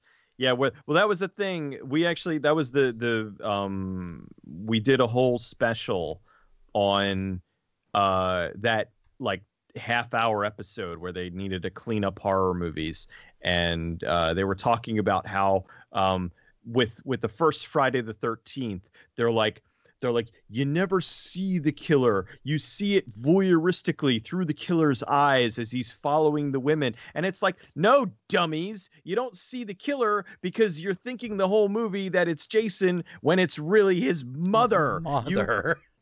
They were the ones, they fucking before it was even a word, they doxed the writer, or they doxed the director and the producers of Silent Night Deadly Night on their show. They're like, here is their names, shame on you. And it's like they made this is blood money. This is blood money. Like, yeah. what? Are you nuts? Like, they made a movie and you don't like it, that's fine, but don't try to say, that this is some kind of, this is corrupting people. No, it's a movie that people watched, and you know what happened? No one got murdered because of the movie. And then if somebody did, it's because the person was already nuts to begin with. Their tirade against horror movies. That's why I always I know some people get annoyed, but I often, a lot of times, will post like a Roger Ebert clip to show just how out of touch he was. And I don't wish. I know he's dead now, but I don't wish any ill. Like, okay, if he was still alive, I'm not like, oh, he's dead. I'm not Peter levels of angry with the guy. But, right. But I'm more showing like his hypocrisy, where like he went and saw Mortal Kombat and he enjoyed it, but he knew that saying he enjoyed it would hurt his credibility. So he said that he didn't enjoy it because the movie theater was too dark. And so he gave it a bad review. Ooh. I'm not even kidding. Look up the Siskel and Ebert Mortal Kombat review. Because Siskel's like, hey, you know what? I went in expecting this movie to be shit, and I had a blast. I thought it was a ton of fun. And Ebert's like, well, I like this, but it was too dark in theater. And I could...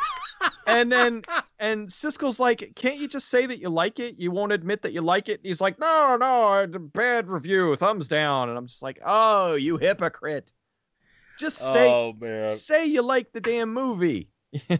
Yeah, well, it's like I always something I tried to do, but I can never quite get it to stick because it only really comes up certain times, is the idea of some movies have a double review, have a double rating, which is, one, how much you're going to enjoy the movie, B, what the actual quality of the movie is, because they don't always match. Like, Toxic Avenger is a 5-star, 1-star movie. You will enjoy the hell out of it. But if you're like, oh, I love amazing production values and continuity and things like that, oh, you're out of luck. It does got one hell of a fucking body burn, though. Yeah. Oh, God. Yeah. That one. Damn. Dude. Yeah. That fucking thing is epic. Yeah. He's roasting for quite some time. Well, speaking of another going back to way back to the beginning of the show, 5-star, 1-star, Tsunami. I'm gonna be the champion of Tsunami.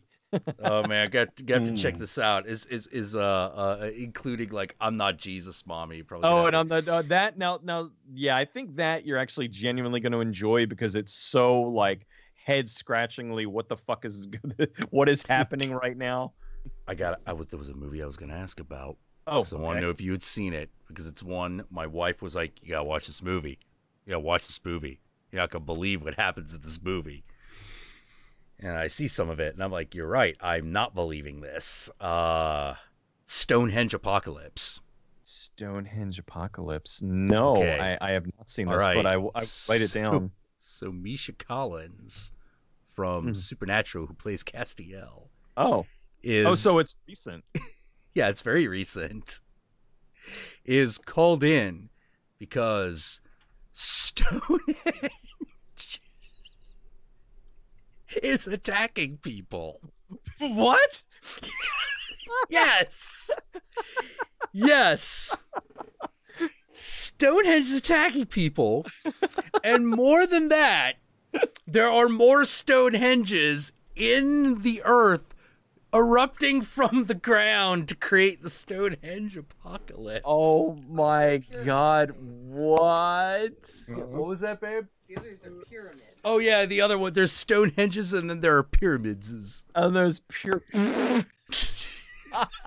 What?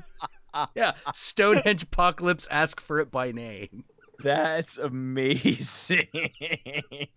Yeah, and I also got to ask, have you ever seen Big Ass Spider? I have seen Big Ass Spider, and that was really good. That was one where I saw the name and I'm like, all right. I'm watching this as soon as possible, and it complete with Lloyd Kaufman cameo. Yeah, I really like that. I love listening to the director's story of doing that movie. There's a movie crypt all on him, and he's basically describing. He's like, so work's not coming in. You know, I haven't really worked very steadily since like the late '90s. You know, I'm getting residuals, but they're starting to dry up. And all of a sudden, on my desk, Big Ass Spider, the Sci-Fi Channel. And I go, so it's come to this. So it's fucking come to this. And he goes like, all right, fine. And he calls them up and he's like, I'll do it, but here are my stipulations. 1, I recast the whole movie. 2, I rewrite the whole movie. 3, we keep the title.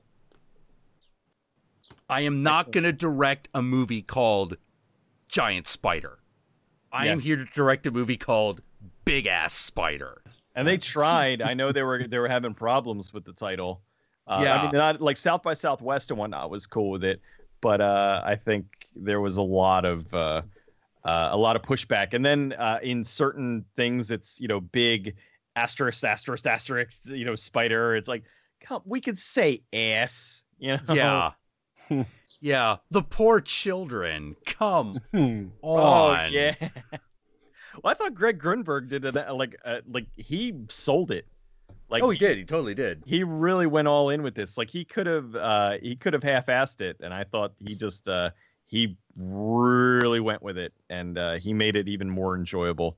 Yeah, really fun-ass movie. Yeah, I really liked it. It was also like the first time I had seen one of those movies where I was like, we're not gonna actually have a scene where this spider fucking eats children, are we? We are. We are. Okay, it's that kind of movie. Oh man. I got contacted a while ago, which is a lot of times how sometimes I'll end up doing a movie. I'll get somebody involved with the production. Will be like, "Hey, I love your stuff. I did this movie, but I want to talk about it, but I don't want my name attached. I just so just simply because they're so all about like not accidentally doing any bridge burning." So I got contacted by somebody who worked on Arachnoquake, and they're like, "Look, you know, if you decide you want to do this movie, then, you know, write me back and I'll tell you, you know, all kinds of stuff. So I went, because that's my stipulation. It's like, I'm not going to do something just for the sake of doing it. I'm going to do it if it's like something that I like, something that fits. So I went and I got Arachnoquake and I watched it and I laughed my balls off. And so I wrote him back and I'm like, dude, that movie is just, it's stupid fun. And I'm like, yes, tell me, you know, what you can. And so he gave me some good behind the scenes info on that. And it was all more or less positive, but it was good. It was funny. And then consequently he's like, hey, I did this other movie. Would you be? And then I watched that one and I'm like, nah, I can't do that one. That one's like, he's like, yeah, I know that one's really bad.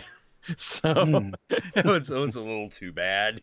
Yeah. He's like, you know, you might have fun with it. And I'm like, they would be, I'm like, I think people would probably hear the anger in my voice. I'm like, so no, I'm not going to do that one.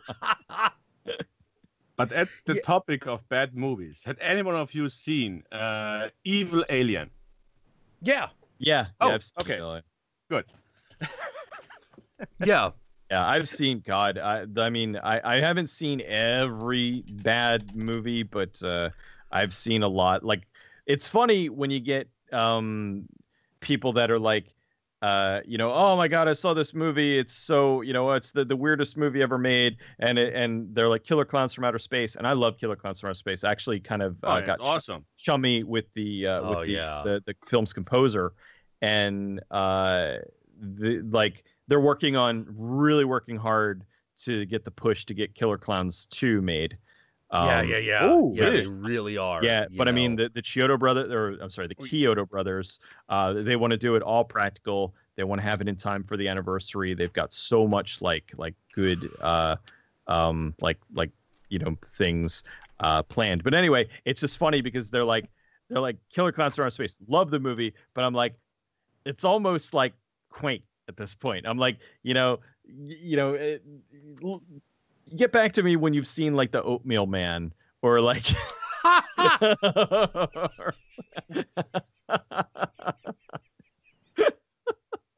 my God. You want to talk about weird movies that nobody's seen. Yeah. Oh, fucking hell. And just to answer chat real quick. No, I don't have arachnophobia, but I don't like bugs in general. Oh. Yeah, fair enough. I fucking oh God, what was I gonna bring up? We were just talking about what was I thinking? It wasn't Replicator, which is a movie. Replicator. That sounds awesome. Yeah, they're clones, but they're alligators. It's just as good as you think it is. Wow. Yeah. Yeah, look it up, man. I love the play on words titles, man. They're just Replicator. We're talking about Killer Clowns. Frickin' at Monsterpalooza, the Kyoto brothers had brought like these handmade, hand-painted, like, you know, those little, like, I don't know what you call it. They're kind of like Rock'em Sock'em clowns. You know, they're like little puppets, and they have little rings in them, and they make the fists go back and forth like this. Yeah. Okay, so they had those, but based on the Killer Clowns from Outer Space. Oh, yeah. And this killer.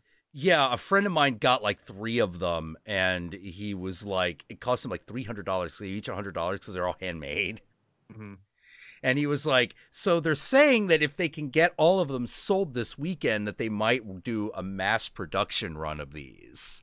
Oh, wow. And I'm like, and we're like, hey guys, how's the sale of the puppet, the Killer Clown puppets going?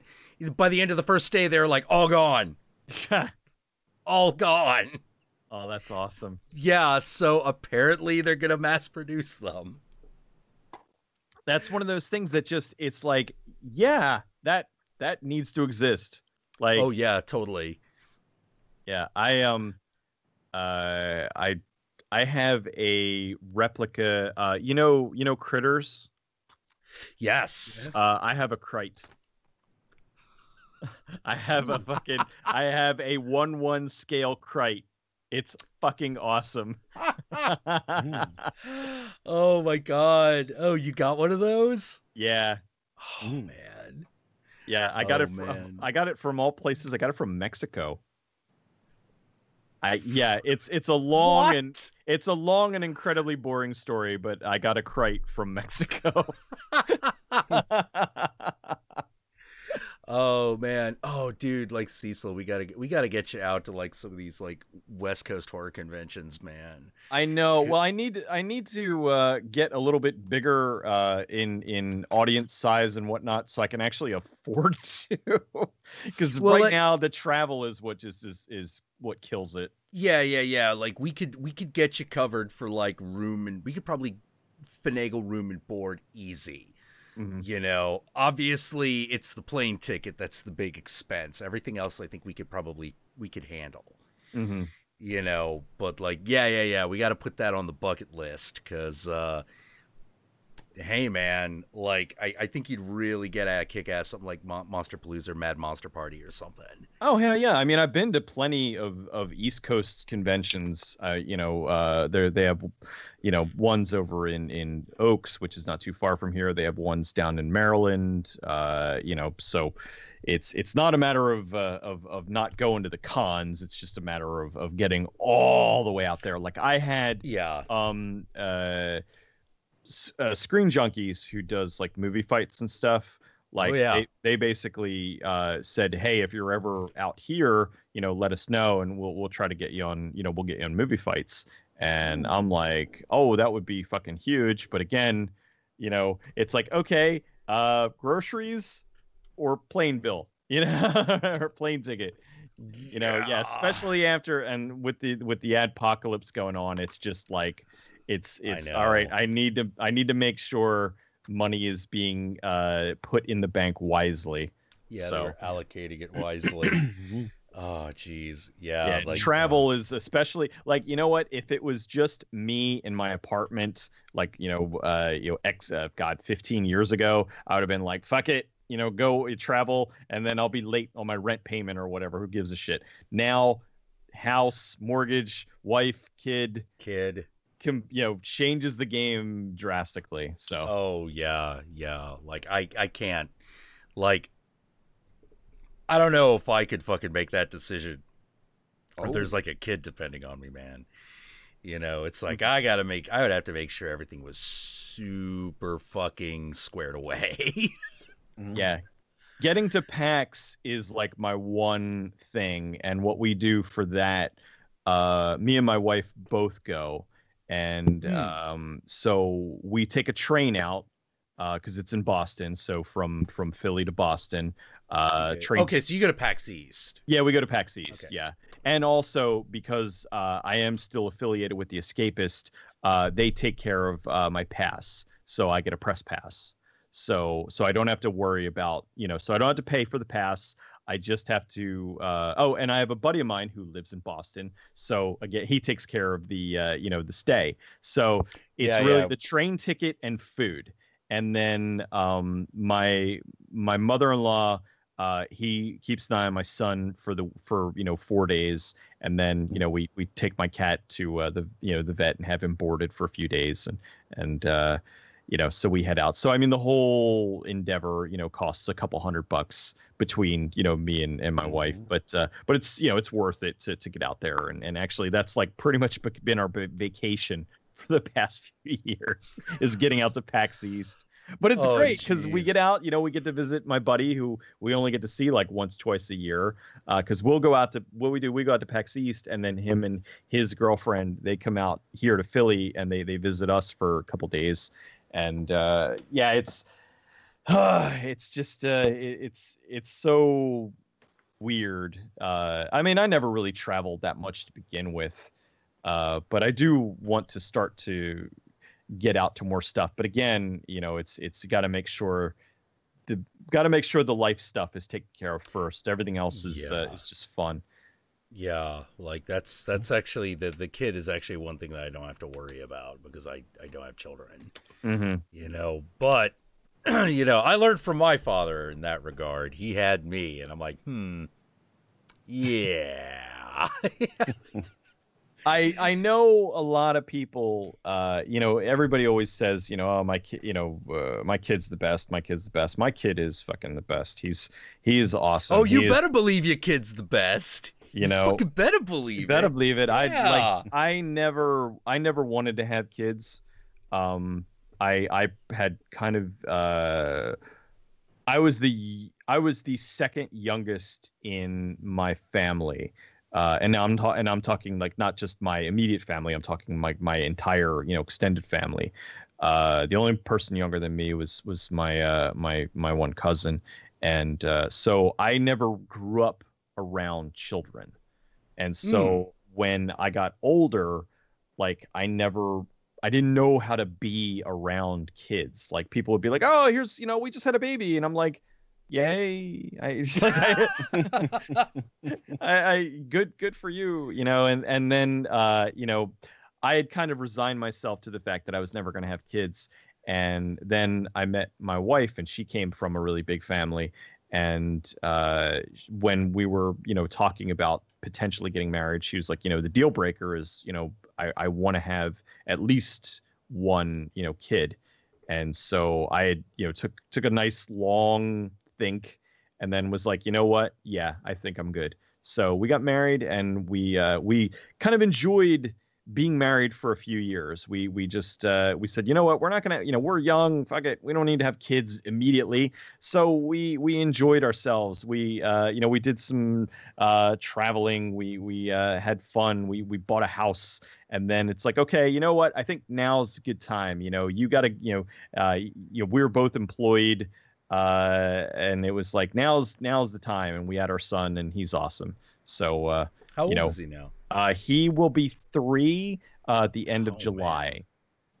Man. Oh man, he's still a baby. Oh, he's still a baby. Well, he's awesome though. He's funny. Like he has now gotten to the point where he's figured out doorknobs really well. So I have my office here, and so he'll come to the door. He's so cute. He'll come to the door, and I hate to be the guy talking about his kid. I know how that is. No, go for it. But he'll come to the door, and he'll knock on the door, and he'll, daddy, and then he opens the door, and he runs in. And I was doing a stream on the Escapist on Tuesday, and so he runs in, and like the stream hears, and so I'm like, hey, you want to come over and say hi people? And he's, hi people, and the chat just loses their mind, and oh, hi little person, you know. Oh man, yeah, he's awesome. He's great, and he will probably be up very soon because it's 4:30 here. Oh man, I should probably get going because, yeah, like I said, he will probably be awake. He usually gets up at like 5:36, and I keep telling my wife that is the one thing that he gets from you, because I slept in all the time, and she's a morning person, so so he gets up, and I'm just like, ugh. Go back to sleep. Why don't you understand how wonderful sleep is? I've always been a night guy. Oh, totally. You know, yeah, you know. Yeah, mornings are no. Functioning in I'm amazed. Thankfully, coffee exists. Or I know, right? I know, right? Like I'd never get anything done. Yeah. I never get anything done without it. And it's just one of those things where here's, you know, so me and the wife have talked about like moving to Los Angeles, and I'm kind of hoping that we can make that happen, because one of the things I really like about LA is that climate. Oh my God, it's warm. It's nice and warm. Now you're like, but Jack, you live in California. I live in San Francisco. Oh no! Yeah. Get out of San Francisco. It is not warm there. And the thing that's really annoying is the epicenter of everything that everyone hates about the internet is right now centered in San Francisco. Yeah, Twitter is here, Polygon's here, Kotaku is here, Sarkeesian is here, Zoe Quinn is here. Everyone's fucking here. And so I go out to coffee houses and I'm like, oh my God, I'm gonna fucking kill everybody. It's like the black hole of bad. Yeah. And the thing is that I'm like, how did this happen? How did everything that sucked get here? To the point where, like, I'm in LA and I'm explaining the situation to everyone, and there are these LA people going, oh, that's where it went. Mm-hmm. And I'm like, that's where what went? And they're like, oh, all this, like, we have to be political activists and change the world, and you don't understand, man, and all those miserable fucks that just disappeared over the last 10 years. They all moved up north to where you live. Keep them. And I'm like, you assholes. No, get them out of here. Yeah, get them out of here. They're like, oh, you can move down here. Weather's better. I'm like, well, okay. You know, but the funny thing is when I'm in LA, I work out more, I get out more, I do more of the things that I'm supposed to do. Mm-hmm. Because I'm starting to realize, like, oh shit, no, one of the problems actually is I wake up here and it's cold. Like, wake up and it's cold. You don't want to fucking, like, go outside and go jogging if it's, like, fucking, like, cold outside, you know, but you don't notice it because it's not like freezing. But what's cold in San Francisco? I mean, we have, like, you want to talk about, you get whiplash from the weather we have out here in Pennsylvania. We had one week where it was 80 degrees and then the next day it was 40. Yeah. That's not normal. No, it is not. But here's the problem. At some point, it's warm. At some point, you know, then it's a little too hot, but there's this, like, period of time, you got a couple of months where it's like, oh, it is warm out today. I will be warm. It might rain, though, so I will wear a coat.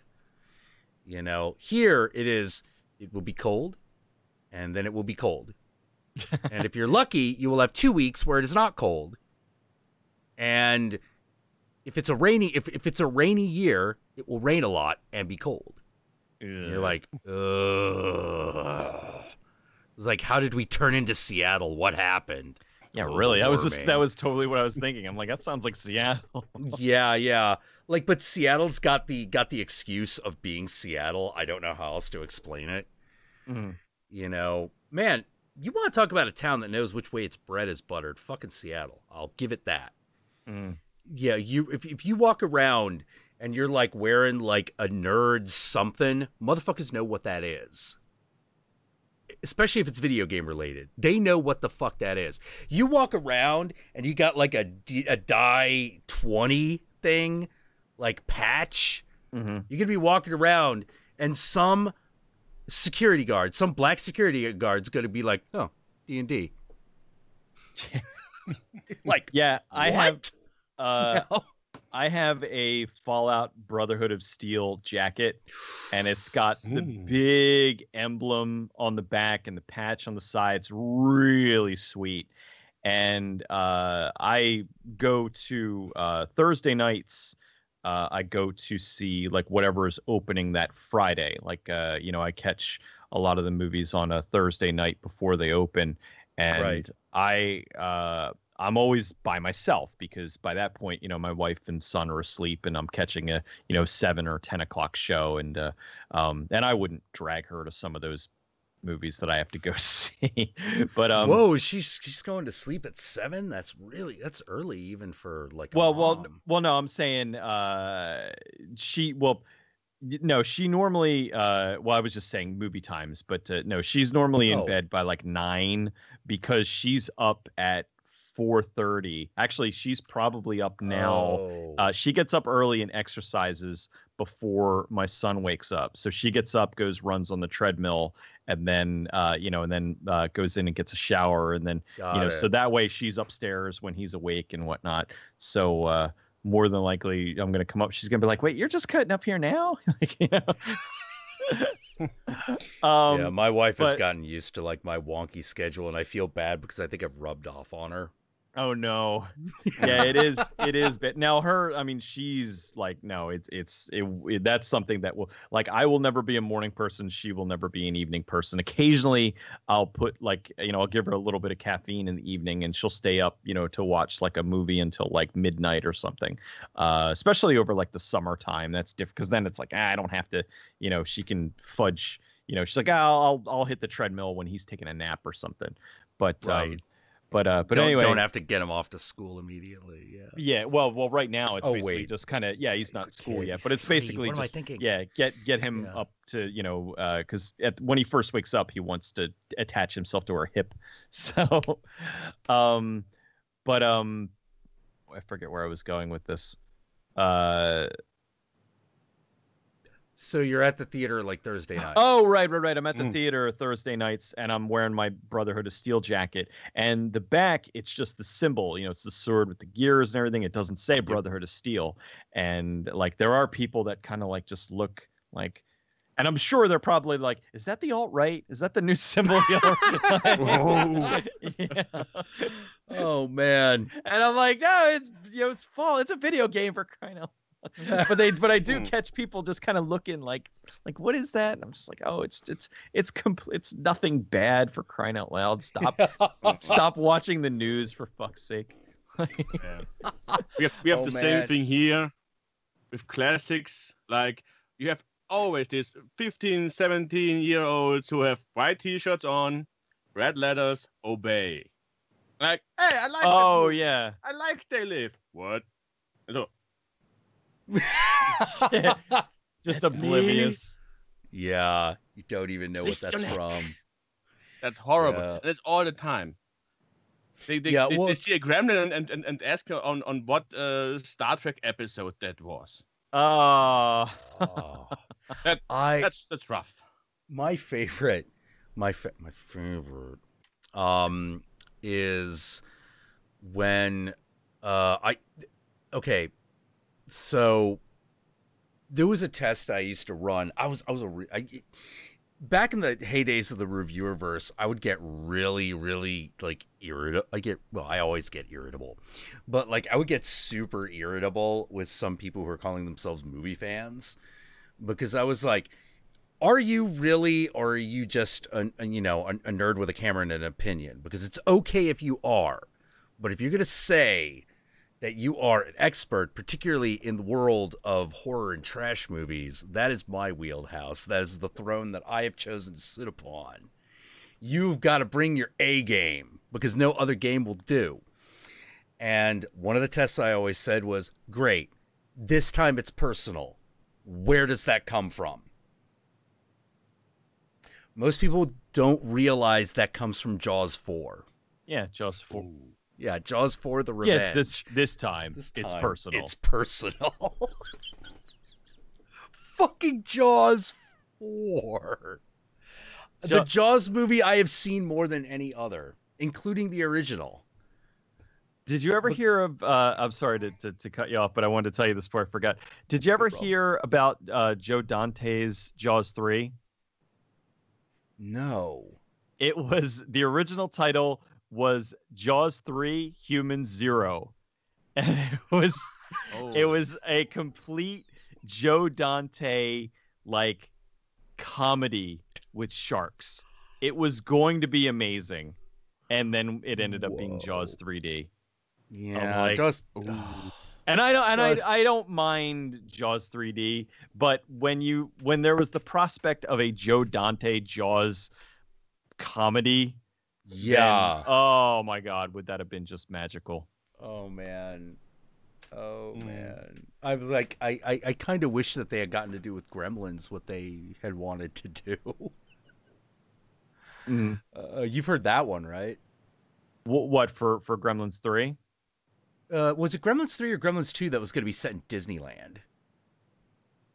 I think it was Gremlins 3, because Gremlins 2 was the one where they basically they had a clipboard, and they had it on set, and they said it doesn't matter who you are, if you are an intern, if you are an actor, if you're whatever, if you have an idea, write it on the board, and there's a pretty good chance we'll put it in the movie.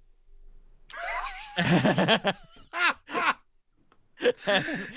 that's why just didn't know what to do. No, it's just they wanted to put as much insanity in the movie as possible. And got if it. you saw Gremlins 2, you know that they put as much insanity in that movie as possible. I mean, electric gremlin, the gremlin made out of hot peppers, the freaking spider gremlin. I mean, come on. Yeah, the transsexual gremlin. Yeah, the bat. They played Slayer with the introduction of the spider gremlin. Oh, it's just, yeah, Gremlins is just a magical piece of filmmaking. Hulk Hogan, they broke the fourth wall. That's something else. Dude, actually, did you know when they put that thing to home video, they changed the Hulk Hogan sequence. Yeah. They changed it for, I think, if I'm not mistaken, I think they put both versions on either the Blu-ray or the movie had I think the movie had the home video version, but then I think they had the theatrical version as like a deleted scene or something. Yeah, something like that. Like the home video version of the Hulk Hogan scene has the thing like the video has lost tracking, like it is paused and lost tracking. Mm-hmm. And then they start the gremlins start doing the shadow puppet thing, and then they get into a fight with John Wayne. 7 years ago. And then they get into a fight with John Wayne, and he shoots them out of the cassette, and then the movie restarts. Like, it's weird. It was one of those things where when I first saw it, I was like, wait, I don't remember this happening. Mm-hmm. Oh, I guess this is just for the video. Okay.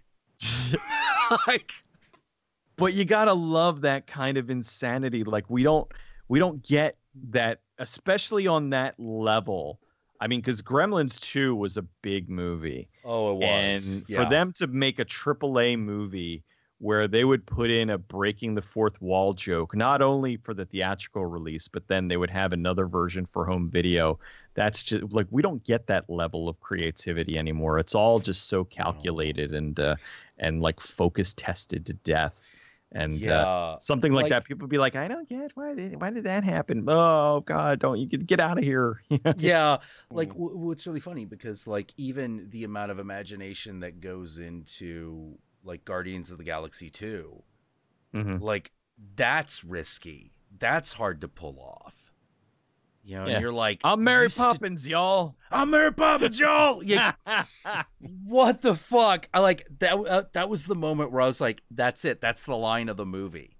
Mm-hmm. There's no other line in the movie exists beyond I'm Mary Poppins, y'all. Oh, I fucking love that movie so much. And I found I was talking to the Countess about it, and it was like, yeah, the thing that's great about these two James Gunn movies, the two Guardians movies, is that this is a type of movie we used to do all the time.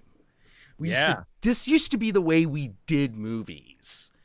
We don't do that anymore. And the weird thing is that the length of a movie has gotten long. They're now 2.5 hours on average. And I find myself going, never before have I seen so much movie with comparatively so little content. We used to just run this in. We used to get into the movie, run it efficiently, tell the story, and then it was like over. Okay, and how well you could do that was how good your movie was. There seems to be a lot of waste now. Like a lot of wasted time. Oh God, the Transformers movies are perfect examples of that. Yeah. There's a lot of nothing. Like, all right, there's a lot of humans yelling at each other and just nonsensical scenes, and parents being like, it's just like I don't understand them at all. Like there are a lot of movies where I don't like them, but I understand them. It's like, okay, I give zero shits about the 50 Shades of Grey movies. However, I understand that there is a market for that and people enjoy that. Fine. Transformers movies, who in the fuck is going to see these movies? Yeah, who's watching them? They're I don't know overlong and they're bad. Yeah, like, well, the thing that pisses me off is, like, as I keep saying, like, every time I saw like the first two, and by the time the third one came around, I'm like, I'm waiting for cable. And then I saw it on like Netflix, and I'm like, I'm never watching another one of these again. and I haven't. And it always comes down to this: why it's not that the movies needed to be smart, because it's Transformers. Transformers there's a movie, they made a movie about a planet that eats, a robot planet that eats other robot planets. That's retarded. I love it. I love it. I love every frame of that movie. Why can the big budget Transformers movies at least be as good as a random episode of the show?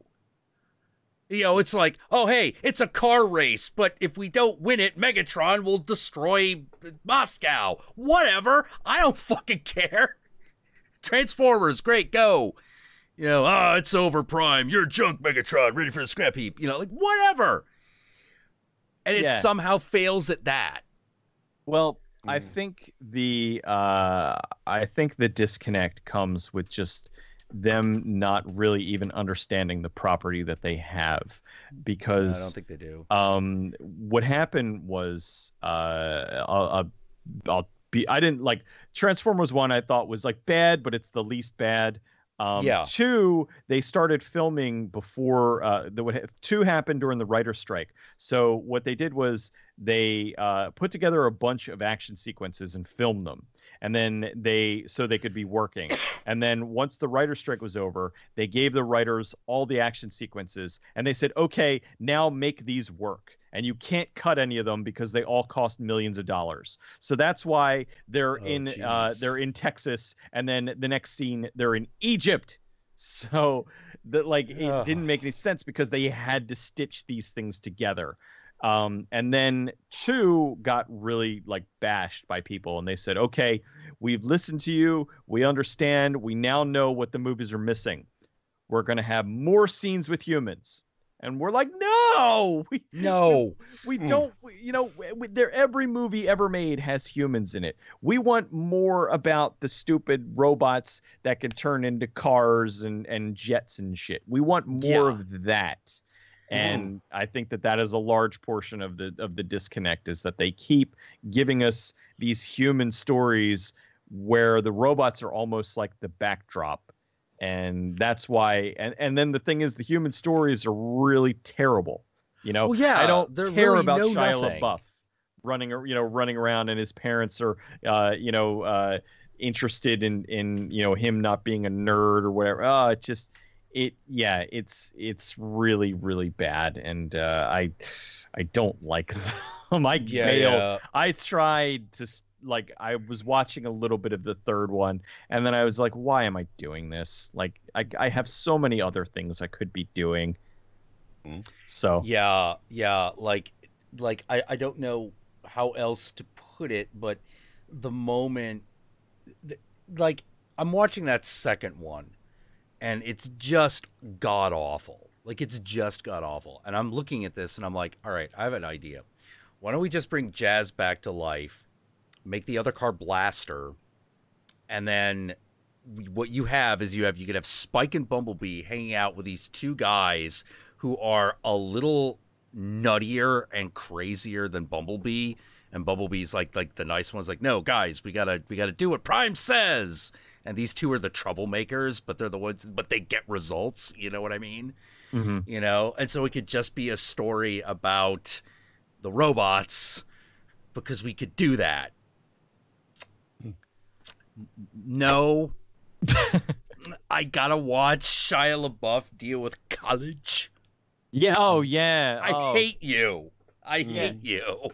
And then he goes to college, and of course is like he immediately moves in with like the super like conspiracy theorist roommate, and I'm like, oh my god, who wrote this? This is so Yeah, who bad. wrote this damn thing? And then there's a girl who's a transformer. I was like, what? Yeah, the sex bot transformer. Yeah, I'm just like, what? Like, I know what you're referencing. I know everything you're referencing here, and I am just saying, stop it.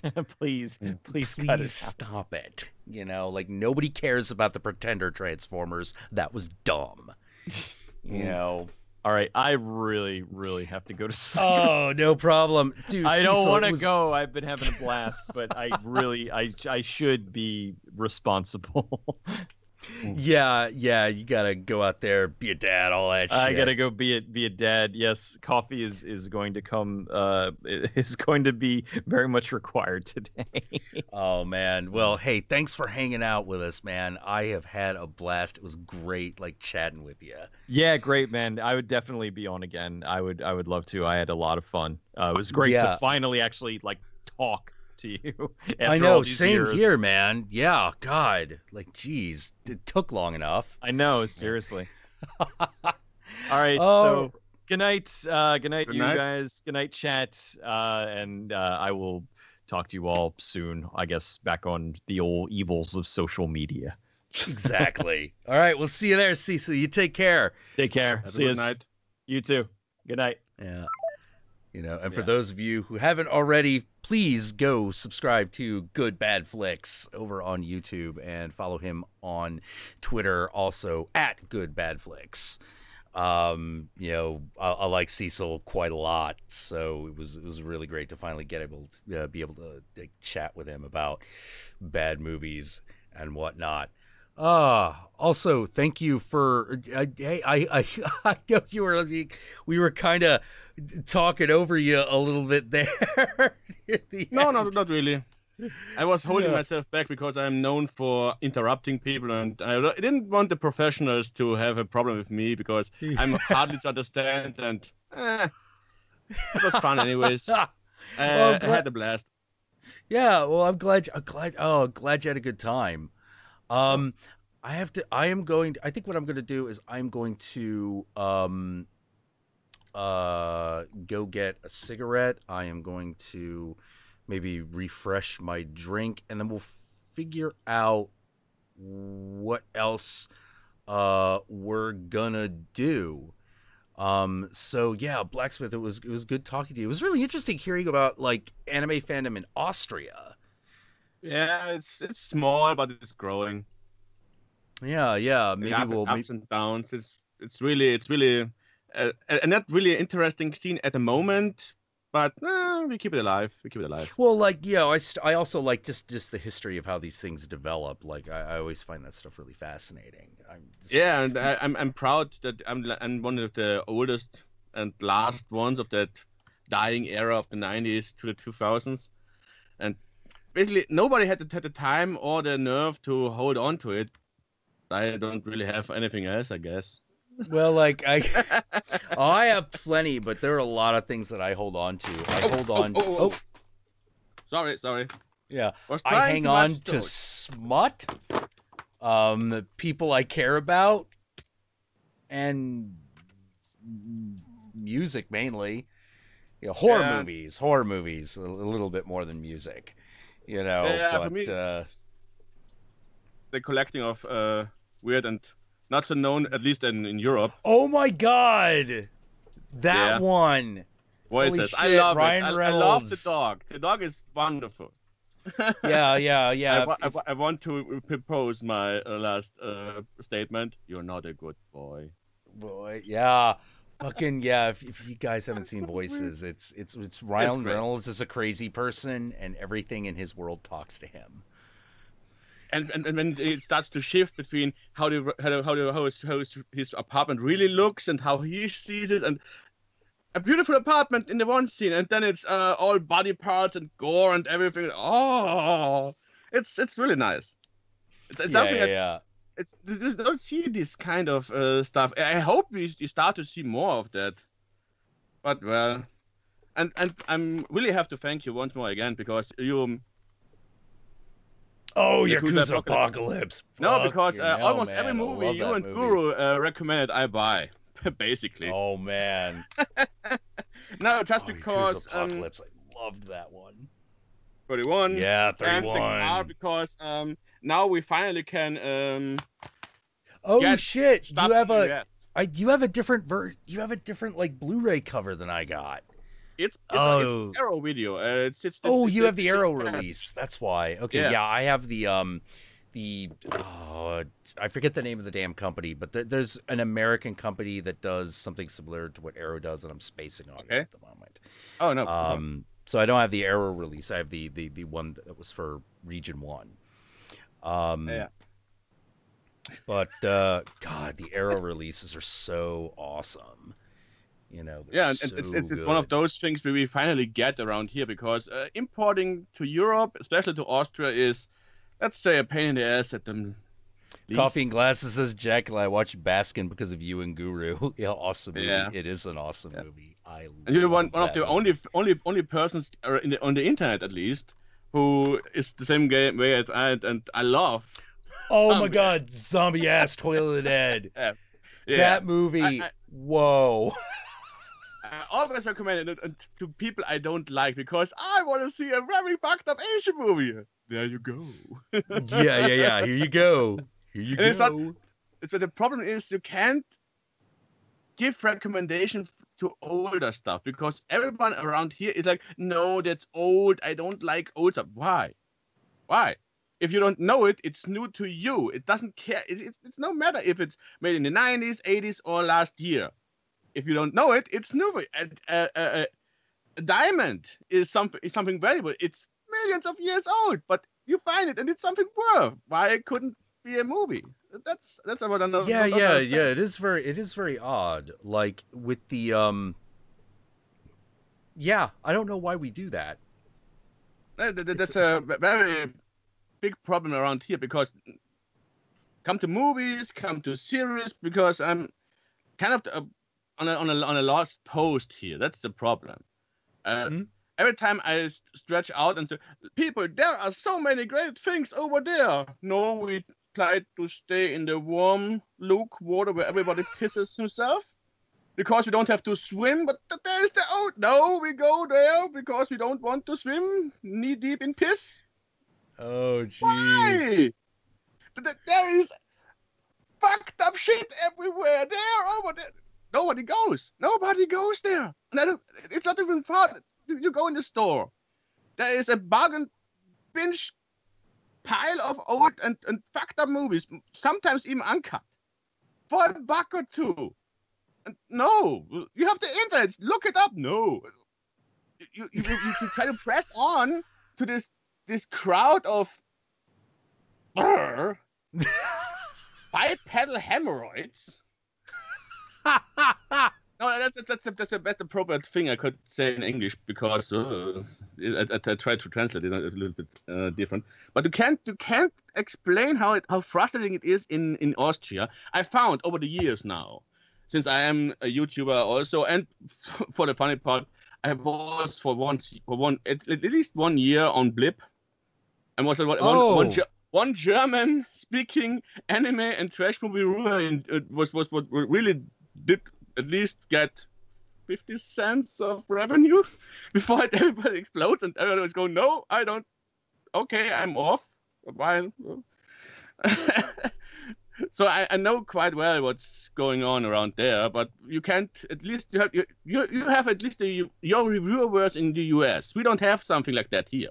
We have all kinds wannabe PewDiePies in groups, and that's everything we have in Germany. We are the fun, cool 30-year-olds, and we talk about movies. Yeah. We review the E3 today.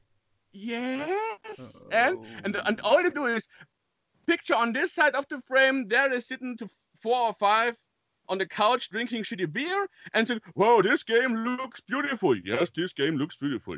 Looks good. Yeah, looks good." And that for 3 hours. That's everything you do.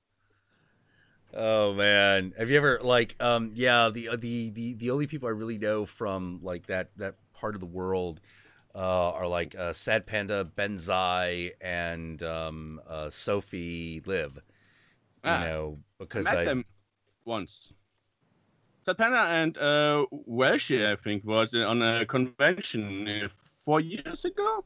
Because I have a Game Fab poster over there and original drawing from Spoonie.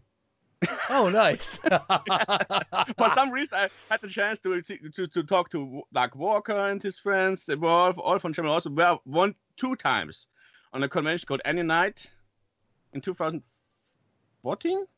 13 and 14, yeah. And okay, or was it earlier? I don't know anymore. And I really appreciate what they did. It cooled down over the years now. But I think personally it's a little bit sad. But yeah. I wish we had something like that here, because everything you talk about, everything I talk about here is almost not known in Europe. Doctor Who, that didn't start in 2007. Here, 2005 was the first new airing of the new series in UK. 2 years later, they first airing in Europe. Then long time nothing. 2009, I started the first YouTube channel, and that was one of the first reviews I did. Nobody was. Then 2012, the first. Whoa, what is this, Doctor Who? Oh, I love the 10th Doctor, and that was everything they talk about. And From that point on, it just went. We are nerds now. We are geeks now. No, you're not. You just look at Doctor Who, their first new seasons, and Supernatural. And there's so, okay. Oh, I really love the new Sherlock TV series. Oh, it's the stupidest thing I've ever seen. I hate it. I have no opinion of it. I just like Sherlock Holmes. I like Sherlock Holmes, but really, yeah. Series now? Well, no, like the books. Yeah, I know. That's Arthur Conan Doyle. Imperial dark hate against a little tiny anime series called Black Butler comes from. Because they take yeah. very much out of Arthur Conan Doyle's material. Yeah, they really did. Very girl friendly, and that's all. I bought the first series for a review back then. I always got really confused with Black Butler because I was familiar with another series called Black Bible. Very different. Okay. Very different. Black Bible was a bondage hentai. It was Bible Black. Bible Black, yeah. Yeah. Yeah, it's Bible also, Black. I also want to because let's say I'm one of the nasty. So I got really confused when I had all these like young anime females asking me about Black Butler because I thought they were saying Bible Black, and I was like, I don't know if I should be having this conversation with you. I think that might be a crime. And then I realized, it's a different thing. It just they have similar titles and similar covers, and I'm like, it's about a young anime guy who's Sherlock Holmes, basically. Okay, and all right, that's very different. Butler. Yeah, it's very different. It's not suggestive yaoi kind of stuff that all yeah. So, very suggestive. I'm okay with like, that. Which is fine, but like that was not what I was thinking. I was like, wait, Bible Black, okay. Yeah. What do I talk about now? Yeah. Do I talk about the scene where the woman is suspended from the ceiling and they whip her for 5 minutes? Or are we talking about the blood orgy sequence where they summon the... Okay, I'm not sure I should be talking about this. Yeah. But like I came from the world of like where if you were an anime fan the rite of passage. It was a rite of passage. Was Legend of the Overfiend, Uratsuki Doji. That was a rite of that was a rite of passage. You had to watch at least the first 3 full episodes. After that, it was extremely debatable as to whether you needed to keep watching. But those first 3, you had to. Yeah. You know, you weren't one thing.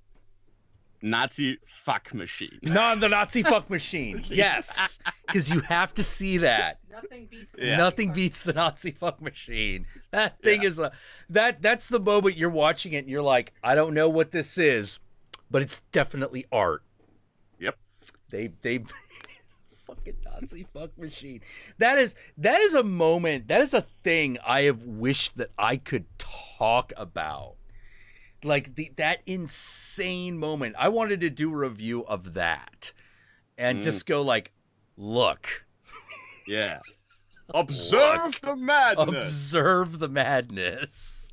Isn't it beautiful? Yeah, it's beautiful. Like, Legend of the Overfiend. Yeah. Legend of the Overfiend. Where it is? Where is it?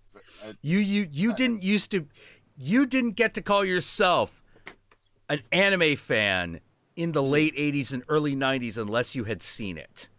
Yep. You were fucking kiddie pooling it unless you had seen that movie. But if you saw that movie, you were for real. Everyone knew to take you seriously. Like, you loved some Japanese animation at that point. Now you were known. You know, that's how it fucking worked. Like, I remember I was there. Jesus Christ. That were the days. Yeah, those were the days. Back in the days. Oh yeah, that's one. Oh yeah, one. Okay, Dusty as fuck. Anyway. Oh, what is it? Armitage the Third. Armitage. Oh my god. In the good old days when it was. Is that the Japanimation? Yep. Is that the one that has fuck. Not David Arquette. Is it Juliette Lewis? Who Yes. Yeah, okay. Yeah, okay. Got it. That wasn't that version. That's the perfect collection. That's the dual mat, not the polymatrix. Got it. That was something different because that's the German release because I haven't at the time the possibility to import stuff. That's why. Yeah. But it's released by Pioneer, so it's basically the same. Yeah. Well, voice acting on Legend of the Overfiend, bitch, no dub. It's fan sub all the way because that's all you got. That's all you got. There was no possibility of anything else. We got In fact, when they did dub it, I was like, who the fuck did they get to dub that shit? Yeah, some crack addict with 2 fingers. Yeah. Like, who was going to voice act that? You know, like, all right, so you want me to... Oh, so Jason takes it... Okay, all right. So here's what we're going to do. I am going to have that cigarette. I am going to get some liquid, and then we are going to get Jason Takes Omegle into the call. And then we are going to continue with the madness. Good plan. Be right I back. Get some coffee. Go for it. All right, Jason, I think I already got you on the thing, so just send me... Oh, yeah. Wait. There we go. All right. I found him. All right. So I'll bring you into the call.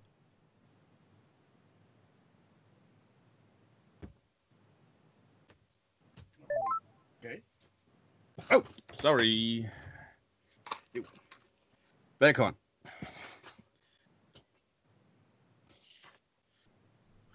Bring in Jason Takes Omegle in.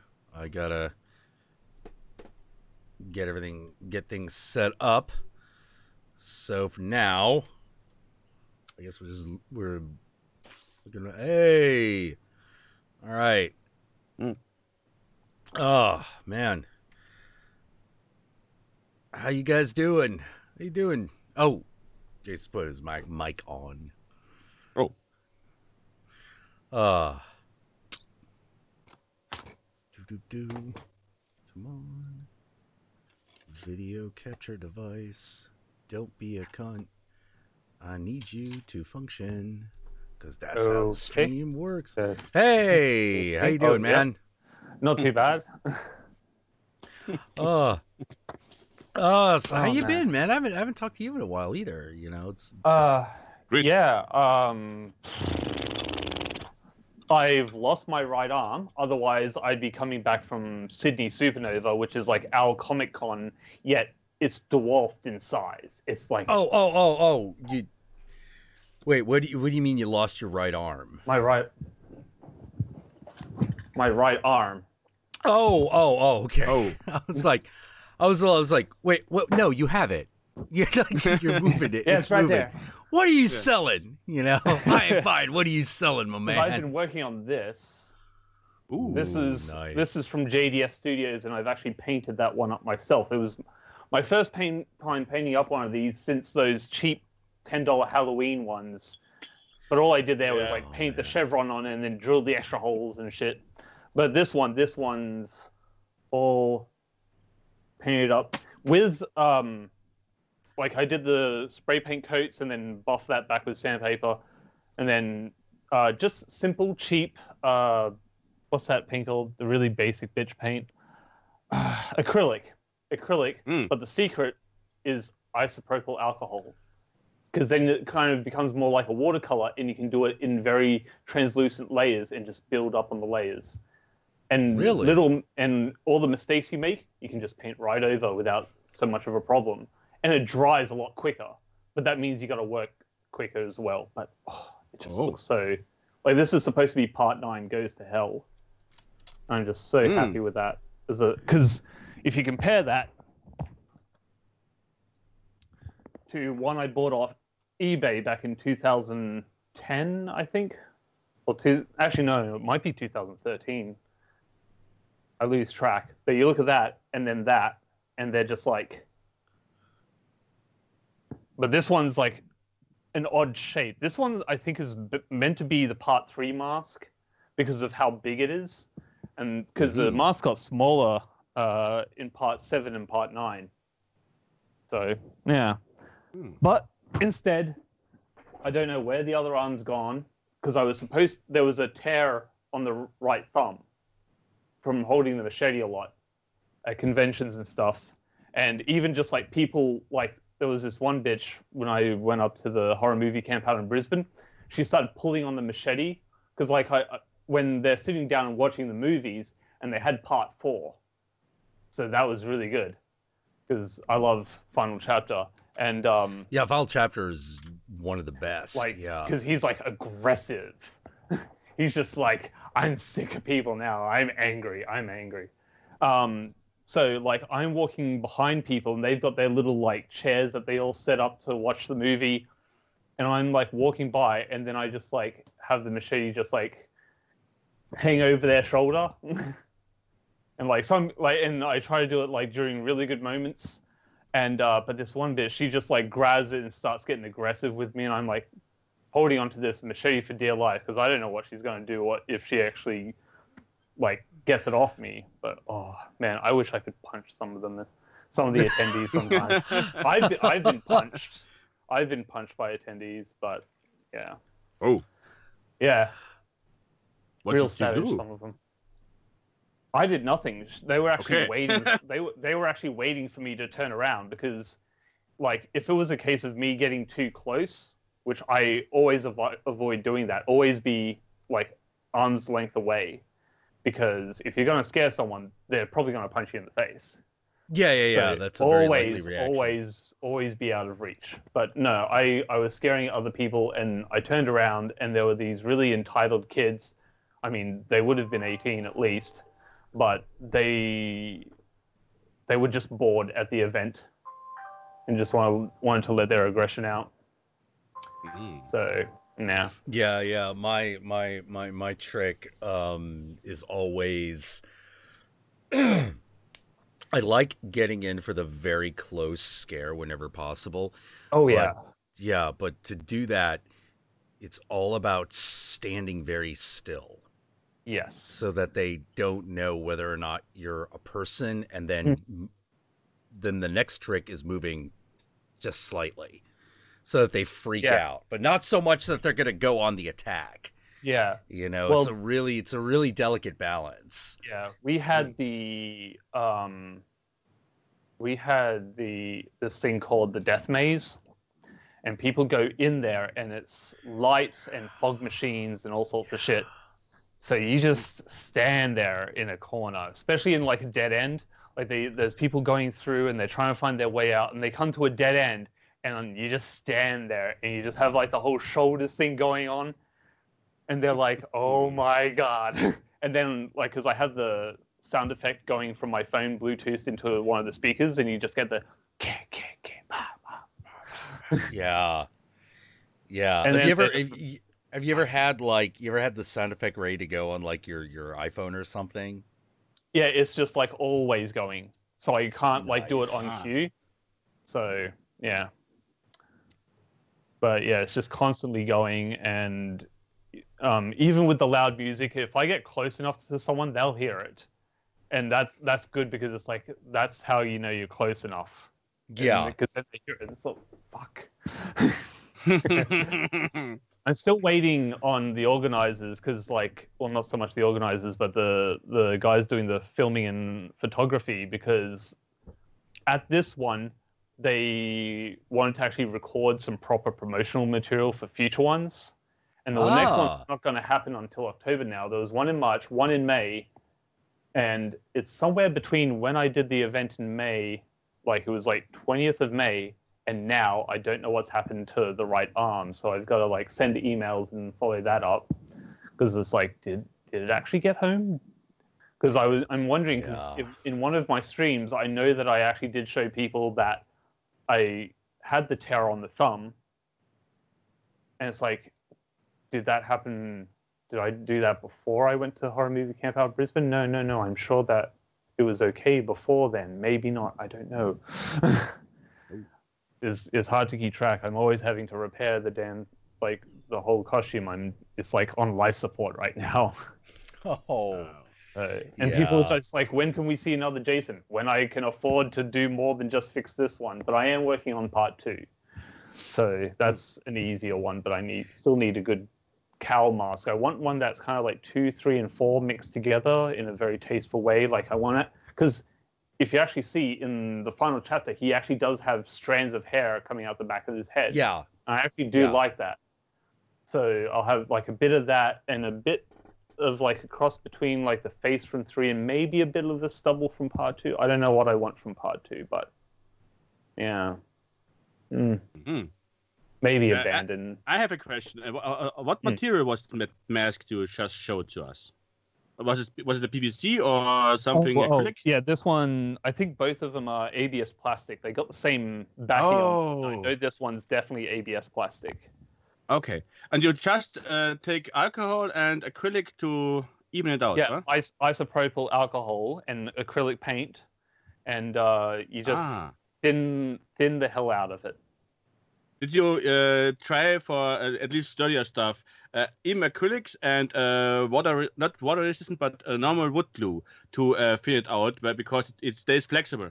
Yeah, that's what I do with the foam latex, because I painted this up again last night, and I used sticky glue, because after, like, when you lift the mask up and off and off and off, it wears the paint away, so it's always good to have like a glue-ish kind of I used like tacky glue and acrylic paint and that.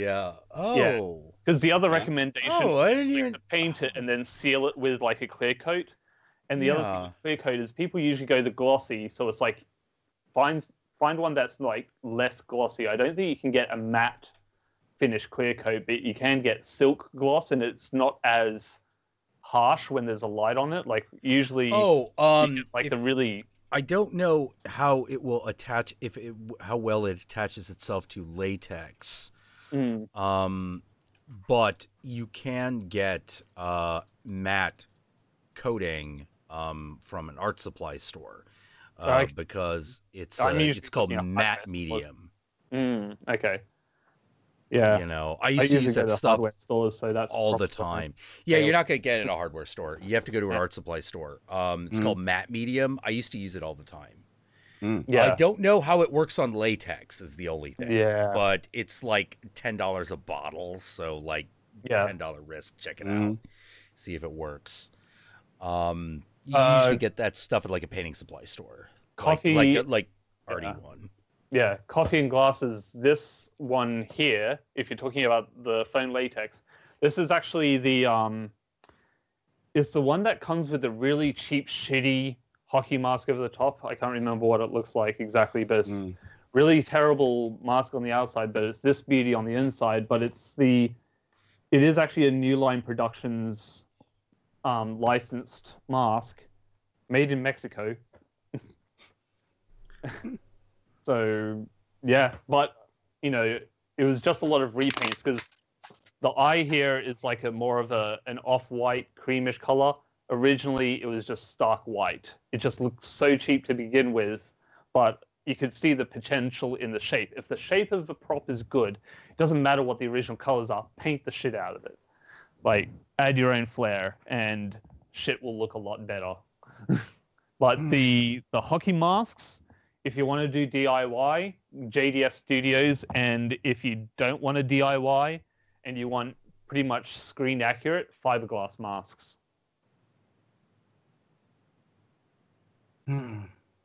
But and if you live in Europe, sorry, I was like, wait, was that the end of the sentence? Oh yeah. Okay. Well, because there's a few other guys. Like, if you want to go a little bit cheaper than fiberglass masks, there's some other people. Then there's some people that kind of commission them as well, but then put the whole costume together for you. Like, there's one guy that does a pretty good Part 7, but it's like $1,000. But then you look at all the pieces they uses, and he's like, oh, I recognize that guy's Part 7 mask. I really recognize those ribs. I recognize that spine. I know who he goes through, but then he'll put it all together. Like, he'll sit there and tear up the clothing so it has that screen accurate sort of tear. Yeah. Oh my God. Like, I know a guy, one of the guys I know, the thing that he does, that he takes around the convention circuit, is he does replica Freddy gloves. And he has done all of them, actually. At this point, he has done one of every Freddy glove. From the main one from every movie, plus all the weird ones, like the hypodermic, he had the one from finally did the one from New Nightmare, where basically, you know, New Nightmare is the one that looks like the knives are actually just coming out of his fingers. You know, but he actually made a glove that did that, and it looked really awesome. He's a really, really cool guy. Cody. I see him at like every other show that I do. And he's another one of a friend that I met through Anthony, my buddy Anthony, who I generally refer to as one of the secret masters of fandom. Okay. Yeah. And no, he does good work. You were just talking about guys that do like Jason stuff that made me think of Cody because he does Freddy stuff. Yeah. Oh man. But yeah, so cool. Yeah, so it's been horror movie camp out, and it's been streaming the game as well. That's been the last month for me is that God. Damn game. And it's running a lot better now, which is great. I've already unlocked every Jason. I have the Savini Jason, the Council of Clothing. It's all very, very good right now. So you have all the ones, both the mask and with the mask off? No, in the game. In the game. Oh, jeez. Yeah, sorry. The game. I've unlocked all the Jasons in the game. If I had all of the Jason stuff, I'd be doing a lot more than just Part 7 on Omegle. Yeah. Because people like, are you gonna do something else? And I'm like, when I can afford it. What is it you do for cash? Like, what's your job? My job, freelance website design, and there's this guy stuffing me around at the moment, so I'm just like, do I pull the plug because like I gotta like start looking elsewhere right now because this guy is screwing me around. And then there's this other this other film company that said that they were interested in me, but then I find out they were trialing 2 other people that didn't work out for them, and now they're just sort of burnt out because like they didn't hear about me until after they had already trialed these 2 other people, and they're like, oh, I wish I heard about that sooner, because like there's kind of the general rule of thumb, hiring someone generally costs you around $10,000, because there's like, regardless of someone's qualifications, you always got to train them.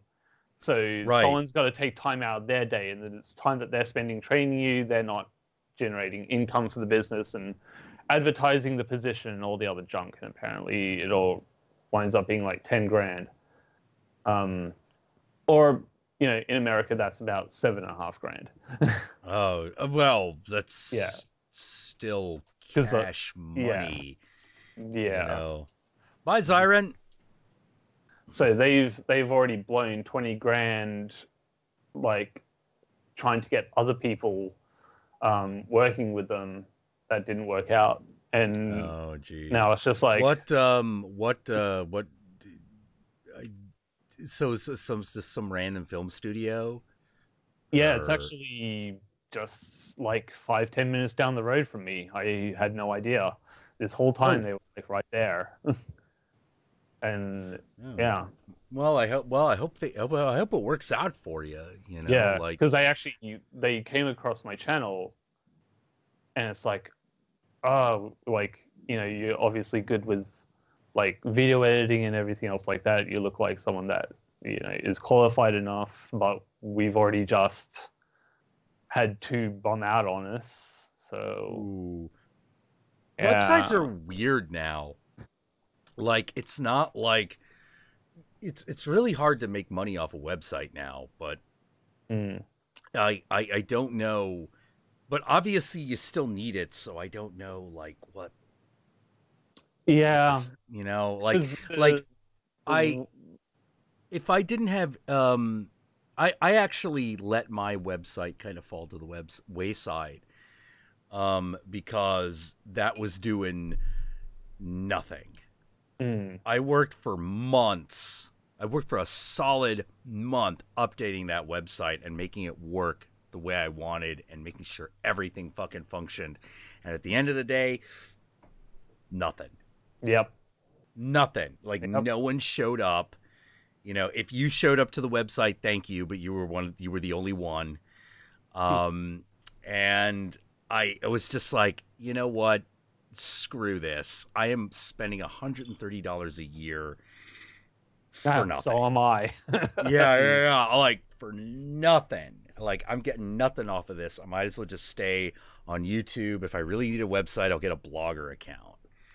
Yeah. You know? Well, this is a WordPress, but I forked out for the vanity link. So yeah. Oh, apparently it has been Oh wait. 17 visitors, 30 views on June 10th. Hooray. Ironically, better than I was doing. Well, that's about what I would get for a month. Yeah, that's the irony. You have it all on YouTube, and I have it on my website. I don't know what's going on with like the ad revenue thing is just doing terrible, and I think the majority of my fan base that are watching the live streams are probably too young to own a credit card. Yeah, that happens. You know, that definitely happens. Oh geez, let's see, how's that? I'm actually rendering out the next video as we speak. Oh boy. So, did you guys both see the scientism is the new religion guy? It's sitting there in my recommended, and it's like, brand new, you should watch this. And I'm like, but there's that red line that goes from one end to the other that shows I've watched the entire video. Why do you do this to me? I mean, I actually did go back and watch some of it again, and I'm just like, it still hurts the second time. Oh my God.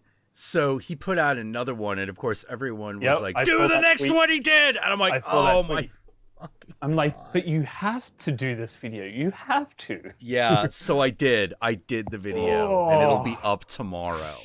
It'll be up tomorrow, and I am actually glad because it allowed me to make 2 jokes that I have been saving for the right moment, and this video actually did give me the perfect opportunity to use them.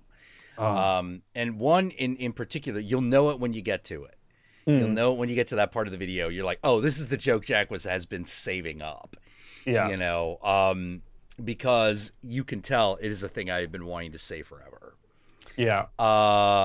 And we will probably continue to say it long after.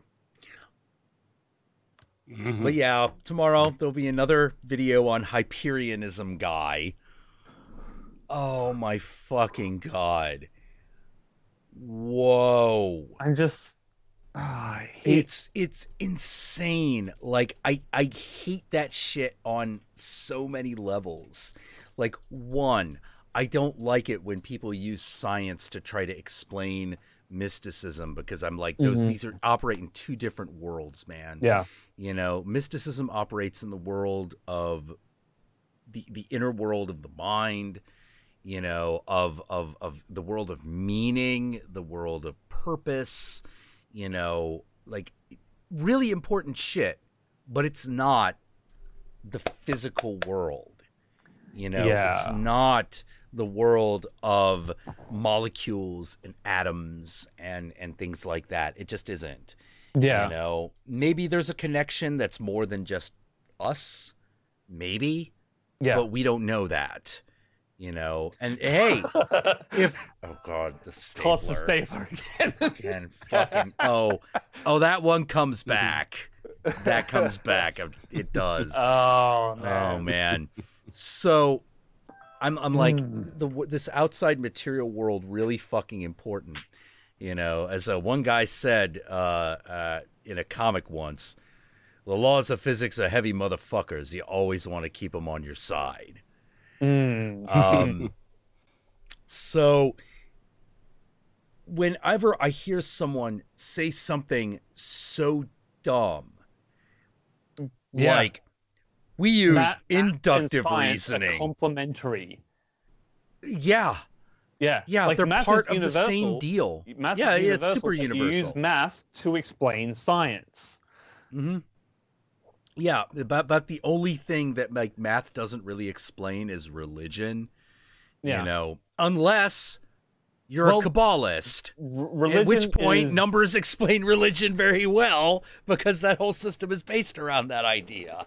When I think of religion, I actually think of the very first like short little track on Mudvayne's first album, LD50. There's a seminar with the guys explaining that things like language, religion, self-discovery, and all that sort of thing is from psychedelic mushrooms.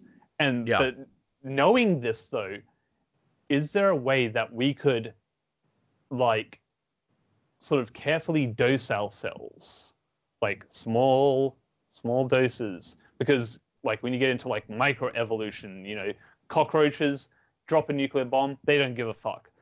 And, you know, white man comes to a country, they've got the flu, they lie in bed for a week, but they wipe out whole civilizations.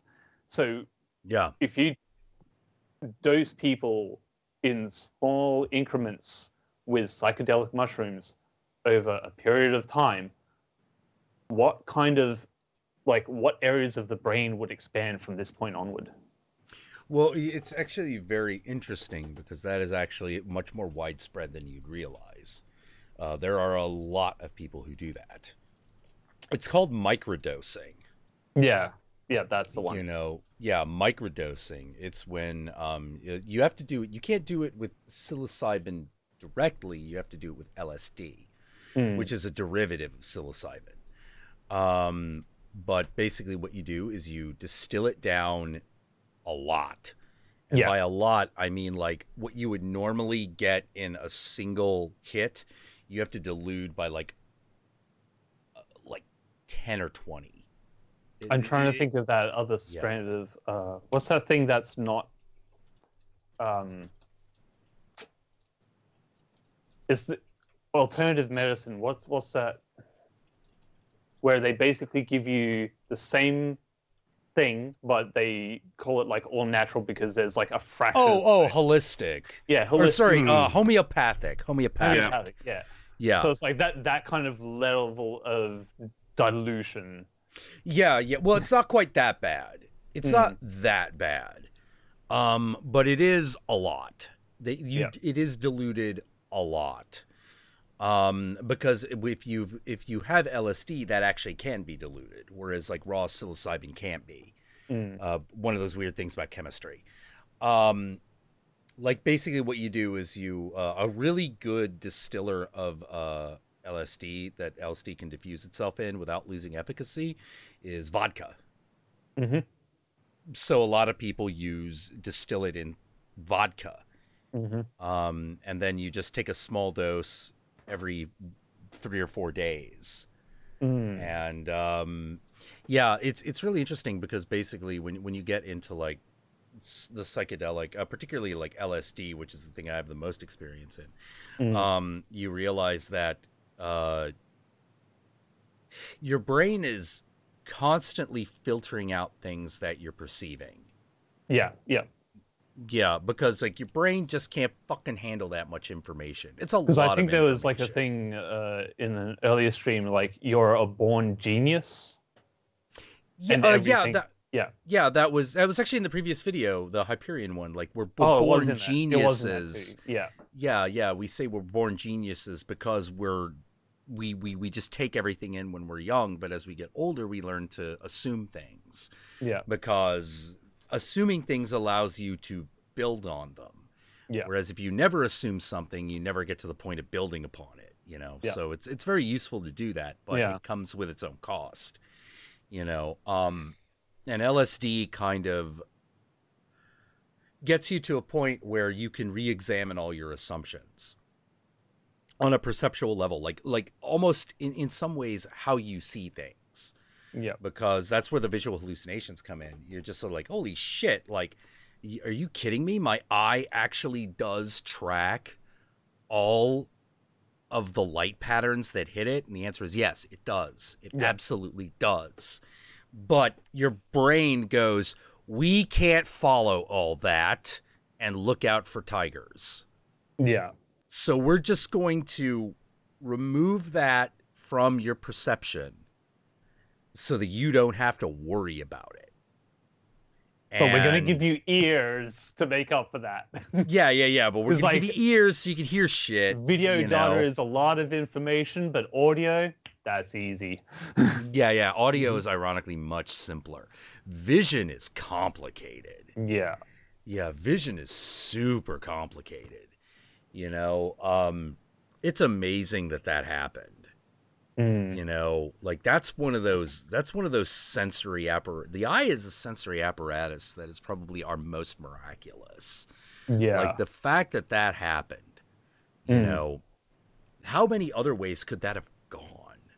You know, I mean, you start off with blind fish that are just going by touch and vibrations in the water.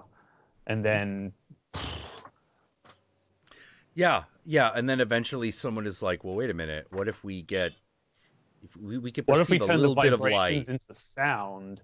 And it's like, well, we're getting sound on the side, but we need something in front because we're running into shit constantly. Yeah. We need to be able to see where we're going so we can move faster, so we can get away from things and chase them. Yeah, you know it, and somehow this survival arms race gives rise to conscious thought. That is the weirdest thing ever.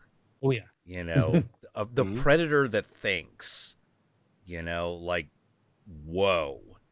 Can you imagine like what that must have been like if you had been like an observer of the planet like outside of its ecosystem, the moment conscious thought hits life, you know, when it is recognizably conscious thought, that must have been a revolution. That must have been one of those moments where an observer like kind of turns away and goes, whoa, I just turned away for a second. What the fuck happened?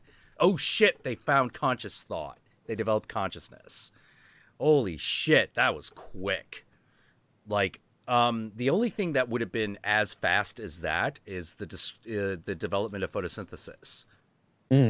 The minute photosynthesis was developed, an entire order of life was killed from the planet within a matter of a couple of centuries. Like, basically, before life as we know it, way back in the days before life, you know, between then and when life didn't exist, there was an entire order of life that breathed, I believe, nitrogen. Yeah. But oxygen was poisonous to it. Yeah. Well, that was the thing too, because at the beginning of time, as we know it, oxygen was abundant. That's why dinosaurs were able to grow so large, was because there was so much oxygen. Yeah. There was a ton of oxygen, and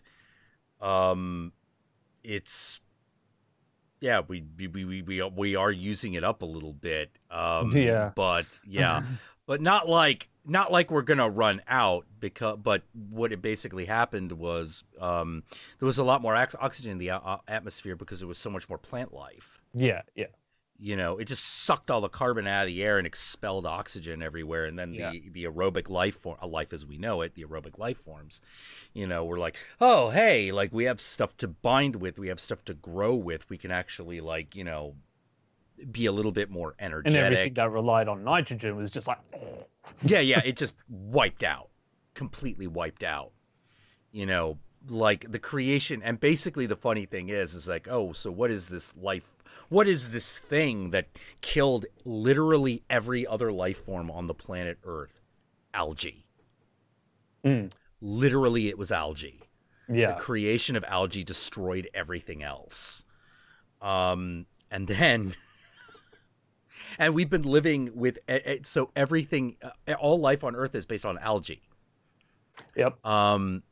Yeah, and that's what we've been made from ever since. And then the shit that eats algae. And it goes from there. Yeah, it develops shit. It develops shit that eats algae. It develops life forms that eat the thing that all other life forms are made from. What the fuck? Yep. Like, nature is weird. It's really weird. You know? So whenever someone tells me, oh, I can explain all reality, I'm like, no, you can't. No. The human mind is not equipped. There's way too many things going on. Yeah. And I can tell you, for like, you know, every time it's like 2, 3 a.m., I try to put another piece of the puzzle together. Oh, there's another piece missing. God damn it, where'd it go? Yeah. Yeah, you're like, you thought you had that handled. It turns out, no, it doesn't fit anymore. Yeah. You know, like that's what, well, he's like the ether. That's a great example of something that wrecked people. Like, this wrecked science for a good, like, 10, 20 years, was the ether. So, up until, like, the turn of the 19th to 20th century, the ether, everyone knew that light moved through the ether. But they were trying to figure out, like, how. You know, they had most of it figured out. So they decided they were going to go in and they were going to really deal with this thing. And they were going to figure out what the ether actually was. Because you obviously needed it for light to travel. It was called the luminiferous ether. And then they studied and they studied and they studied light waves and they studied light waves. And then they realized something. Light doesn't need a medium. Because light has mass. Light is an object. It's a physical object. And they fucking lost their minds. everything in physics had to be rearranged because they were like, oh shit, there's no ether. Oh shit, there's no ether. It doesn't need to exist. Oh fuck, everything's got to be rearranged. Yep. And yeah, so like the science of the 19th century and the science of the 20th century look completely fucking different. It's a completely different set of assumptions of the way physics works, you know, and 40 years later, once they had been like, all right, there's no ether. It's okay. We've got it. We're all right. We figured it out. Now we're just going to try to split. We're just going to try to harness this atom thing.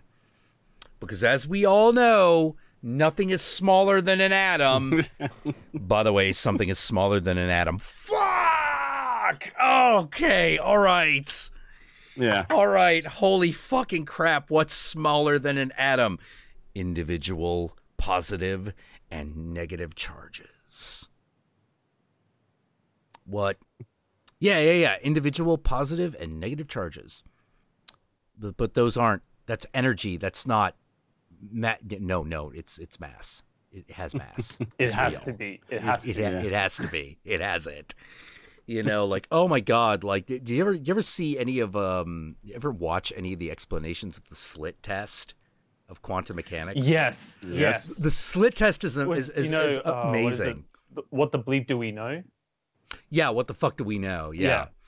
And so here's the slit test. I love this thing because this is what the Heisenberg uncertainty principle is actually about. So they are trying to figure out like why sometimes a single electron will behave as a particle and sometime as a wave. You know, that's an oversimplification, but that is essentially what the question is. Why does it behave like a wave sometimes and a particle like others? We want to know. So they look at it, but every time they look at it, it behaves purely... Yeah, it behaves purely like a particle. They're like, why? Nope, every time. Yep. Every time. And then the moment they stop observing it, it does weird shit again. And they're like, what? How? It's because at that level, the act of observing it with the apparatus that you use to observe it creates the interference necessary to make the particle behave a single way. Yeah, and the thing is that when you get smaller, when you get even more finicky, you don't even need like an electron microscope for that to happen. You just need vision. You need the literal act of seeing to affect the way these really, really, really tiny subparticles behave. And this is the uncertainty principle, which is it's impossible to tell, not because it's unpredictable and non-mechanical, but because the act of observing ensures that you don't know. Because observing it itself does affect the outcome because you're dealing with things that small. You are dealing with particles that are so small that the act of looking at them changes their behavior because of the way light bounces off shit. And you're just like, what the fuck? Are you kidding me? And the answer is like, no, they're not kidding you. You know, it's not, they're not kidding you. That happens, and it happens all the time. You know, on the super quantum level. But that does not mean that the universe doesn't have an answer for that. It doesn't mean that it's not mechanical. It obviously is mechanical. If it wasn't mechanical, the act of observing it would have no effect whatsoever. And it wouldn't, plus, it also, that effect of observing it wouldn't also be predictable. You know, so obviously it's mechanical. But but here's the weird part. There are things in the world that are somewhat unpredictable. but we call them people. We call them people. Like this is actually something that some of the hermetics point out, which is, oh yeah, there is an absolute balance point between heaven and earth, and it is you. Heaven and earth exist in balance in all humans, in all thinking things, period. You know, and it's like, why? And it's like, well, we don't know why, but that seems to be the way it is. You know, now obviously they're talking mystically and psychologically, you know, but it is true that we seem to carry within us the great potential of both love, compassion, and creation, and destruction. And one does not increase the capacity of one without increasing the capacity of the other. You know, the greatest God is also going to be the greatest devil. You know, and there's no getting around it.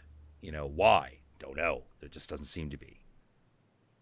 You know, can't have a Christ without an Antichrist.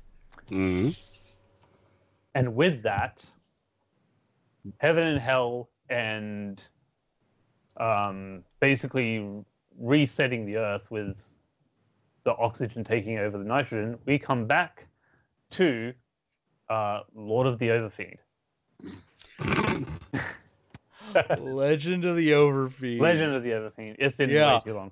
Because I saw that they actually had it at the old Blockbuster VHS video store before it all went DVD. And like I see like Akira, Ghost in the Shell, and all the rest, and the Street Fighter one, the Street Fighter anime. I actually really like the Street Fighter anime. Yeah, it's better than the Jean-Claude Van Damme. It's better than the TV series. It's better than the Street Fighter Alpha one. Is all of them. That one's the best one because it feels like an 80s action movie. Yeah, it does. It really does. Like the framing of it, even like when they do their special moves, they seem a bit more grounded in reality than the video games. Yeah, they do. Like especially that fight at the end on the plane. Yeah. You know, despite the fact that it is a fucking martial arts fight on the outside of a plane while it is flying. Yeah. It's like it's a Street Fighter cartoon. Go with it. Yeah. It's really good. Like it's a really well done fight sequence. Yeah. But the thing that always stood out for me was the end. Yep. The very end of the first Street Fighter animated movie, where Ryu is just walking off into the sunset like he's fucking the Incredible Hulk in a 70s TV show. And all of a sudden, out of nowhere, M. Bison comes by in a fucking truck, and he's gonna run Ryu over. And Ryu's just like, I'm gonna kick the shit out of this. He's gonna kick the shit out of this truck. Yeah! Freeze frame. Credits. Yeah. And I'm sitting there going, Corn's blind. Yeah. And Perfect. not even just straight off with, are you ready? Yeah. That's actually the first time I heard them as well. And I have this thing I call my corner with a K. It's my whole corn collection, and it's thanks to Street Fighter.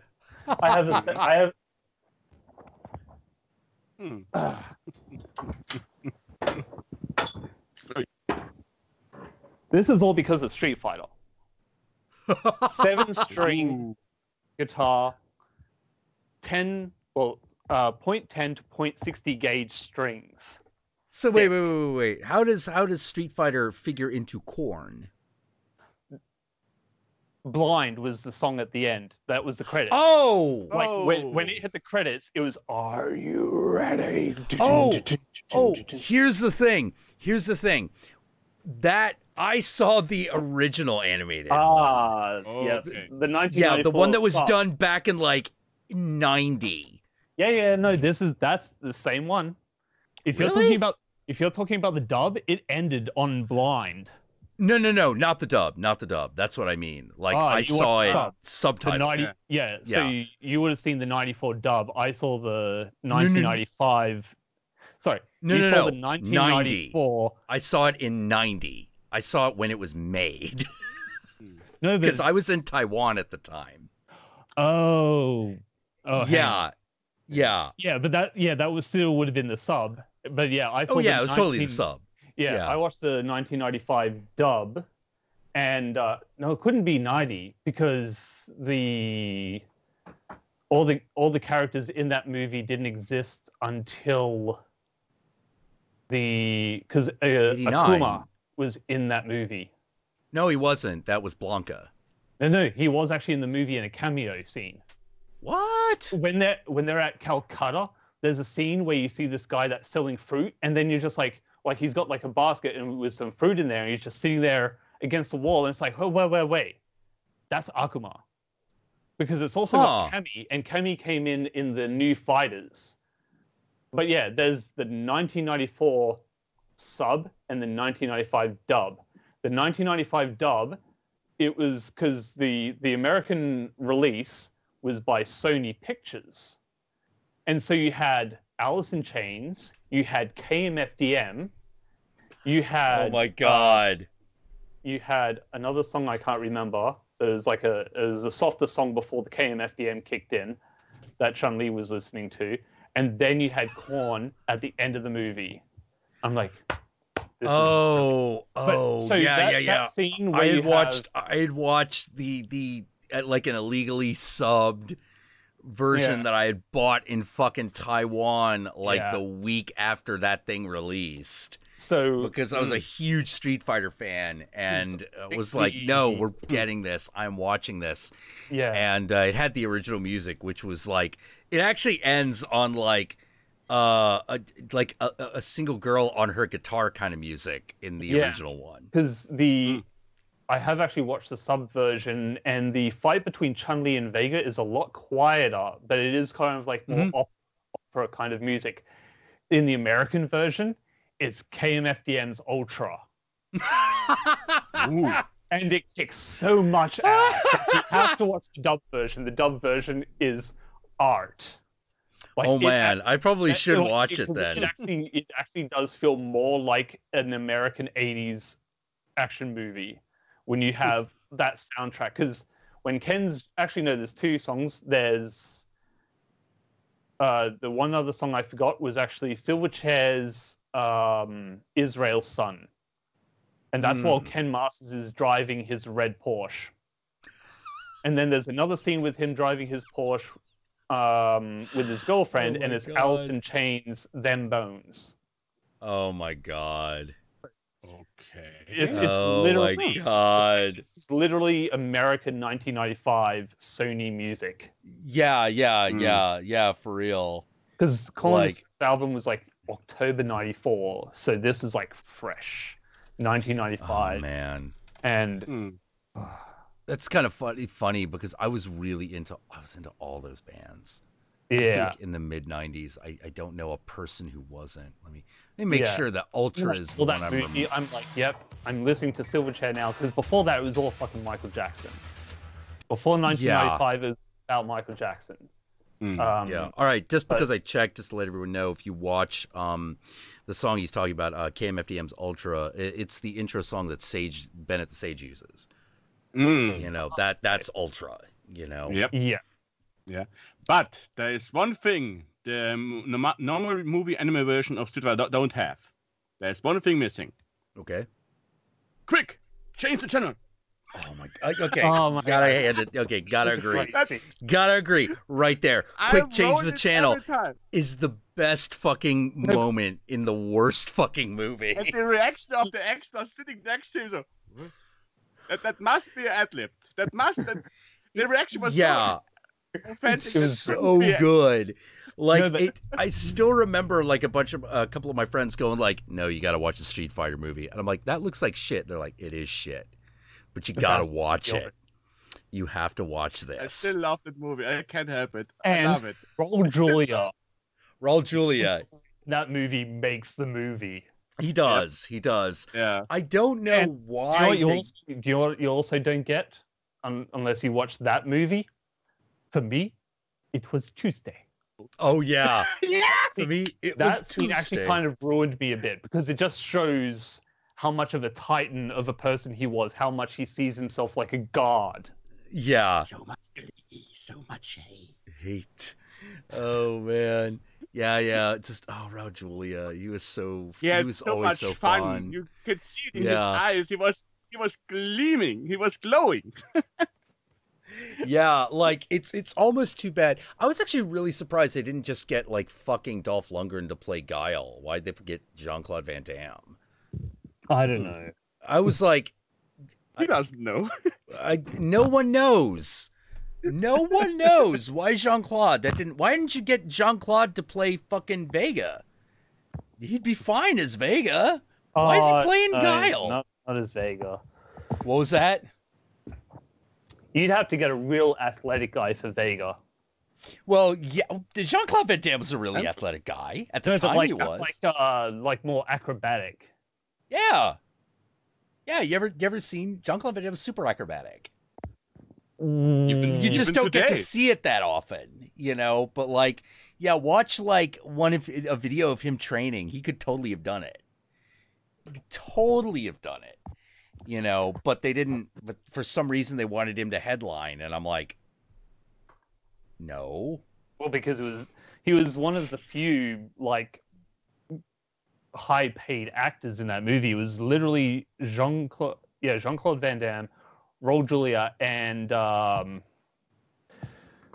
that's basically it. No. There was one more. The Australian, the one playing Cammy.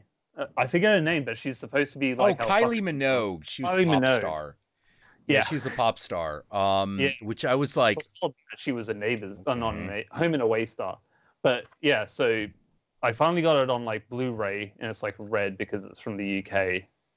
But yeah, like those old manga symbols, you don't really see that much these days. No, you don't see that stuff. And the other thing is, because I watched The Competitor, I watched Fatal Fury as well. That's how you know that you went deeper, is that you didn't just the shit that was just being put out everywhere. It's like you watch Fatal Fury, holy shit.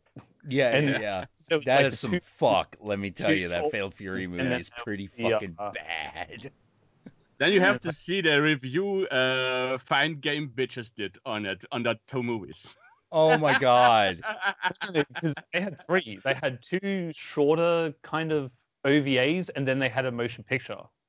Yeah, they're all bad. There's the two that are based around Geese Howard, and the third one is Wolfgang Krauser. Yeah. What was that one? Was it Blood Vengeance? The 3D one from Tekken? Fuck. Yeah, yeah, right. Yeah, there was Tekken, the Tekken movie, Blood Vengeance. So bad. The only thing I liked about that was when he grabbed was it Rex? Alex grabbed Alex by the jaws and ripped his bottom jaw off, and then the blood just goes everywhere. Yeah, it's not that it wasn't gory. It was pretty gory, but like there's so much shit happening in Blood Vengeance that is irrelevant to everything that it has to do with the plot. Like the whole, it's one of those things where you're like, I got an idea. Why don't we either work the girl who rides the panda into the plot or not use her? So we're going to use the girl who rides the panda in the story, and we're not going to explain her. Yeah. Okay. All right. Shin, there's only two things that I'm going to recognize from the Street Fighter V cartoon. One is the bird's nest the second part. lunch that they ordered, which Ri's just like, no, it'd be Ken, because Ri's a Japanese like native. Oh god. And then everybody hates it. I don't know why. Ken's I love just it. like imagining this bird's nest stew, I think it was supposed to be. And he's actually imagining like real birds and like an actual nest to eat out of. One was about geese. Two was two was Krauser, and third was a made-up guy. That's right. I tried to think better of the motion picture. Yeah, the motion picture did have this made-up guy, and it was terrible. And you had like his two servants, and they, because Geese was hiding in a cave behind a waterfall, and Krauser was at his like organ thing, and then one of the other guys goes there and gets his ass kicked again, which was a running joke of that movie. But yeah, the other thing I'd acknowledge from the Street Fighter V animation would be the fact that Vic Mignogna does the voice for Vega. Wait, who did the voice? Mignogna, the voice of a plethora of people, but the short-ass kid in Full Metal Alchemist. Oh, okay. Yeah, so the guy that voiced then Okay. Vega back in the 90s. Got it. I mean, the effeminate voices. Got it. Oh, man. I didn't know that the guy that played Zangief was Leatherface in the Texas Chainsaw Massacre 2003 remake. Yeah, that's actually a good remake. That's actually pretty good. You know, my favorite line has still got to be Arlie Army going, "Come on, bring it!" You know, like, I don't know why. That always stuck with me. You know? One thing I was going to say about the dub as well, like it has some of its golden moments for the Street Fighter 2 motion picture, is you have that end scene where Honda gets hot-headed and then goes for Bison, and Bison simply just like slaps him, and he kind of like loses balance and runs forward and runs into Balrog. And it kind of was going for the same thing in the Japanese version, but in the American version, I can see it clearly. Like his eyes are just facing the wrong way. He's just like in space, and he's like, Honda's just like, "Oh, and who might you be?" And Balrog's just like, "I'm the welcome wagon. Nice to meet you, sir." Like he just full like southern like deep voice, and just like sounds like he has brain damage. Yep. Still better than the German ones. Back in the 90s, we had a very interesting time where they actually hired porn voice actors to voice act anime. I'm not surprised. Because they didn't know what to do with the stuff. We did something very similar in America, but the thing is we did know what we were doing. Because one of the biggest importer of Japanese animation was Larry Flint of Hustler magazine. And so what he would do is he would bring a bunch of the stuff over. He would have, porn stars dub the hentai, and then some of the porn stars were like, I wonder if I could just like do this as like a way to make some more cash, actually do actual voice acting. And some of the one that was able to really do that was Asia Carrera. Mm-hmm. Yep. Because she was actually multi-talented. Oh man, although her story gets really sad. Asia Carrera's story gets really sad because everything, it's one of those, everything is going well for her until it doesn't, and then everything falls apart, and you're just like, oh jeez, poor woman. Basically her husband died and her whole life fell apart. Everything fell apart, and she lives in the middle of nowhere, Utah.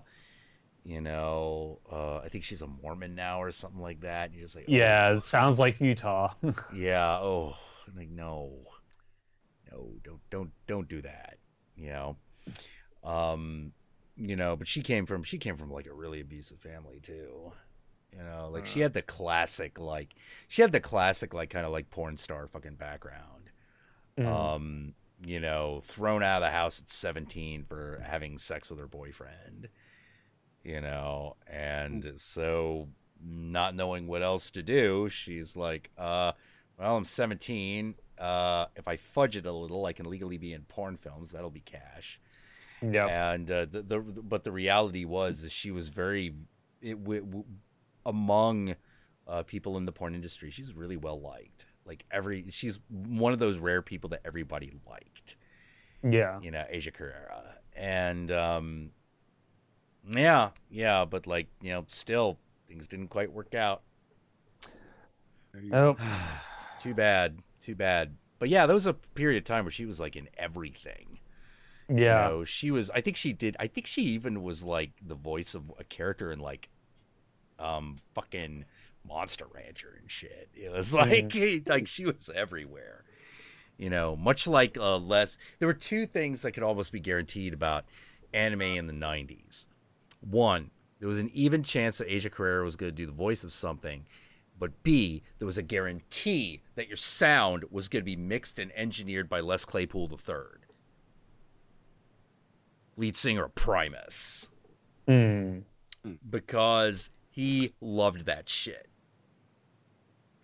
He loved it. And his studio did, yeah, sounds like similar what happened to Static X's wife after he died. Yeah, it's very similar. It's very similar.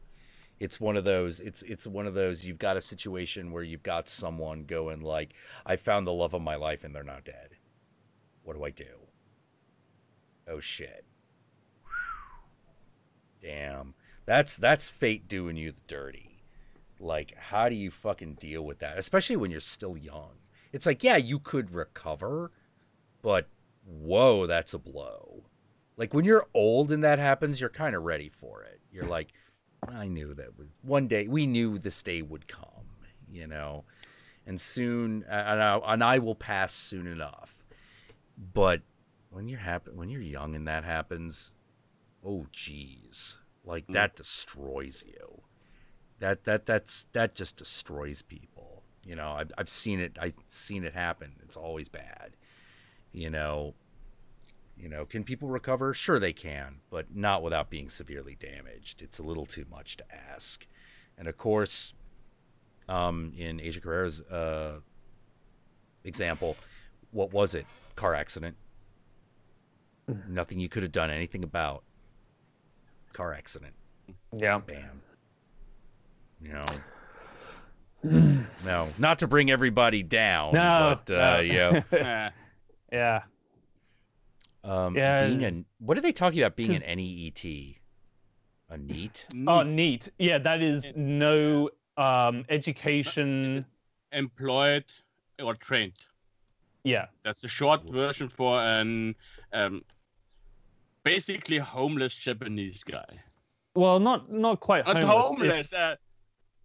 He does nothing. He's basically a shut-in.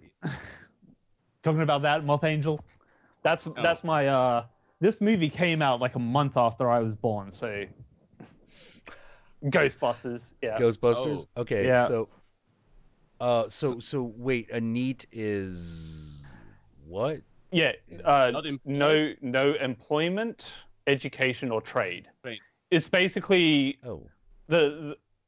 because in Japan, like in America, it would be the guy that stays with his parents and doesn't get a job. Right. But in Japan, the parents pay for you to live out of home to get an education or a job. But then they spend the money that they should be spending to get a job or education, sitting at home all day, jerking off to hentai. Yeah. And playing video games. Yeah. Oh, okay. The best example of it is an anime called Welcome to the NHK. Yep. Okay. Welcome to the NHK. Yeah, it is brilliant, psychotic. Absolutely brilliant. Yeah, because it's a guy who he thinks everything in the world is against him, and there's a secret organization that mess up his life. Yeah, and it's all in his head. He is crazy. Yeah, and that developed because he just sits in his room in the dark. Yeah. Oh, much like. Yeah, I have son now. That's the only difference. Yeah, that you have son, and I can see all the waifus up on the shelf. I got mine up there. I've got Madoka Magica up there. I've got some of the girls from Oh My Goddess. I have two of those. Yeah.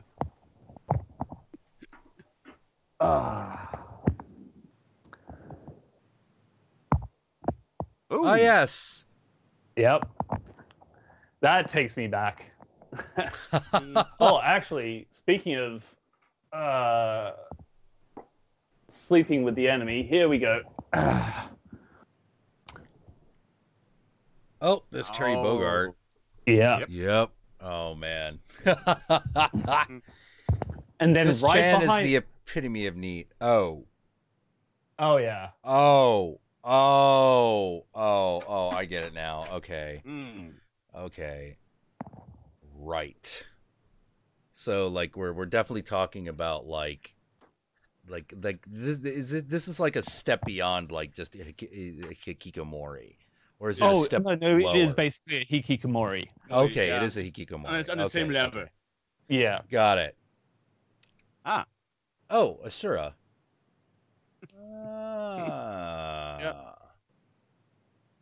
She was staying there right behind her the whole time. Right. my stuff is basically just to cover all the trash movies and stuff no one else besides me likes to watch. But I don't know about the Stanley Kubrick Collector's Edition with all his movies behind there. Oh, here's a good one. All 4 volumes, all 4 original volumes of Gunsmith Cats manga. Oh I have that on VHS and DVD and the manga. You have the omnibus version, no? You have the reprint. No. The individual volumes. Oh. And not only that, but the ones with the parental advisory on it. Oh, geez. Oh, I have it. I didn't get those. I have to have the later print. I have a reprint of that. So, a certain May Hopkins may be a little too young to be in these pages. Oh, yeah. It's not reasonable. She's called Minnie May. Yeah. Yeah. It's like, please note, she may or may not be 15. Ooh, that's uncomfortable. But that's the thing. In Japan, it was totally different. Because because the age of consent in Japan is 14. I thought it was 13. Well, no, I have 14. been over there. It was 14 last time I checked, so I don't really have. I have no need to revise that. You know, like. Let's not lower the bar. Yeah. It's already getting a little close. Oh man. Yeah, Volt. It is true suffering. What are they talking about? 40 boxes and dank songs play in the background, like Kira's theme. Like Terry Bogard better than Ryu. Fuck you, fight me. Oh, fuck you, fight me. Okay. they're both. If they release another like MCV Chaos where you can have like that same thing as Marvel vs. Capcom where you had the 2v2 or the 3v3, I would definitely have like Ryu and Terry Bogard as my 2 mains, going back between the 2 playstyles, which are still very similar, but there's a few differences. Did they ever make a cartoon out of Rival Schools, that fighting game? I think they did. Oh no, the fighting game? I feel like they did. Rival Schools. No, but that still had anime. Wasn't that Volcano High? No, it was not. No. It was because that had Sakura Rival Schools is a lot, and Volcano High have a lot in common, but they're not technically not the same. Let's see. All right, this is just like production art. I don't know. God damn it. This fucking Rival Schools was so fucking redonkulous. Episode 1. Oh, wait. Hold on. Is this... Wait. What's going on? What am I looking at? Does not look like it did. Nope. Okay. Comic book by Udon Studios. Oh, it had a comic book. Okay. But got it. Udon comics. I have such. Yeah, they man, that was hit or miss. I am not a fan of their art style 100%, the way that they do the characters. I preferred, obviously, the motion picture animation, and I wish they had done something closer to the motion picture animation for the the Hyper Street Fighter 2 HD remix on PlayStation 3, because that would have looked infinitely better than the Udon Comics ones, because they were like too bulky, Whereas the motion picture they were still bulky, but they still had like a slenderness to them compared to the Udon Comics ones. All of them, they just look like the Hulk. Yeah, Udon Comics had that problem where, Like where they gave heads. everyone these really big hands, and they big heads. Yeah, it would get a little awkward. Of course, that would also depend on like who was drawing what. Yeah, you know, but they still stick to the art style that they do for Street Fighter. Yeah, but oh god, I remember just playing Rival Schools and going, I love this because it's so fucking retarded. You know, because in the future, in the Street Fighter world, school kids will have martial arts powers, and they will have to go to war with each other to see who is the best. They must defend the honor of the high school. And one of the students is Asura. This fucking game series is amazing. Not the least of which is because it has a character on it called Tiffany, who is the American exchange student. She is a blonde. Oh, yeah. She has big tits. Yeah. And her entire outfit looks like fucking the American flag. Let's see if I can find this. I gotta be able to find a picture of this and share for posterity, everybody. Rival Schools. We are officially sharing schoolgirls on this stream. Oh yeah, yeah. This one, well, yeah, I know. There's no keeping this one to yourself. Hold on, here we go. Bam, there she is. Now, let's get that up there. That's her. I don't know if that's the official art, but the official art is pretty much like that. Just not waiting that for far it off. to come up on. Yeah, I have to wait too. And the sad thing is every Tiffany cosplay in the world is disappointing. All of them. That's pretty close to official anyway. Yeah. And I feel bad saying that because like there's some gals out there, they really try. It's not that they can't. It's not that they're not beautiful or that they don't have the body. It's that well, it's just, some things just don't work in real life. Any guy that I've seen do a Bridget cosplay from Guilty Gear, there's always something about it that bothers me. It's like they're never. Yeah, like it almost always has to be a girl pretending to be a boy pretending to be a girl. Yeah. You know, because like very few boys look girly enough unless they're actually like intersexed or transsexual. You know, like Bailey J could do could do that character. So you see, just to make sure everyone knows what we're talking about. Oh, getting into deep perv here. We're getting into some 2006 MySpace territory. Yeah. Or at least that's how long I've been following Bailey J. Yeah. Yep. As long we stay a fine distance from Tila Tequila, I'm okay. Yeah. Okay. So, first of all, this is Bridget. That is a boy. It is canon that it is a boy that looks like a girl who wears girls' clothing, who dresses like a nun, and kills people with a yo-yo. And still identifies as a boy. Yeah. But which is the weird part. Ironically, that's the weird part. Oh, here we go. Deep fryer. Deep perv, you say? Deep perv. Yeah. Okay.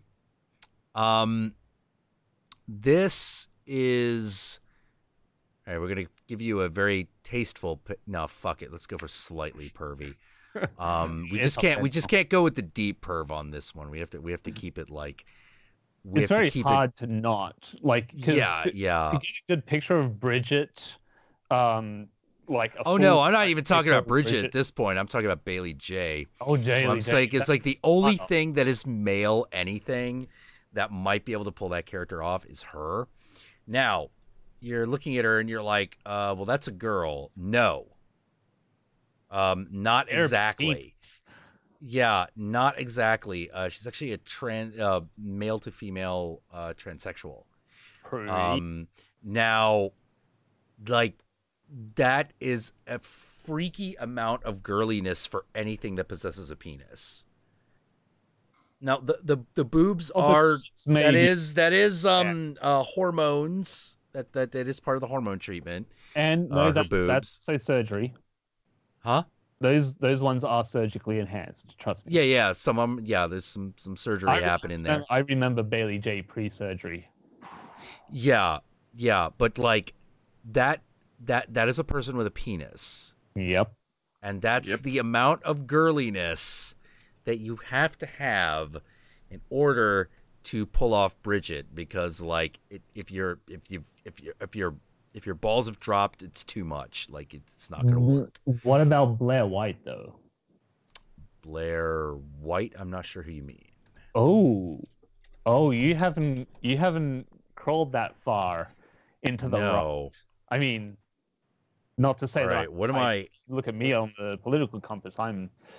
I should be crazy far left. I mean, it says that I'm. Wait, what am I? What am I getting into here when I talk about Blair White? Is a right-wing transsexual, or no, transgender. Yeah, yeah. Oh, YouTuber. What? Like she's connected to Shoe on Head and Armored Skeptic on YouTube. Oh. Yeah. But then, okay, Shoe and Armored Skeptic is centrist, but Blair is right. She's like Lauren Southern, almost right. Whoa. But our trannies get beat up tricking men from a transsexual person? Whoa, we're getting into some deep shit here. Oh yeah. Whoa, so many people hate that video. But the thing is, there are a lot of transsexuals that trick straight men. Trust me on that. She is not bullshitting.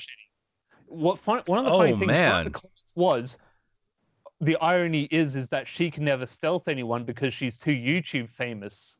And it's like, the point is that she says that stealthing is bad. Stealthing is very bad. Yeah, it's not. It ain't gonna get you where you want to be. You know. No. I'll give you that. But there are YouTubers, there are trans YouTubers that put out videos saying, "I tricked him," and that's not just going to make them mad, but putting videos out like that is going to make you look like a predator, because that is still. I even believe this is rape. That is rape. I'm sorry.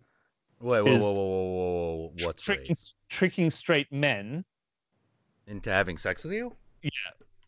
Well, wait. How far can that go? Is the thing. Like, how far can that go? Because I mean, like, at some point, the penis has got to come out.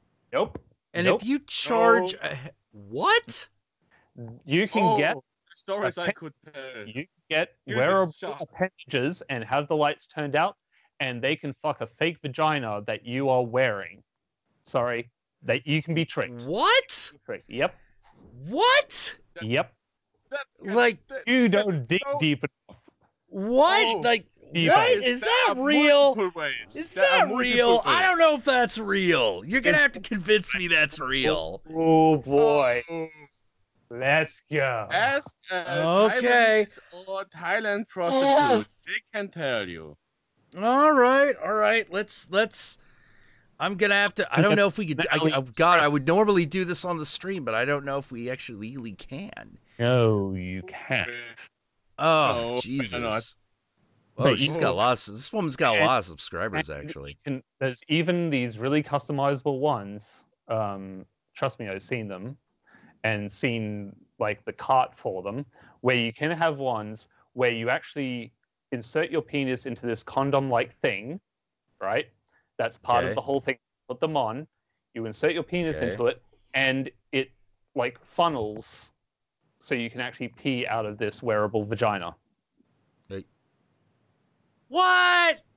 Yep. All right, links. There are older tricks than that, but links. Links. I need proof of this. No. These Deep questions, fryer, I need answers. Deep fryer, I would never justify assaulting trans people.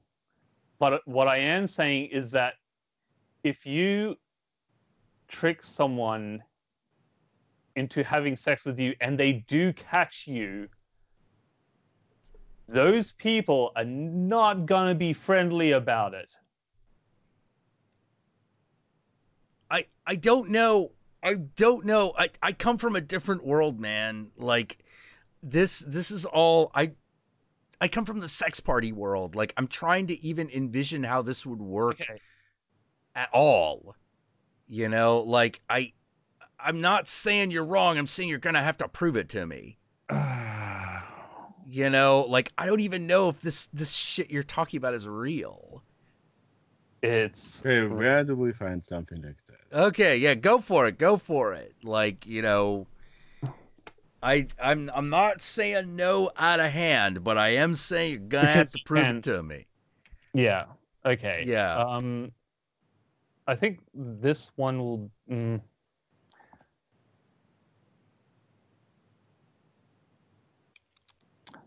Feminine girdle. Feminine girdle? Okay. Yep. Here we. Oh my God! You can actually get it on eBay. Yeah, it's silicone, and you pull it over yourself. Wow. And yep. Huh. Wait, but how far does that go? Okay, that goes a little bit. No.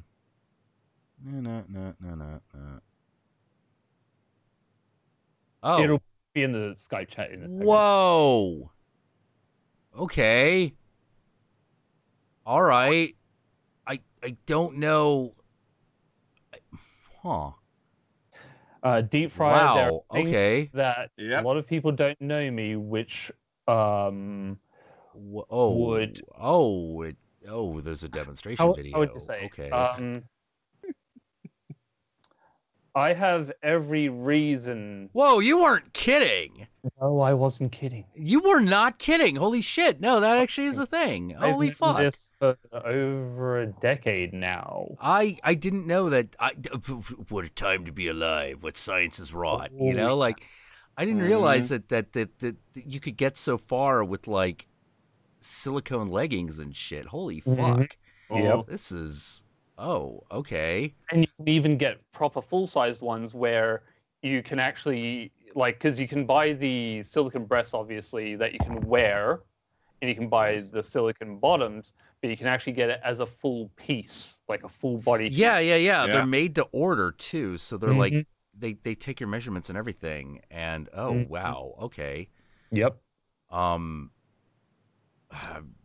Not inexpensive, but not out of the realm of the reasonable either. You know, it's about what you'll pay for like a console. So, okay.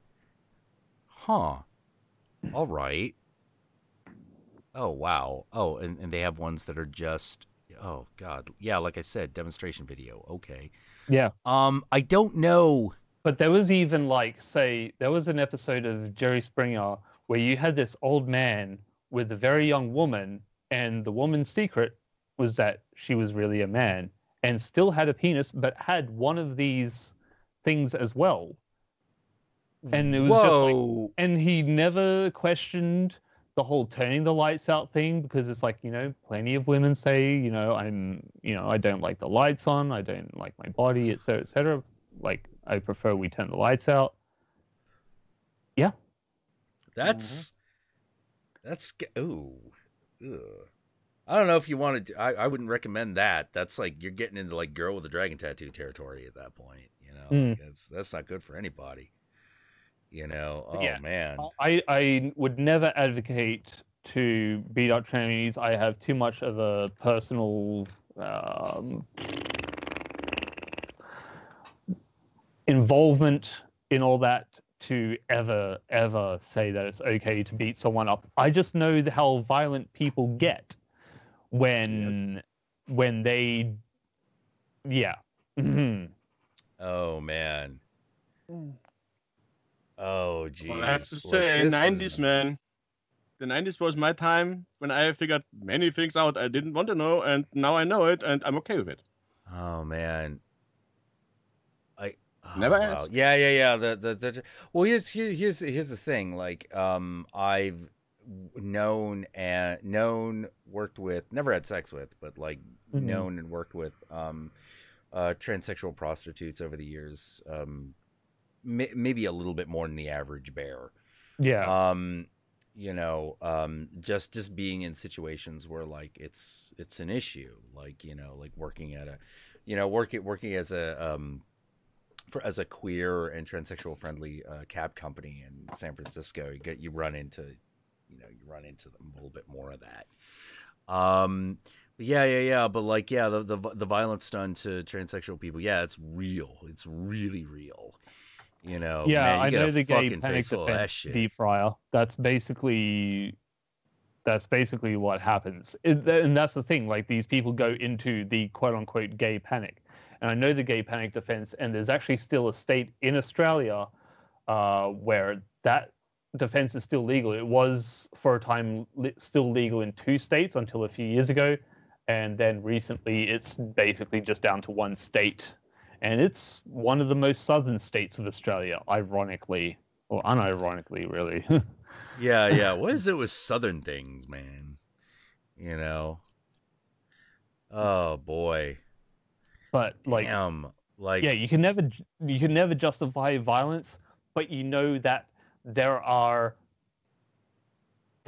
people out there that are, I've almost been punched in the face because I was in a packed bar and someone spilt some of their beer, but it's like there was several people that would have bumped into him, but I was the one that he caught eyes with, and people lose their shit over spilling beer.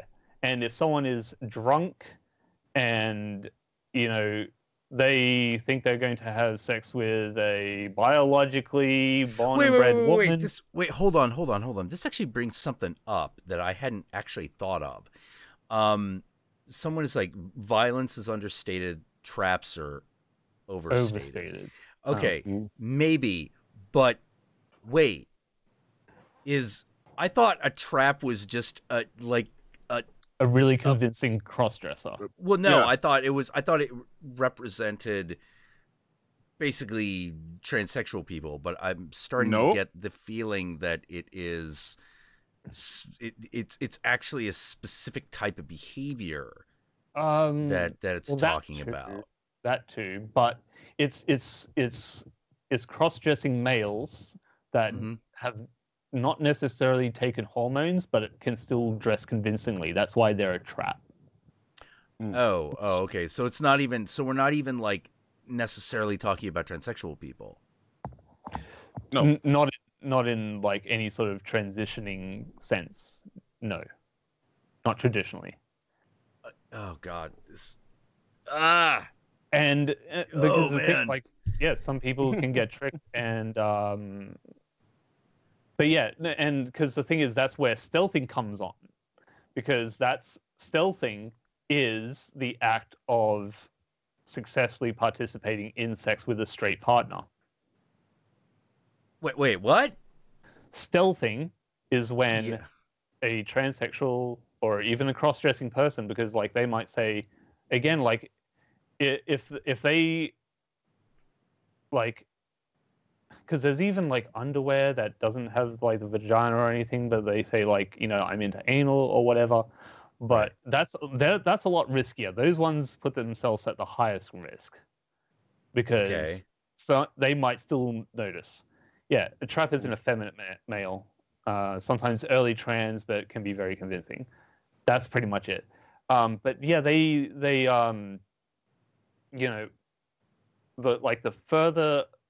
the closer you are to still having a lot of biological male parts and trying to stealth people, you put yourself at risk of a very angry person, especially because there's usually alcohol involved as well. Here's the thing I want to know.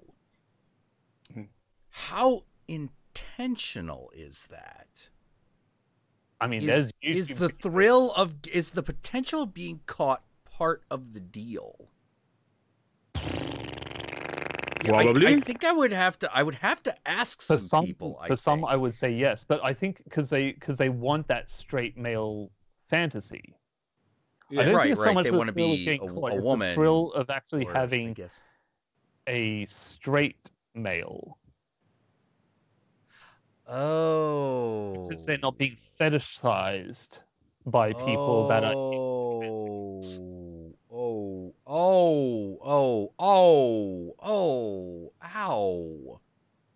There's Ow. ads out Oh, there that hurts. for Like straight that people, or even fucking. straight acting people. Oh man, like that hurts. Like, oh shit. Like, no, that's a really good argument for why someone might do that intentionally. There is that stealthing as well, Moth Angel. That's like that's the normal one, but there is like the trans stealthing. Oh my god. All just so you can the feel same- like all just so you can feel like you're being treated like the gender you feel like you're. Oh man. Oh man, that's fucking tragic. You know, like, oh jeez. Yeah, I think I'm gonna have to put that gender video back on the docket. I want to talk a little bit about that and how basically there's one of the problems that we have discussed. I didn't want to talk about whether I didn't want to talk about whether transsexuality was what was it? I didn't want to talk about whether genderqueer was real, but I wanted to talk about like why matters of gender identity are so difficult and why, because I don't think anyone actually acknowledges why it's so fucking hard. Because there are 3 levels of gender as far as the way we interact with it. There are other levels, but they're not the levels that we deal with, for lack of a better way of putting it. So we have the biological level. That's literally what is between your legs. Then there is identity. That is what you feel. And then there is expression, which is how you show that to the world. Now, for the majority of people, these are in complete alignment. You know, you're like, I have a cock and balls. I feel male, so I'm going to express my masculinity. You know, or I'm a woman, you know, I have breasts and a vagina. I want to express that to the world. I will express my femininity, you know, my femaleness. Now, the thing is, we as human beings, we start at the identity level. Underneath that is the biological level, but we start at the identity level and work our way through the expression level. But everyone outside of us hits the expression level first. And the expression level is the most changeable. Yeah. Because what is masculine, what is feminine, it changes every 10 years. You know, not completely, but enough that it is noticeable. Well, yeah, you look at 1700s English settlers that came to Australia. They had like the frills and the wigs and the makeup. They hold the whole bit. And like, Still masculine. That was masculine at the time. Yep. You know, these things change. Yeah. They change quite a bit. But then I do the same thing and I get called a fag. Like. Yeah. So everyone's interfacing with you at the expression level, but you're meeting everyone at the identity level. And so the problem is there's this miscommunication about what we're even talking about when we use the word gender. You know, are we talking about the expression? Are we talking about the identity? Or are we talking about the biological? Well, that's kind of what I wonder with like what is it, 58 genders? Huh? I keep hearing a different word for that. So like I don't know. I don't remember how many it's meant to be, but like biologically, probably not that many. Probably not. Yeah. But expression-wise, expression-wise, the number might be a little low. Yeah. In expression, sky's the limit, but you know, biology might not be quite that many. Yeah, Because I even wonder what some people haven't even talked about is chimerism disease. Oh, that's not a disease. A chimerism? Well, not disease, but like, I don't even know what it is. But where you have, like, not like, because some people, like, they end up with, like, an arm or something, but, like, some people end up with, like, extra liver and... Yeah. Okay, so everyone playing at home, like, chimerism is basically what happens if at some point you have a conjoined twin that merges and becomes a single person. This is how you get that. And there are a lot of cases, for example, of people whose genitals are a distinct genetic makeup from the rest of them. Like it's the genetics of another person. Yeah. Well, because you have, of course, you have intersex people, but then, like... Yeah, this isn't even intersex. It's very obvious when you have that on a genital level, but what about chimerism of the brain? It's entirely possible. Yeah. Now, the thing that's important to remember is even though that they're genetically different, they do still all function as a single person. The reason this is so interesting to geneticists and biologists is not just as an oddity, but it's a really good example of two different genetic structures accepting material from each other, which is not something they thought previously happened. They always thought it needed a lot of easing. This is why they have to do like so many genetic matches whenever you like, you know, donate an organ or whatever. You know, they have to make sure you're compatible, and even then it gets a little dicey, so they have to add medicine here, add medicine there. But here you have perfectly healthy people whose half of their body is made up of another person on a genetic level. So but they still perfectly function. Yeah, you could have basically an identical twin sister chime into your being. Yeah, you could. And vice versa. Like, yeah.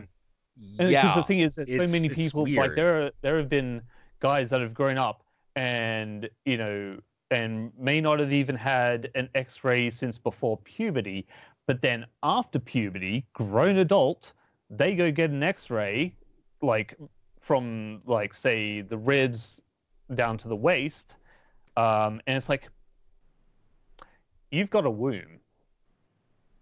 Yeah. It's like you have a penis, you have balls, all of that's working fine, but you also have a womb. Yeah. That's happened where you also like have a uterus. It would be functional, except it's, for lack of a better way of putting it, it's not. You know, it's you know, because basically it absorbed. The person was the person re-amalgamated after the point that the conjoined twin became sexually distinct. Yeah, it's weird. It's super fucking weird. And they discovered it because they had this one area, I forget where it was, had a rash of women that failed maternity tests. Yeah, and they were like, what? You know, they're like, wait, how can a woman fail the maternity test of her child? That makes no fucking sense. An MPreg was born. Yeah. Like, how does that fucking work? You know, and then they discovered, oh shit, like this woman's, her ovaries and her uterus, basically all her, you know, lady parts are a different genetic material than the rest of her. Yeah. And they were like, how does that happen? You know, like, oh yeah, it's really crazy shit. You know, genetics is weird. Yeah. Biology and is that's the thing, like, you could live your whole life not even knowing that, but then you have these people that because you only know because of genetic testing. They get the testosterone, but then they might get a hit of estrogen. The other estrogen, and it's like, you know, why do I feel so feminine? And it's like, you have high estrogen levels. Well, why is that?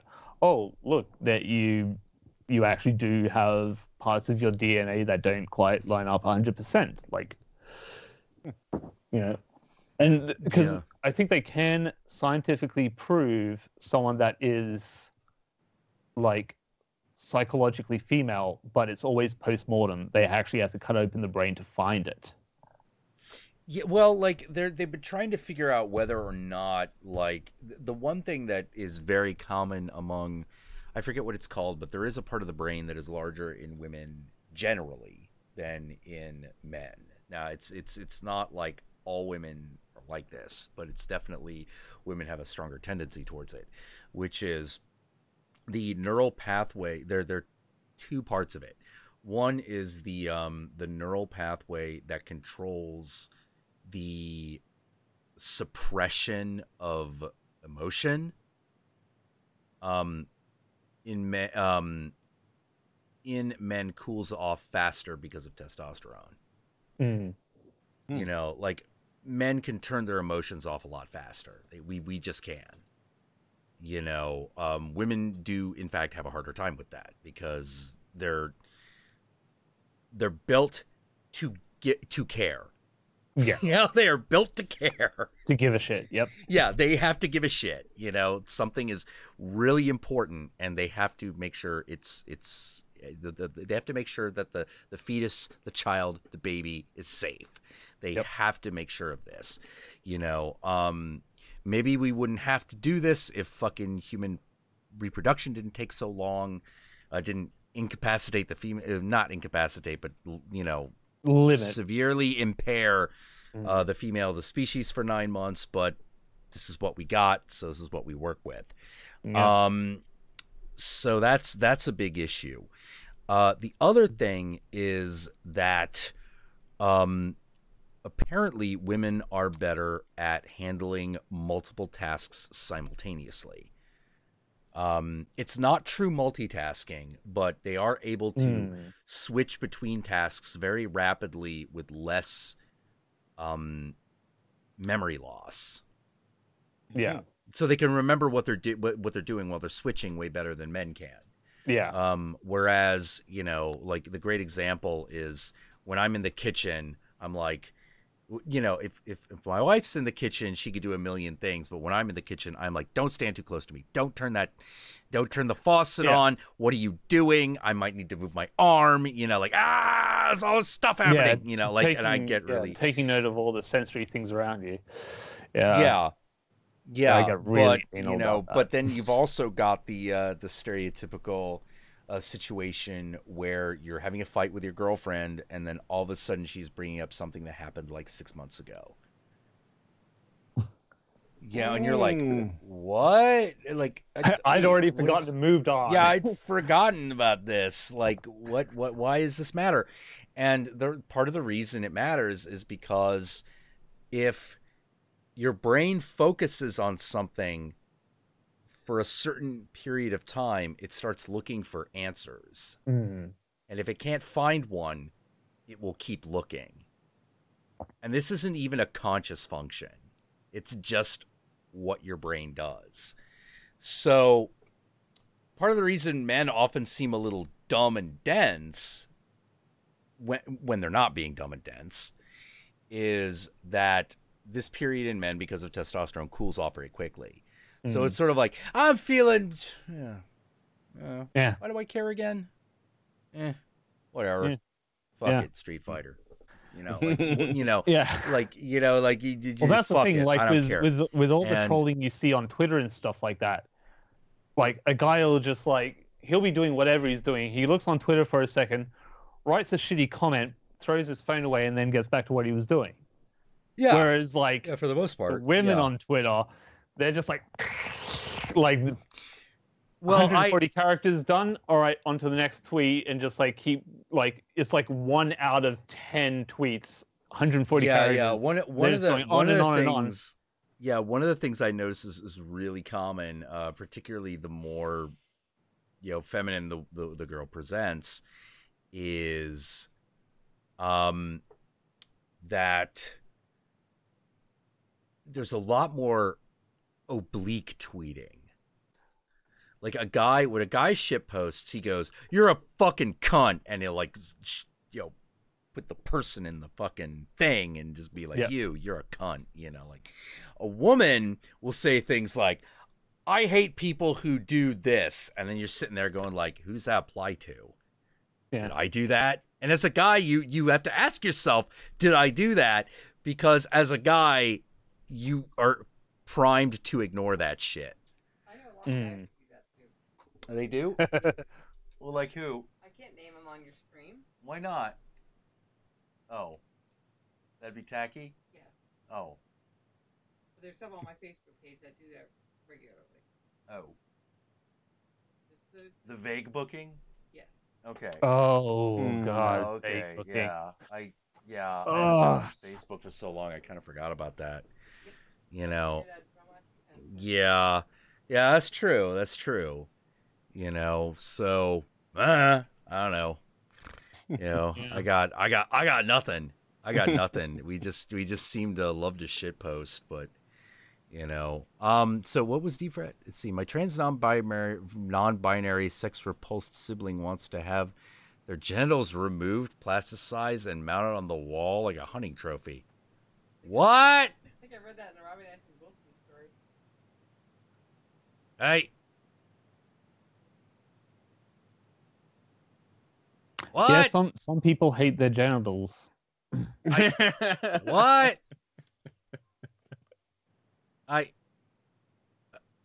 Sometimes it's What? It's bottom. I don't know if I feel weird because I'm like, obviously I'm not transsexual like at all, but I find myself going, wouldn't I just want that to not be there?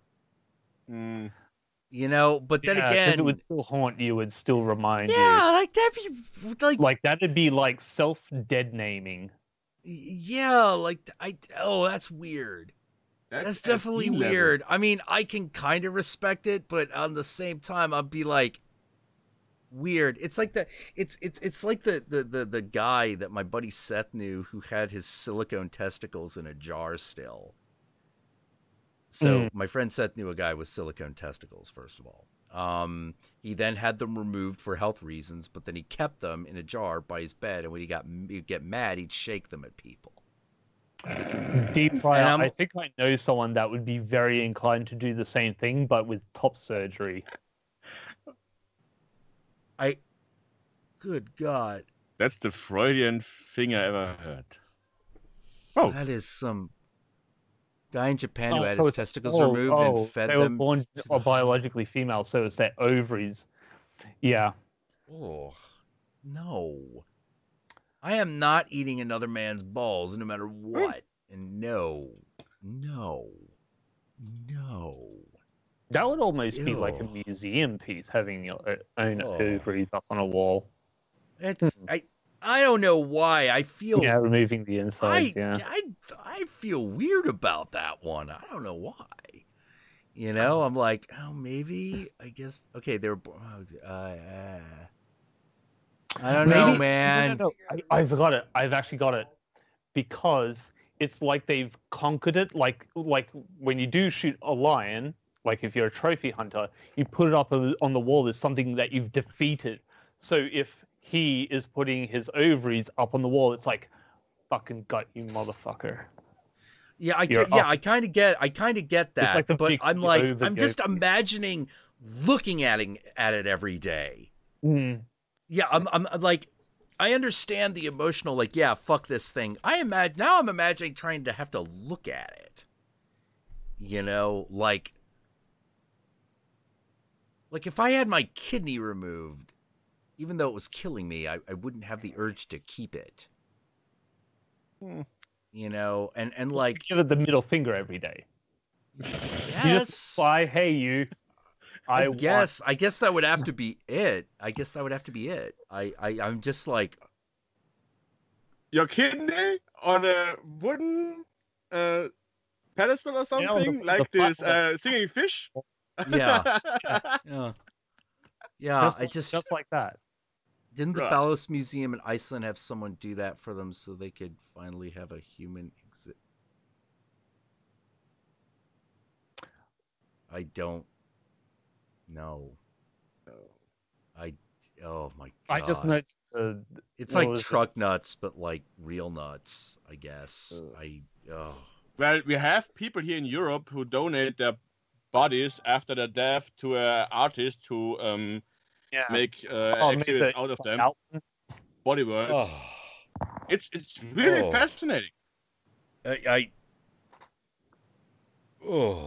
Okay, I agree. It is fascinating. I just copies to people as we speak. Oh man, I've actually seen those exhibits where they did the where they like sliced a human cadaver in like 180 sheets and like kept it in kept it in plastic. You know, like geez, that's freaky. Let me tell you. You know, man, it's one of those things that makes you wish that you could like see through things, because you're like, man, surgery would be so much easier if you could just see shit. You know? Well, there's actually I saw a TED talk where, because like when you look at the surgical books, they've kind of got things color coded. It's a bit of a cartoon. When you actually cut someone open, everything's a pinkish red, and you're like, well, fuck, these aren't the same colors. So what they've actually come up with is a dye that actually sticks to things like cancer proteins. So they can actually literally highlight what is actually cancer, what to cut, what not to cut. Oh. Yeah. That's something they're working on. Oh, well, that's cool. Yeah. That's cool. Did someone put something in the? That was me. That was just you. The body world, just the gallery of all those exhibits. Oh man, they're circling around through Europe. Oh man, they can't even process all the bodies they now have because so many people want to be an exhibit there. Oh, whoa!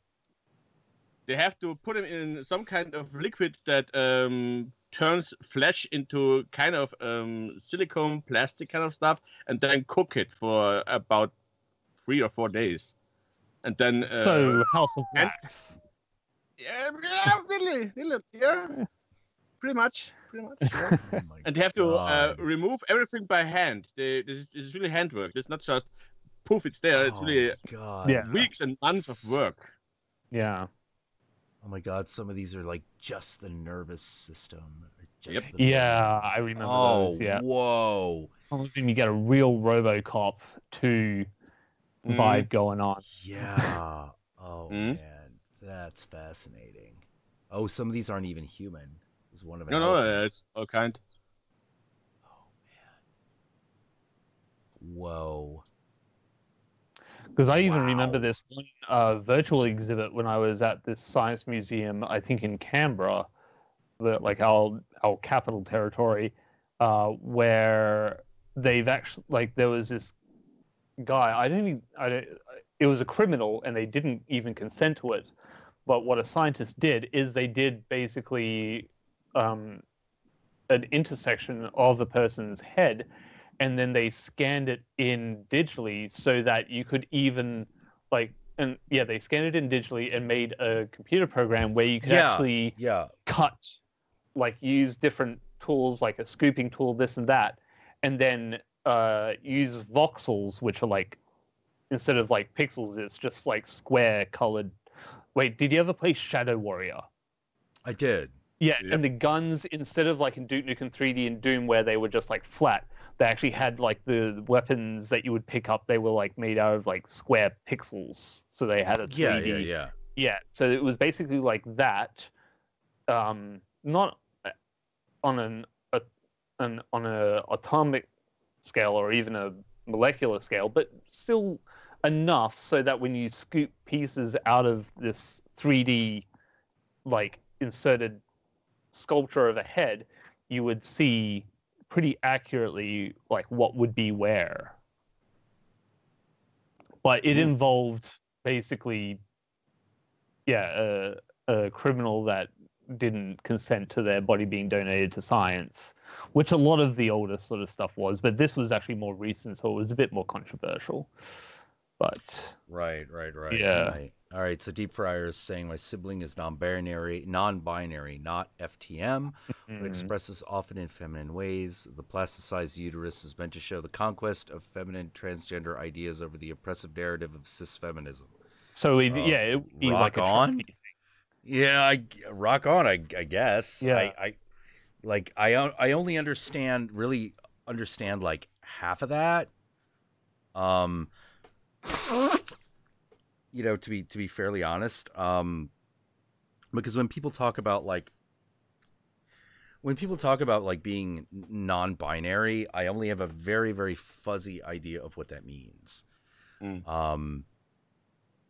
Well, it's tricky because non-binary to male and female people would be like trying to describe what non-consciousness is to people that have consciousness. Yeah, it's I can't really. Well, it's one of those things where I'm always trying to like kind of figure out what is being talked about. Like, you know, it is a little bit like, you know, being told that there's an additional color in the rainbow that you can't see. You know, and just being like, okay, what? You is mean So like that's brown and black, or? no, that's the sexual equivalent to infrared. Yeah. Like, yeah. you know, You can feel it, but you can't see it. Yeah. You can get a sense of it, but like, but I'm always trying to figure out like what that actually because it would means, it would also be know? similar to being asexual. Like, how do you describe not having sexual feelings to someone that can do anything but? Yeah. Like one of them is that I keep like non-binary is one that I struggle with because I'm always trying to figure out what that means. Because that can mean so many things. It's like non-polar. I don't know what that means. Well, because I guess it would mean like you don't.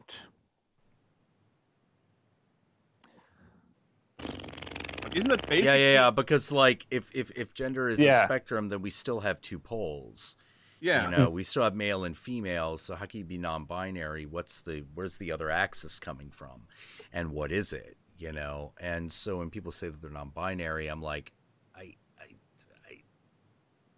isn't it basically saying I'm not? Yeah, like I'm not either one of these things. Well, you don't. I'm trying to think of like examples. Like you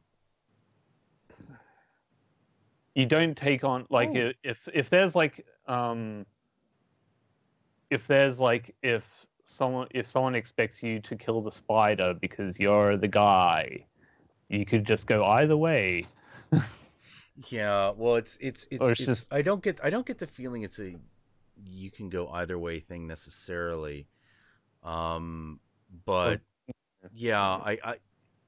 it's weird. It's like if the gender identity is somewhere not exactly on male and not exactly on female, what my question has always been is it an identity, an expression, or both? You know, and the problem is that every time I try to ask that question, things get really slippery really quickly because no one wants to pin themselves down. And I'm like, well, someone's got to pin something down because like this is not something that's easily explainable to someone who doesn't share the condition. You know, like we can't even begin to really, really think, you know, we can't even begin to really think about this unless we know what we're talking about. Yeah, it's like asking a doctor to help you, you know, like you're not feeling well, and the doctor's like, well, what are your symptoms? And you're just like, yeah, I just feel bad. And you're like, okay, where do you feel bad? Well, I just feel bad. Whoa. Okay, that in general or is specifically, you know, and it sometimes gets really squirrely. Because I'm always like, all right, are we talking? Because sometimes when people are talking about their identity, often they're actually talking about their expression. And you're like, Mm. whoa. Like, your expression is not exactly your identity. Your expression comes out of your identity, but it's a slightly different thing. Yeah. You know, you don't want to conflate those two too heavily. Otherwise, we're going to have a really hard really hard time, like, parsing all of this. Like, we have to be able to, you know, kind of separate those out a little bit. So that's a problem I know I always run into when, you know, I get into discussions of gender. It's like, you know, it's why I'm like, there's biology, there is identity, and then there is expression. Expression is how you tell the world. Identity is just you, yourself, no one else around. And biology is literally your physical body, what's between your legs, that kind of thing. And I, so yeah, so when someone says non-binary, I always find myself going like, okay, it's really hard for me to imagine where exactly that is, because it could be anywhere. It could be dead in the center. It could be more masculine. It could be more feminine. And in what way? Because that it encompasses it's a huge complex idea. Yeah. You know, we take gender for granted, but it's actually a really complicated idea. Yeah. I think maybe the closest thing would be to try imagine growing up on an island without, like, maybe you've got plant life to live on and grow up with, like, you know, you've got bananas and coconuts and everything else like that, but there are no animals, there are no birds, which makes absolutely no sense, because why would fruit and all that grow without right. But just for the sake of argument. But it's all for just you, and you have no male or female counterpart to impress. You have nothing to sort of complement. So it's like, so how do you, like, because, like, I guess if you're trying to be masculine, like, you know, you got the chest out, beating the chest, you know, look at me doing all these impressive things. And then I guess with the feminine, you have, like, the caring aspect and all that sort of stuff. But again, it's kind of an expression, but some of it is even, like, kind of ingrained in us. And when you watch, the moment that you see nature do it, though, that's where it kind of complicates things. Because, I mean, I kind of use the kind of lonely island thing when I describe things like, well, what if Tarzan, if Tarzan never met humans, he would have gone to hell because, you know, there was no Jesus in his life. So what do you do about Tarzan? Are you going to condemn Tarzan to hell just because he never met anyone?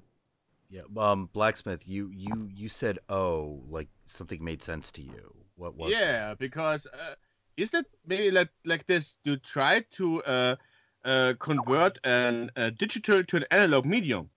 You have male and female, and then you try to go from a plus and minus sector to an either way sector, like in an analog signal, and that doesn't work. It doesn't work. So it only makes sense with non-binary is basically, I have an excuse for being pissed at you. I don't know about that. I wouldn't go that far. I would go so far as to say that I cannot imagine quite what it is. If we're not talking about transsexuality, I don't know what it is. You know, but this non-binary really is exceptional directly to the sexuality, because if you says non-binary, I would assume that a non-binary gender identity would not have so much to do. You couldn't assume sexual preference or identity from that. Yeah, because gender identity is a little bit different than sexual identity. Because they're related, but they're not identical. Who's basically the biological version of that, not by choice. I have someone I know for many years who is born male, possibly turned into a female by his mother. Oh, okay. So we're getting into guilty gear territory again. No, we're going here in extreme child abuse sector. Okay, And I Okay, have so really literally stories about forcing a boy to live as a girl. Yeah, because Okay. crazy mother. Okay, I don't got really it. know all the details. I just know we have a 15-year-old boy who looks and acts like a girl, who knows he's a boy, but was told his whole life from beginning to the last few years he's separate from his mother because his mother got That's a good sometimes idea, in the Shin. past nuts. He's gonna get a drink. Oh, okay. Yeah. And she basically had him. I don't know what all he had many health problems because of that. Basically, Well, yeah. forfeit him hormones and what else? I don't even know all the details. But we had a child around here because we have a care center for many years here, and I was helping out sometimes there. And we have some really not really physically what's the right word for that? Physically impaired. Okay. Okay, not any limbs chopped off or something. Just kids with issues, kids with problems mentally or kind of physically, and there were always there are the girls, and other part of the town there were the boys because they didn't want them to interact that much because of issues they had in the past. Really, we have this really cute 15 around the time. Thanks, 15-year-old, really cute as a button girl who knows he's a boy, who's frustrated he's a girl, and can't decide what way he's going because he doesn't know any answers. To this day, because I know I'm still in contact with some of the kids back then, is now living a normal life. That's a good really, one. it's really how far I can take it, because you have really that problems. How do I explain a person in front of me that? Yeah. Right, but even that, I suspect probably isn't like non-binary. Or you could grow up to be like Felicia Rose, Shin. Yeah, like that would probably be closer. Like the closest I can come to actually conceiving of it is someone like Bailey J, who looks like a girl for all intents and purposes, but actually has a cock and balls. That's about as close as that I can come to the concept of non-binary. Okay. Because, and even then, I don't know if that's because anywhere some people in the actually ballpark. say, because there's actually this other thing where you have people have top dysmorphia and people have bottom dysmorphia, and some people have both. What was it? Body. What Top was that? top dysmorphia. So instead of a full gender dysmorphia, right? Yeah. Some have just top dysmorphia and just want, like, say an FTM can sometimes only have top dysmorphia, so they only get the breast removal surgery, but won't get any work done down there. But then, and like on purpose, not just because they can't afford it, but because it's right. only For one when they reason see or another. Yeah. it's only the breasts that bother them and not the vagina. And other way around, you have guys that want the breasts and they want the face, but they don't, like, down there, they're just like, I'll keep it. It saves me going, really it saves me sounds going like down the road and buying like a strap on anyway. What's really starting to sound like one of the things that seems to be very very consistent about all this is that once you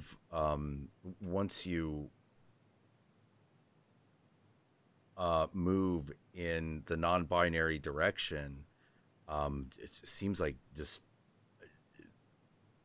like I don't even know what to call it, but like anything could be the case. Or like a robot would be non-binary. If a robot could be non-binary, that would be. Well, I suppose, but I mean, one example, because if you don't give it very masculine or very feminine features, and it doesn't provide any kind of role that appears either masculine or feminine. It just does things, but it doesn't do anything with any kind of masculine or womanly sort of flair to it.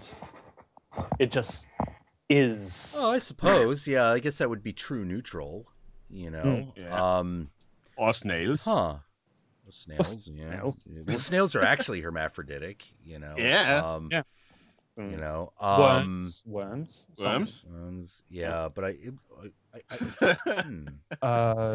so the main thing I'm getting is if you're non-binary, it means like you could almost get down to the individual at that point. Well, yeah, that's how I kind of look at like sexual preference. I don't have a preference strictly for male, female, trans, or whatever. It comes down to who that person is as a person. Right. So it's just like, is someone that, like, a lot of it, like, I mean, you can draw the expression from the identity of non-binary, but it's basically, yeah, you'd be expressing yourself in a very non-binary way where you don't, like, I mean, if a guy acts effeminate, he's called gay, and if a girl acts, you know, butch, she's called lesbian or whatever. But imagine a person that you can't really say they act masculine or they act feminine. They just seem more robotic in the way they do things, and and it just seems they have a very neutral way of expressing themselves, and even not even just expressing, but just their mind is just fixed that way. It's tricky. Well, I'm like, well, like here's one of the things is that I really, one of the things I do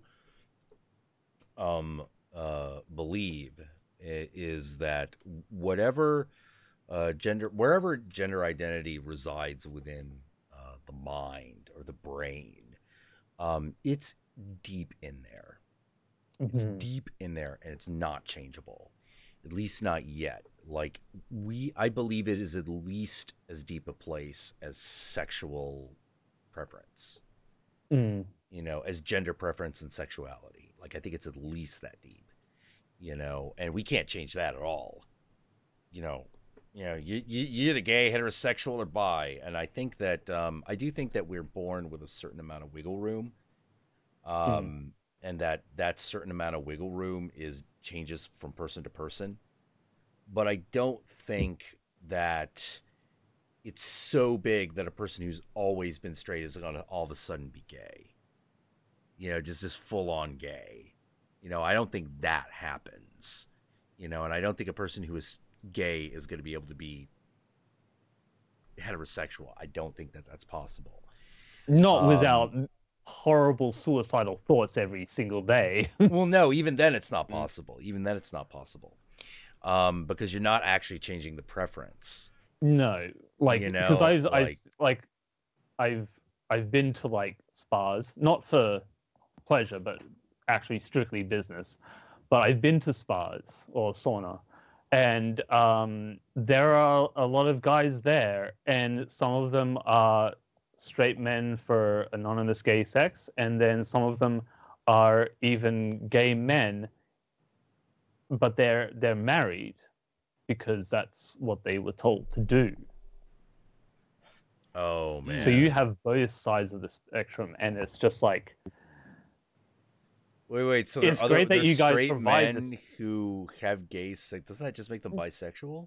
Well, sometimes yes, but there are cases where they're not getting anything at home, and they don't want to do like the online dating thing or anything else like that, because like I think if you're willing to stick your dick in a guy, you probably want a dude, because like I keep thinking about this, but what? Nope. Like fucking, like if I want to date a girl, a guy is not gonna do it. Yeah. You know, Well, that's like, what glory holes are for, but. well, yeah, even then, it's like, no, I kind of want But it's a like female. it's like you don't want to masturbate. You don't want to spend the money on sex robots, which you can't hide anyway. And there's always the complication of the female affair, where she's gonna call you and text you and all this other stuff. There's all these Wait, other the sex strings. robots got text me? No, like other Not women. yet. Like Not an yet. extramarital. Like Eventually. if you have an extramarital affair with a woman, there's always going to be the text messages. There's always strings attached. When they say there's no strings attached, there is always strings attached. There's a paper trail. You go to a spa. You have a sexual fling with a guy. You don't need to know their name. You don't need to see their face. You guys just do what you got to do, and then you leave. You never see each other again. I don't think you can properly consider yourself heterosexual after that point.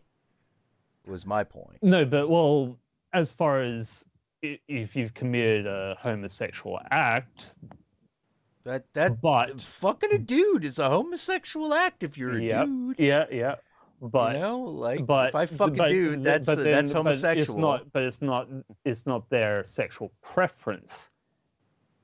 The guy on the other end of that glory hole is just a more realistic, like what do you like those? One of those things like from the sex shops, the silicon, fleshlight. It's just a fleshlight on the other end of a glory hole. That's what it is. So why a dude? There are prostitutes. No, because you don't have spas where you have like men and women there. Sometimes guys do bring a prostitute to a spa as a place to go instead of like in a car or anything else like that, anywhere that they can leave evidence. But no, sometimes the guy will spend the money and bring in a prostitute. But when a spa is like $10 entry, so you just walk into this place, pay $10, have anonymous sex with somebody, and then leave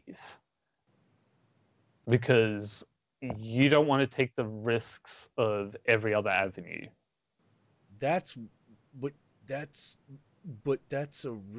What? I do not understand this risk assessment analysis. Like, I am obviously not one of these people. Moment that you have a woman involved, there will be emotions or something, like, because sometimes she will be like, I fucking dude, there's gonna be emotions. No, not necessarily. Well, like you said before, it's like it's there and then it's gone. You just detach yourself from it. I guess I could, but like a woman's just like, well, I want to have sex now, and it's like, well, I'm busy, I'm at work, and it's like, well, I'll come meet you at work. It's like, no.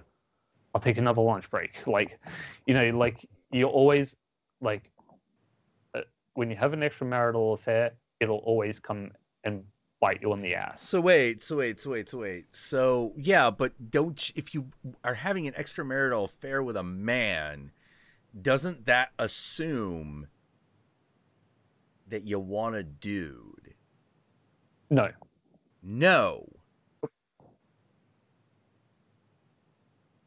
You just don't want the hang-ups. I don't know about that. I'm challenging this assumption because I feel like if you fuck a dude, you want to fuck a dude. Nope. No? Nope. I'm not sure about this, man. I'm not sure about this. I've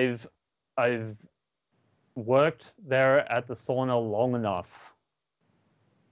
Okay. They go in, they get their rocks off, they go. That's all it is. Yeah, but like, that's all they want. Yeah, but I mean, like, if a dude is sucking me off, I want a dude to suck me off. Like, I don't want. Like, no. Well, there was what the hell? This is a relationship to sex that I do not have. But here's the thing, because if it's to be with a woman, it's going to be one of a few things: a prostitute, which is a lot more money. Okay. Always have the money, so you scratch that off the list. Co-worker.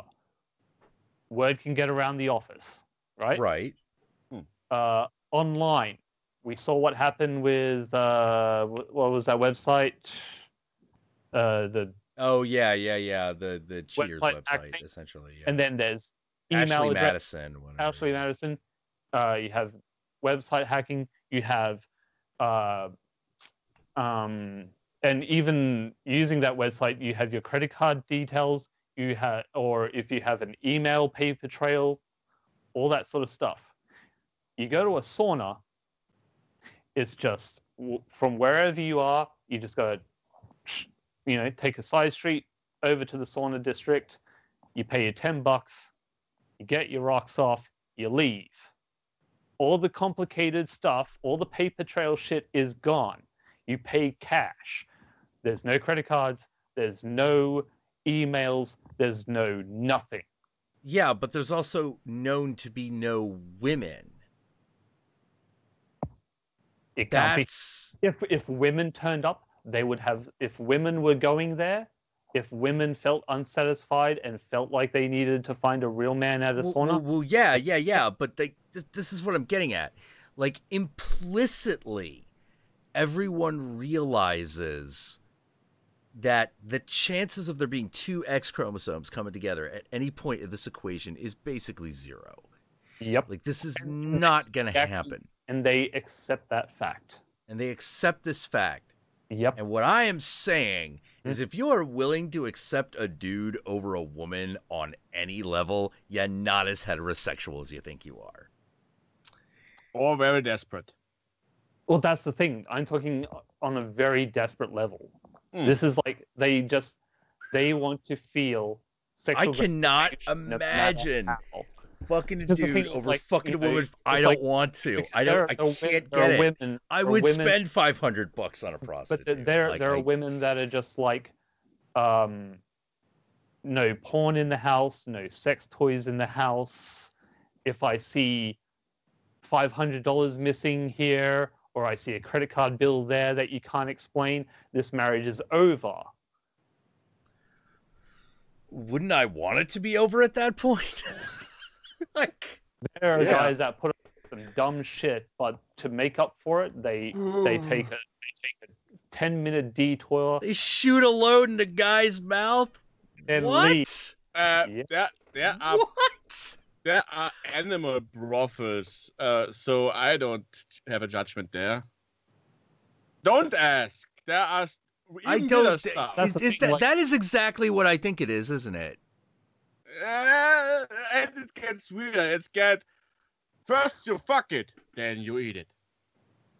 Oh. That exists. Whoa, that was that's a whole other level. Yeah, that is a whole other level. No. Let's just say there are stuff in this world. Oh, if you say that's strange and get it fucked up. No, I feel like if I stuck my dick in it, I would get emotionally attached at least enough not to kill it and eat it. Then again, I'm not into bestiality to begin with, so what do I know? I know strange people. Okay, sorry. Okay, no problem. No, but actually, here's the thing. If there was such thing as a sauna that had sex robots, they would go there instead. If it was still cheap enough that their wife doesn't question the finances, they would absolutely do that instead. Man, like this is a world that I have. I thought you live in San Francisco. I live in San Francisco. People just have sex. Well, I guess it's a bit more open. Where I have to worry about like stepping into someone's fucking insane open marriage. Where not everyone's really talking to each other. Like that. That's what I got to worry about. Think of repressed Christian marriages, conservative marriages, where someone's grown up. Like, again, on the one side, someone's grown up and told to be 100% straight and everything else like that, but they're really gay and they marry and they still have gay sex. But on the other side, you have someone that's straight, But then the moment the marriage happens, the sex just goes down. The wife isn't having sex anymore, and she doesn't want you to have any fun, and so on and so forth. I mean, because I've seen, what is it, Cat House, that sort of documentary kind of show where you have wives that do know that their husbands are going, and sometimes they go with them and be supportive and stuff like that. And like the guys have sex on the side because there are things that these women will do at the Cat House in Arizona, I think it is, that the wives won't do. And it's like, I understand that. Oh, Shinjuku Boys. You love me, Geez, but there are some things that other women will do that in I that range, maybe. Yeah, it could be. But, Shinjuku Boys was really fascinating because, like, it was a weird form of, like, emotional prostitution. Yeah. It was fascinating. It's like girls who are hired by business women to treat them like shitty boyfriends. It's weird. Maybe it's something in that direction, maybe. Yeah. Or Like, you mean for the non-binary? Like, oh, that's a good point. Yeah, because it's not like they're actually. Most of the Shinjuku Boys weren't actually transsexual. No, they just work in that. Yeah. They just present as male. You know. Oh man. Okay. So maybe that's it. Maybe that feels a lot closer.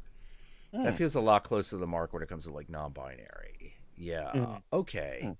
Oh, and another thing. Yeah. In the same way that you have saunas where straight people will go there because they don't want to risk ruining their marriage by having paper trails, money, and stuff like that. Okay. On the other end, you have people that are gay for pay. So porn people industry. That are straight, but in the porn industry, they're gay for pay. Yeah. Oh. Some of the biggest gay porn stars are actually heterosexual and make really good money in that. Huh. Because they got a big dick, but they're probably an asshole. And they You got a big dick. Problem is, you're an asshole. Yeah. I know that feeling. Weirdly fitting. Oh man. A whole segment of the internet for the. I am so fucking. I feel like I've stepped into a strange world that of sexual repression that like I don't have any real understanding of. You know, I don't understand why if you wanted a woman you would settle for a man. You know, I don't understand if you wanted a man why you would settle for a woman either. You know, I don't understand that. Like, that's foreign to me. Like, my answer to that is if the marriage is going that badly, it's divorce time. You know? Yeah, well, that's. You know, we're talking like middle America. Yeah, there's a bit of middle America. Like, well, I knew a guy who like. I always feel really weird talking about sexual matters. Obviously not so much here, but with people that I've worked with, because like there was one guy who was like at the end of his rope, and it all came down to his wife found out he was into something, and he didn't know what to do, and I was like, you have to tell me what the something is. I have to know, because I can't help you unless I fucking know. Yep. You know, because how you get yourself out of this situation is going to be very different depending on what that is. Yes. You know, because I need to know if she's being unreasonable or if you're being unreasonable. Yeah. You know, and if I don't know what it is, I can't judge it.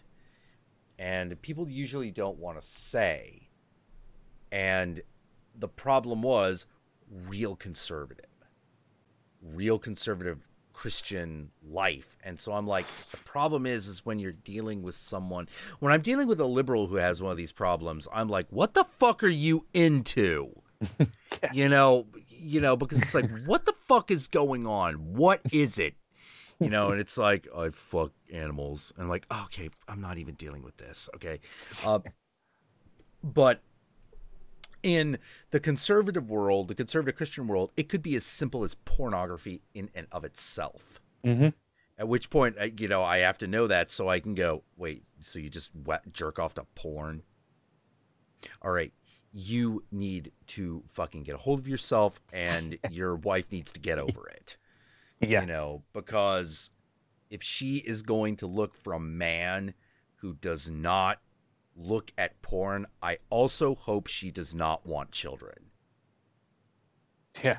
You know, that's the thing. Like these church going just like conservative Christians sometimes like.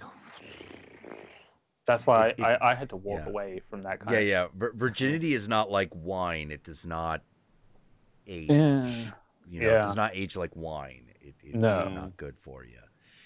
You know, I have some friends. I have a couple of friends, not too many, but a few, who were virgins for way too long. And it's always weird because like I can always tell that it's just pure fear. It's always pure fear. Yeah, you can't put that shit on a pedestal. Yeah.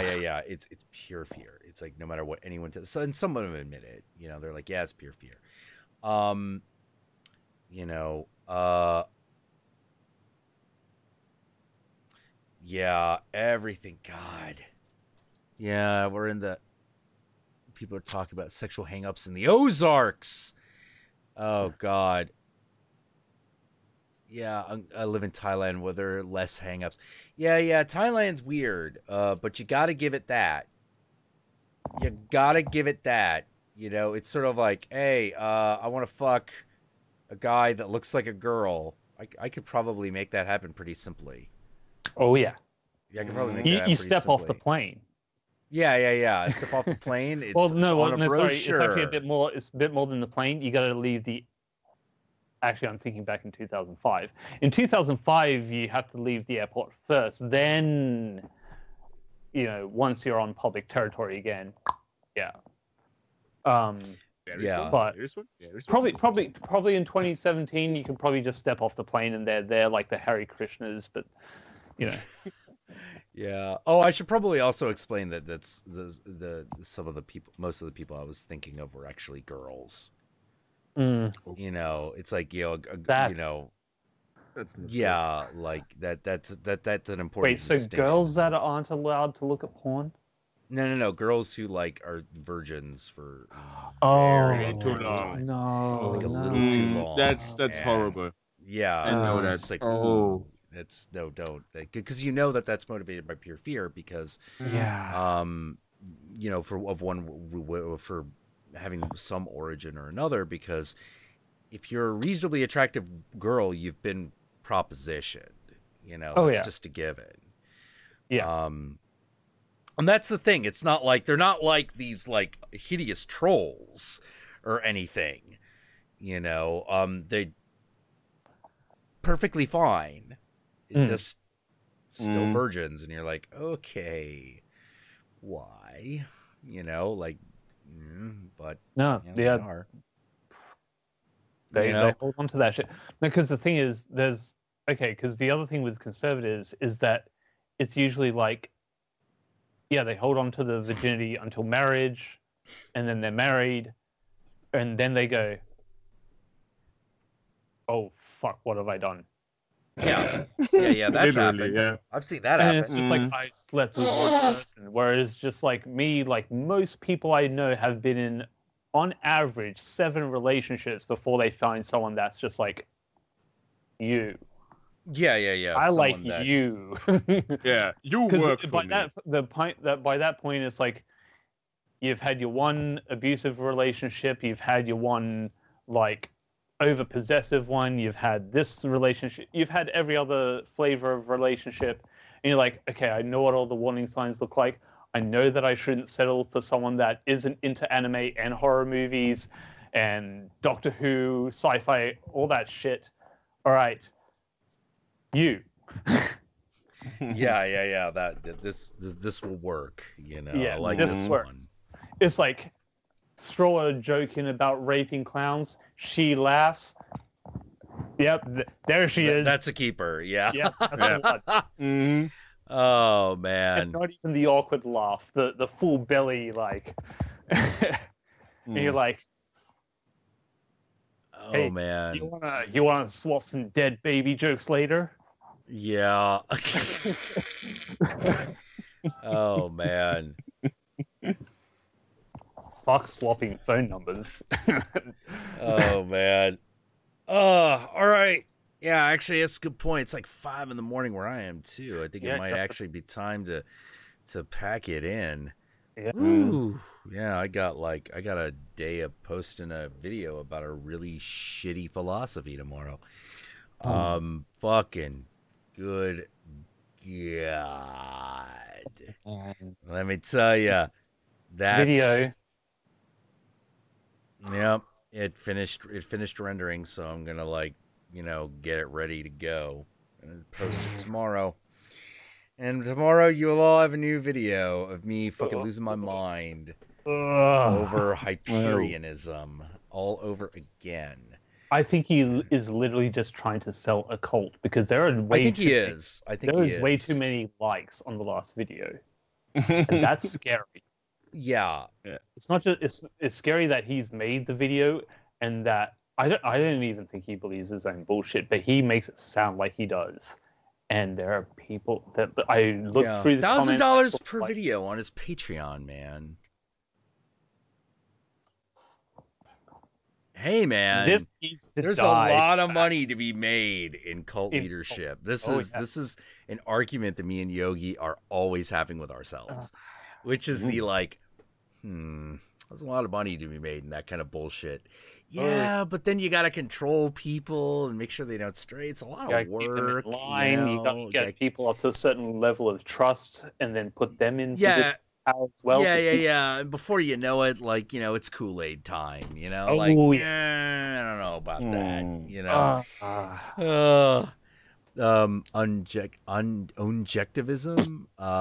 Oh God. Yeah, no, just wait. Oh, did you mean objectivism? Yeah, objectivism. That was that was weird. That was another one. Objectivism, which is some of the least objective stuff in the world. Actually, the philosophy of Ayn Rand. Oh boy. But yeah, he's selling a very similar line of bullshit. Actually, the Hyperionism guy is selling a very similar line.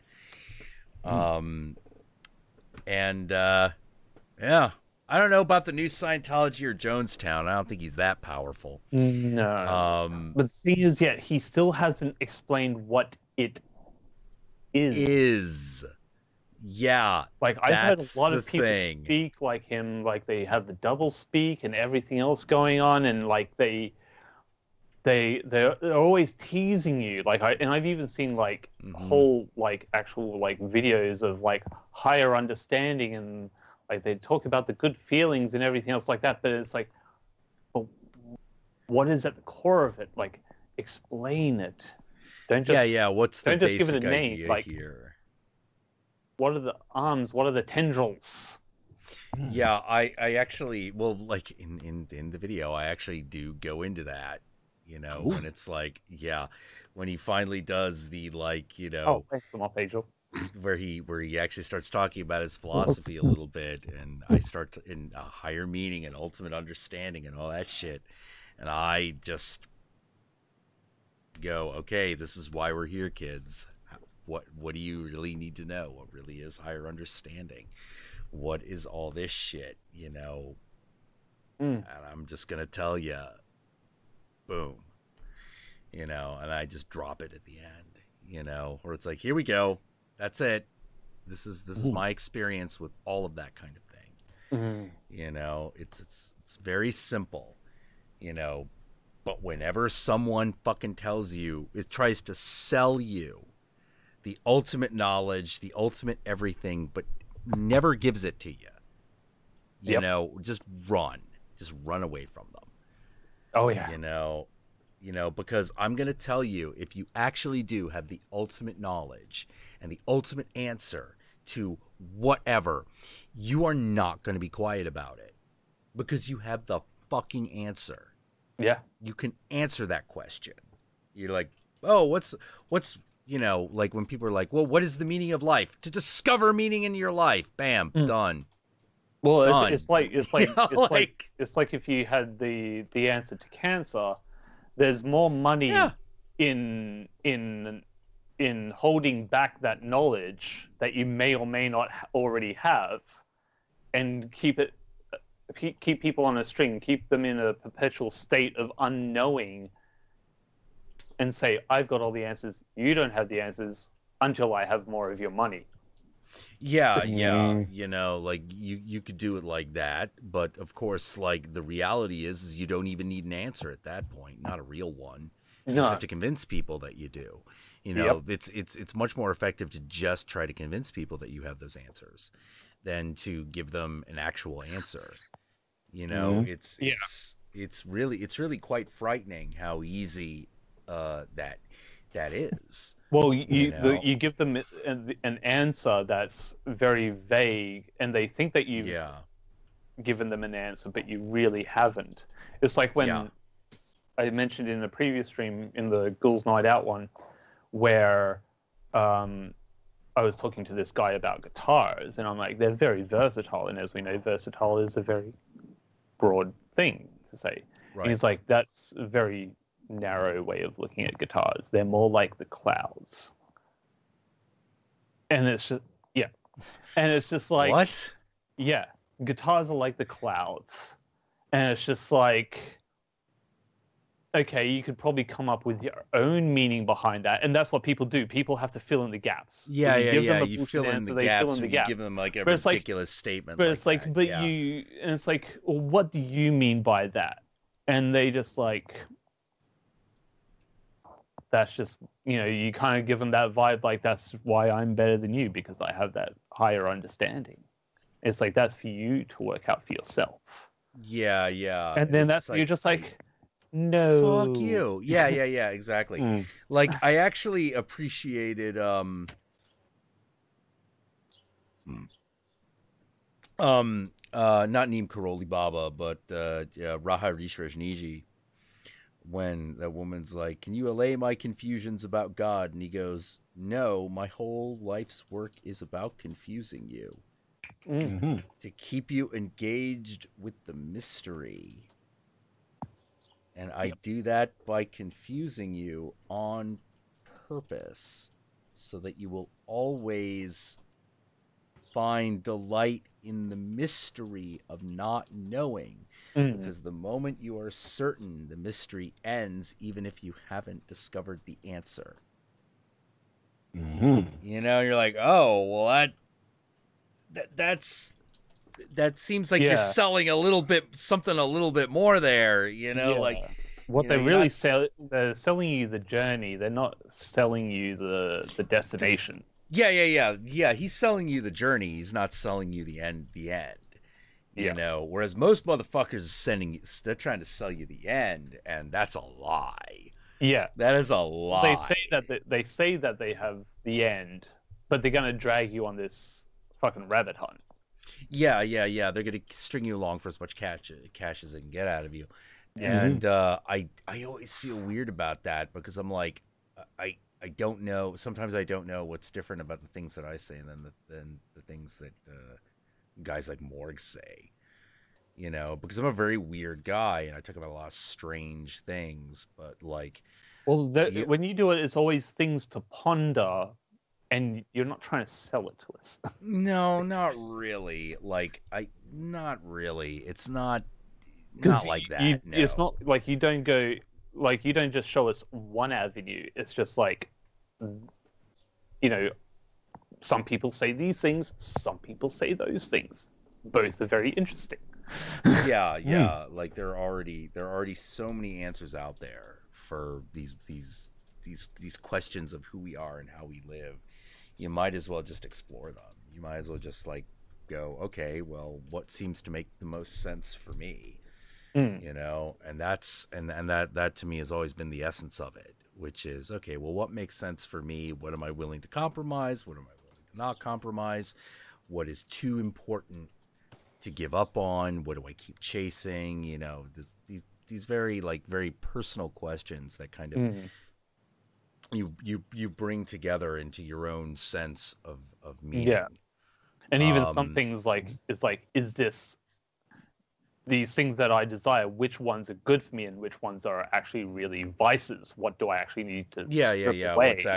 What's actually a problem and what isn't? You know.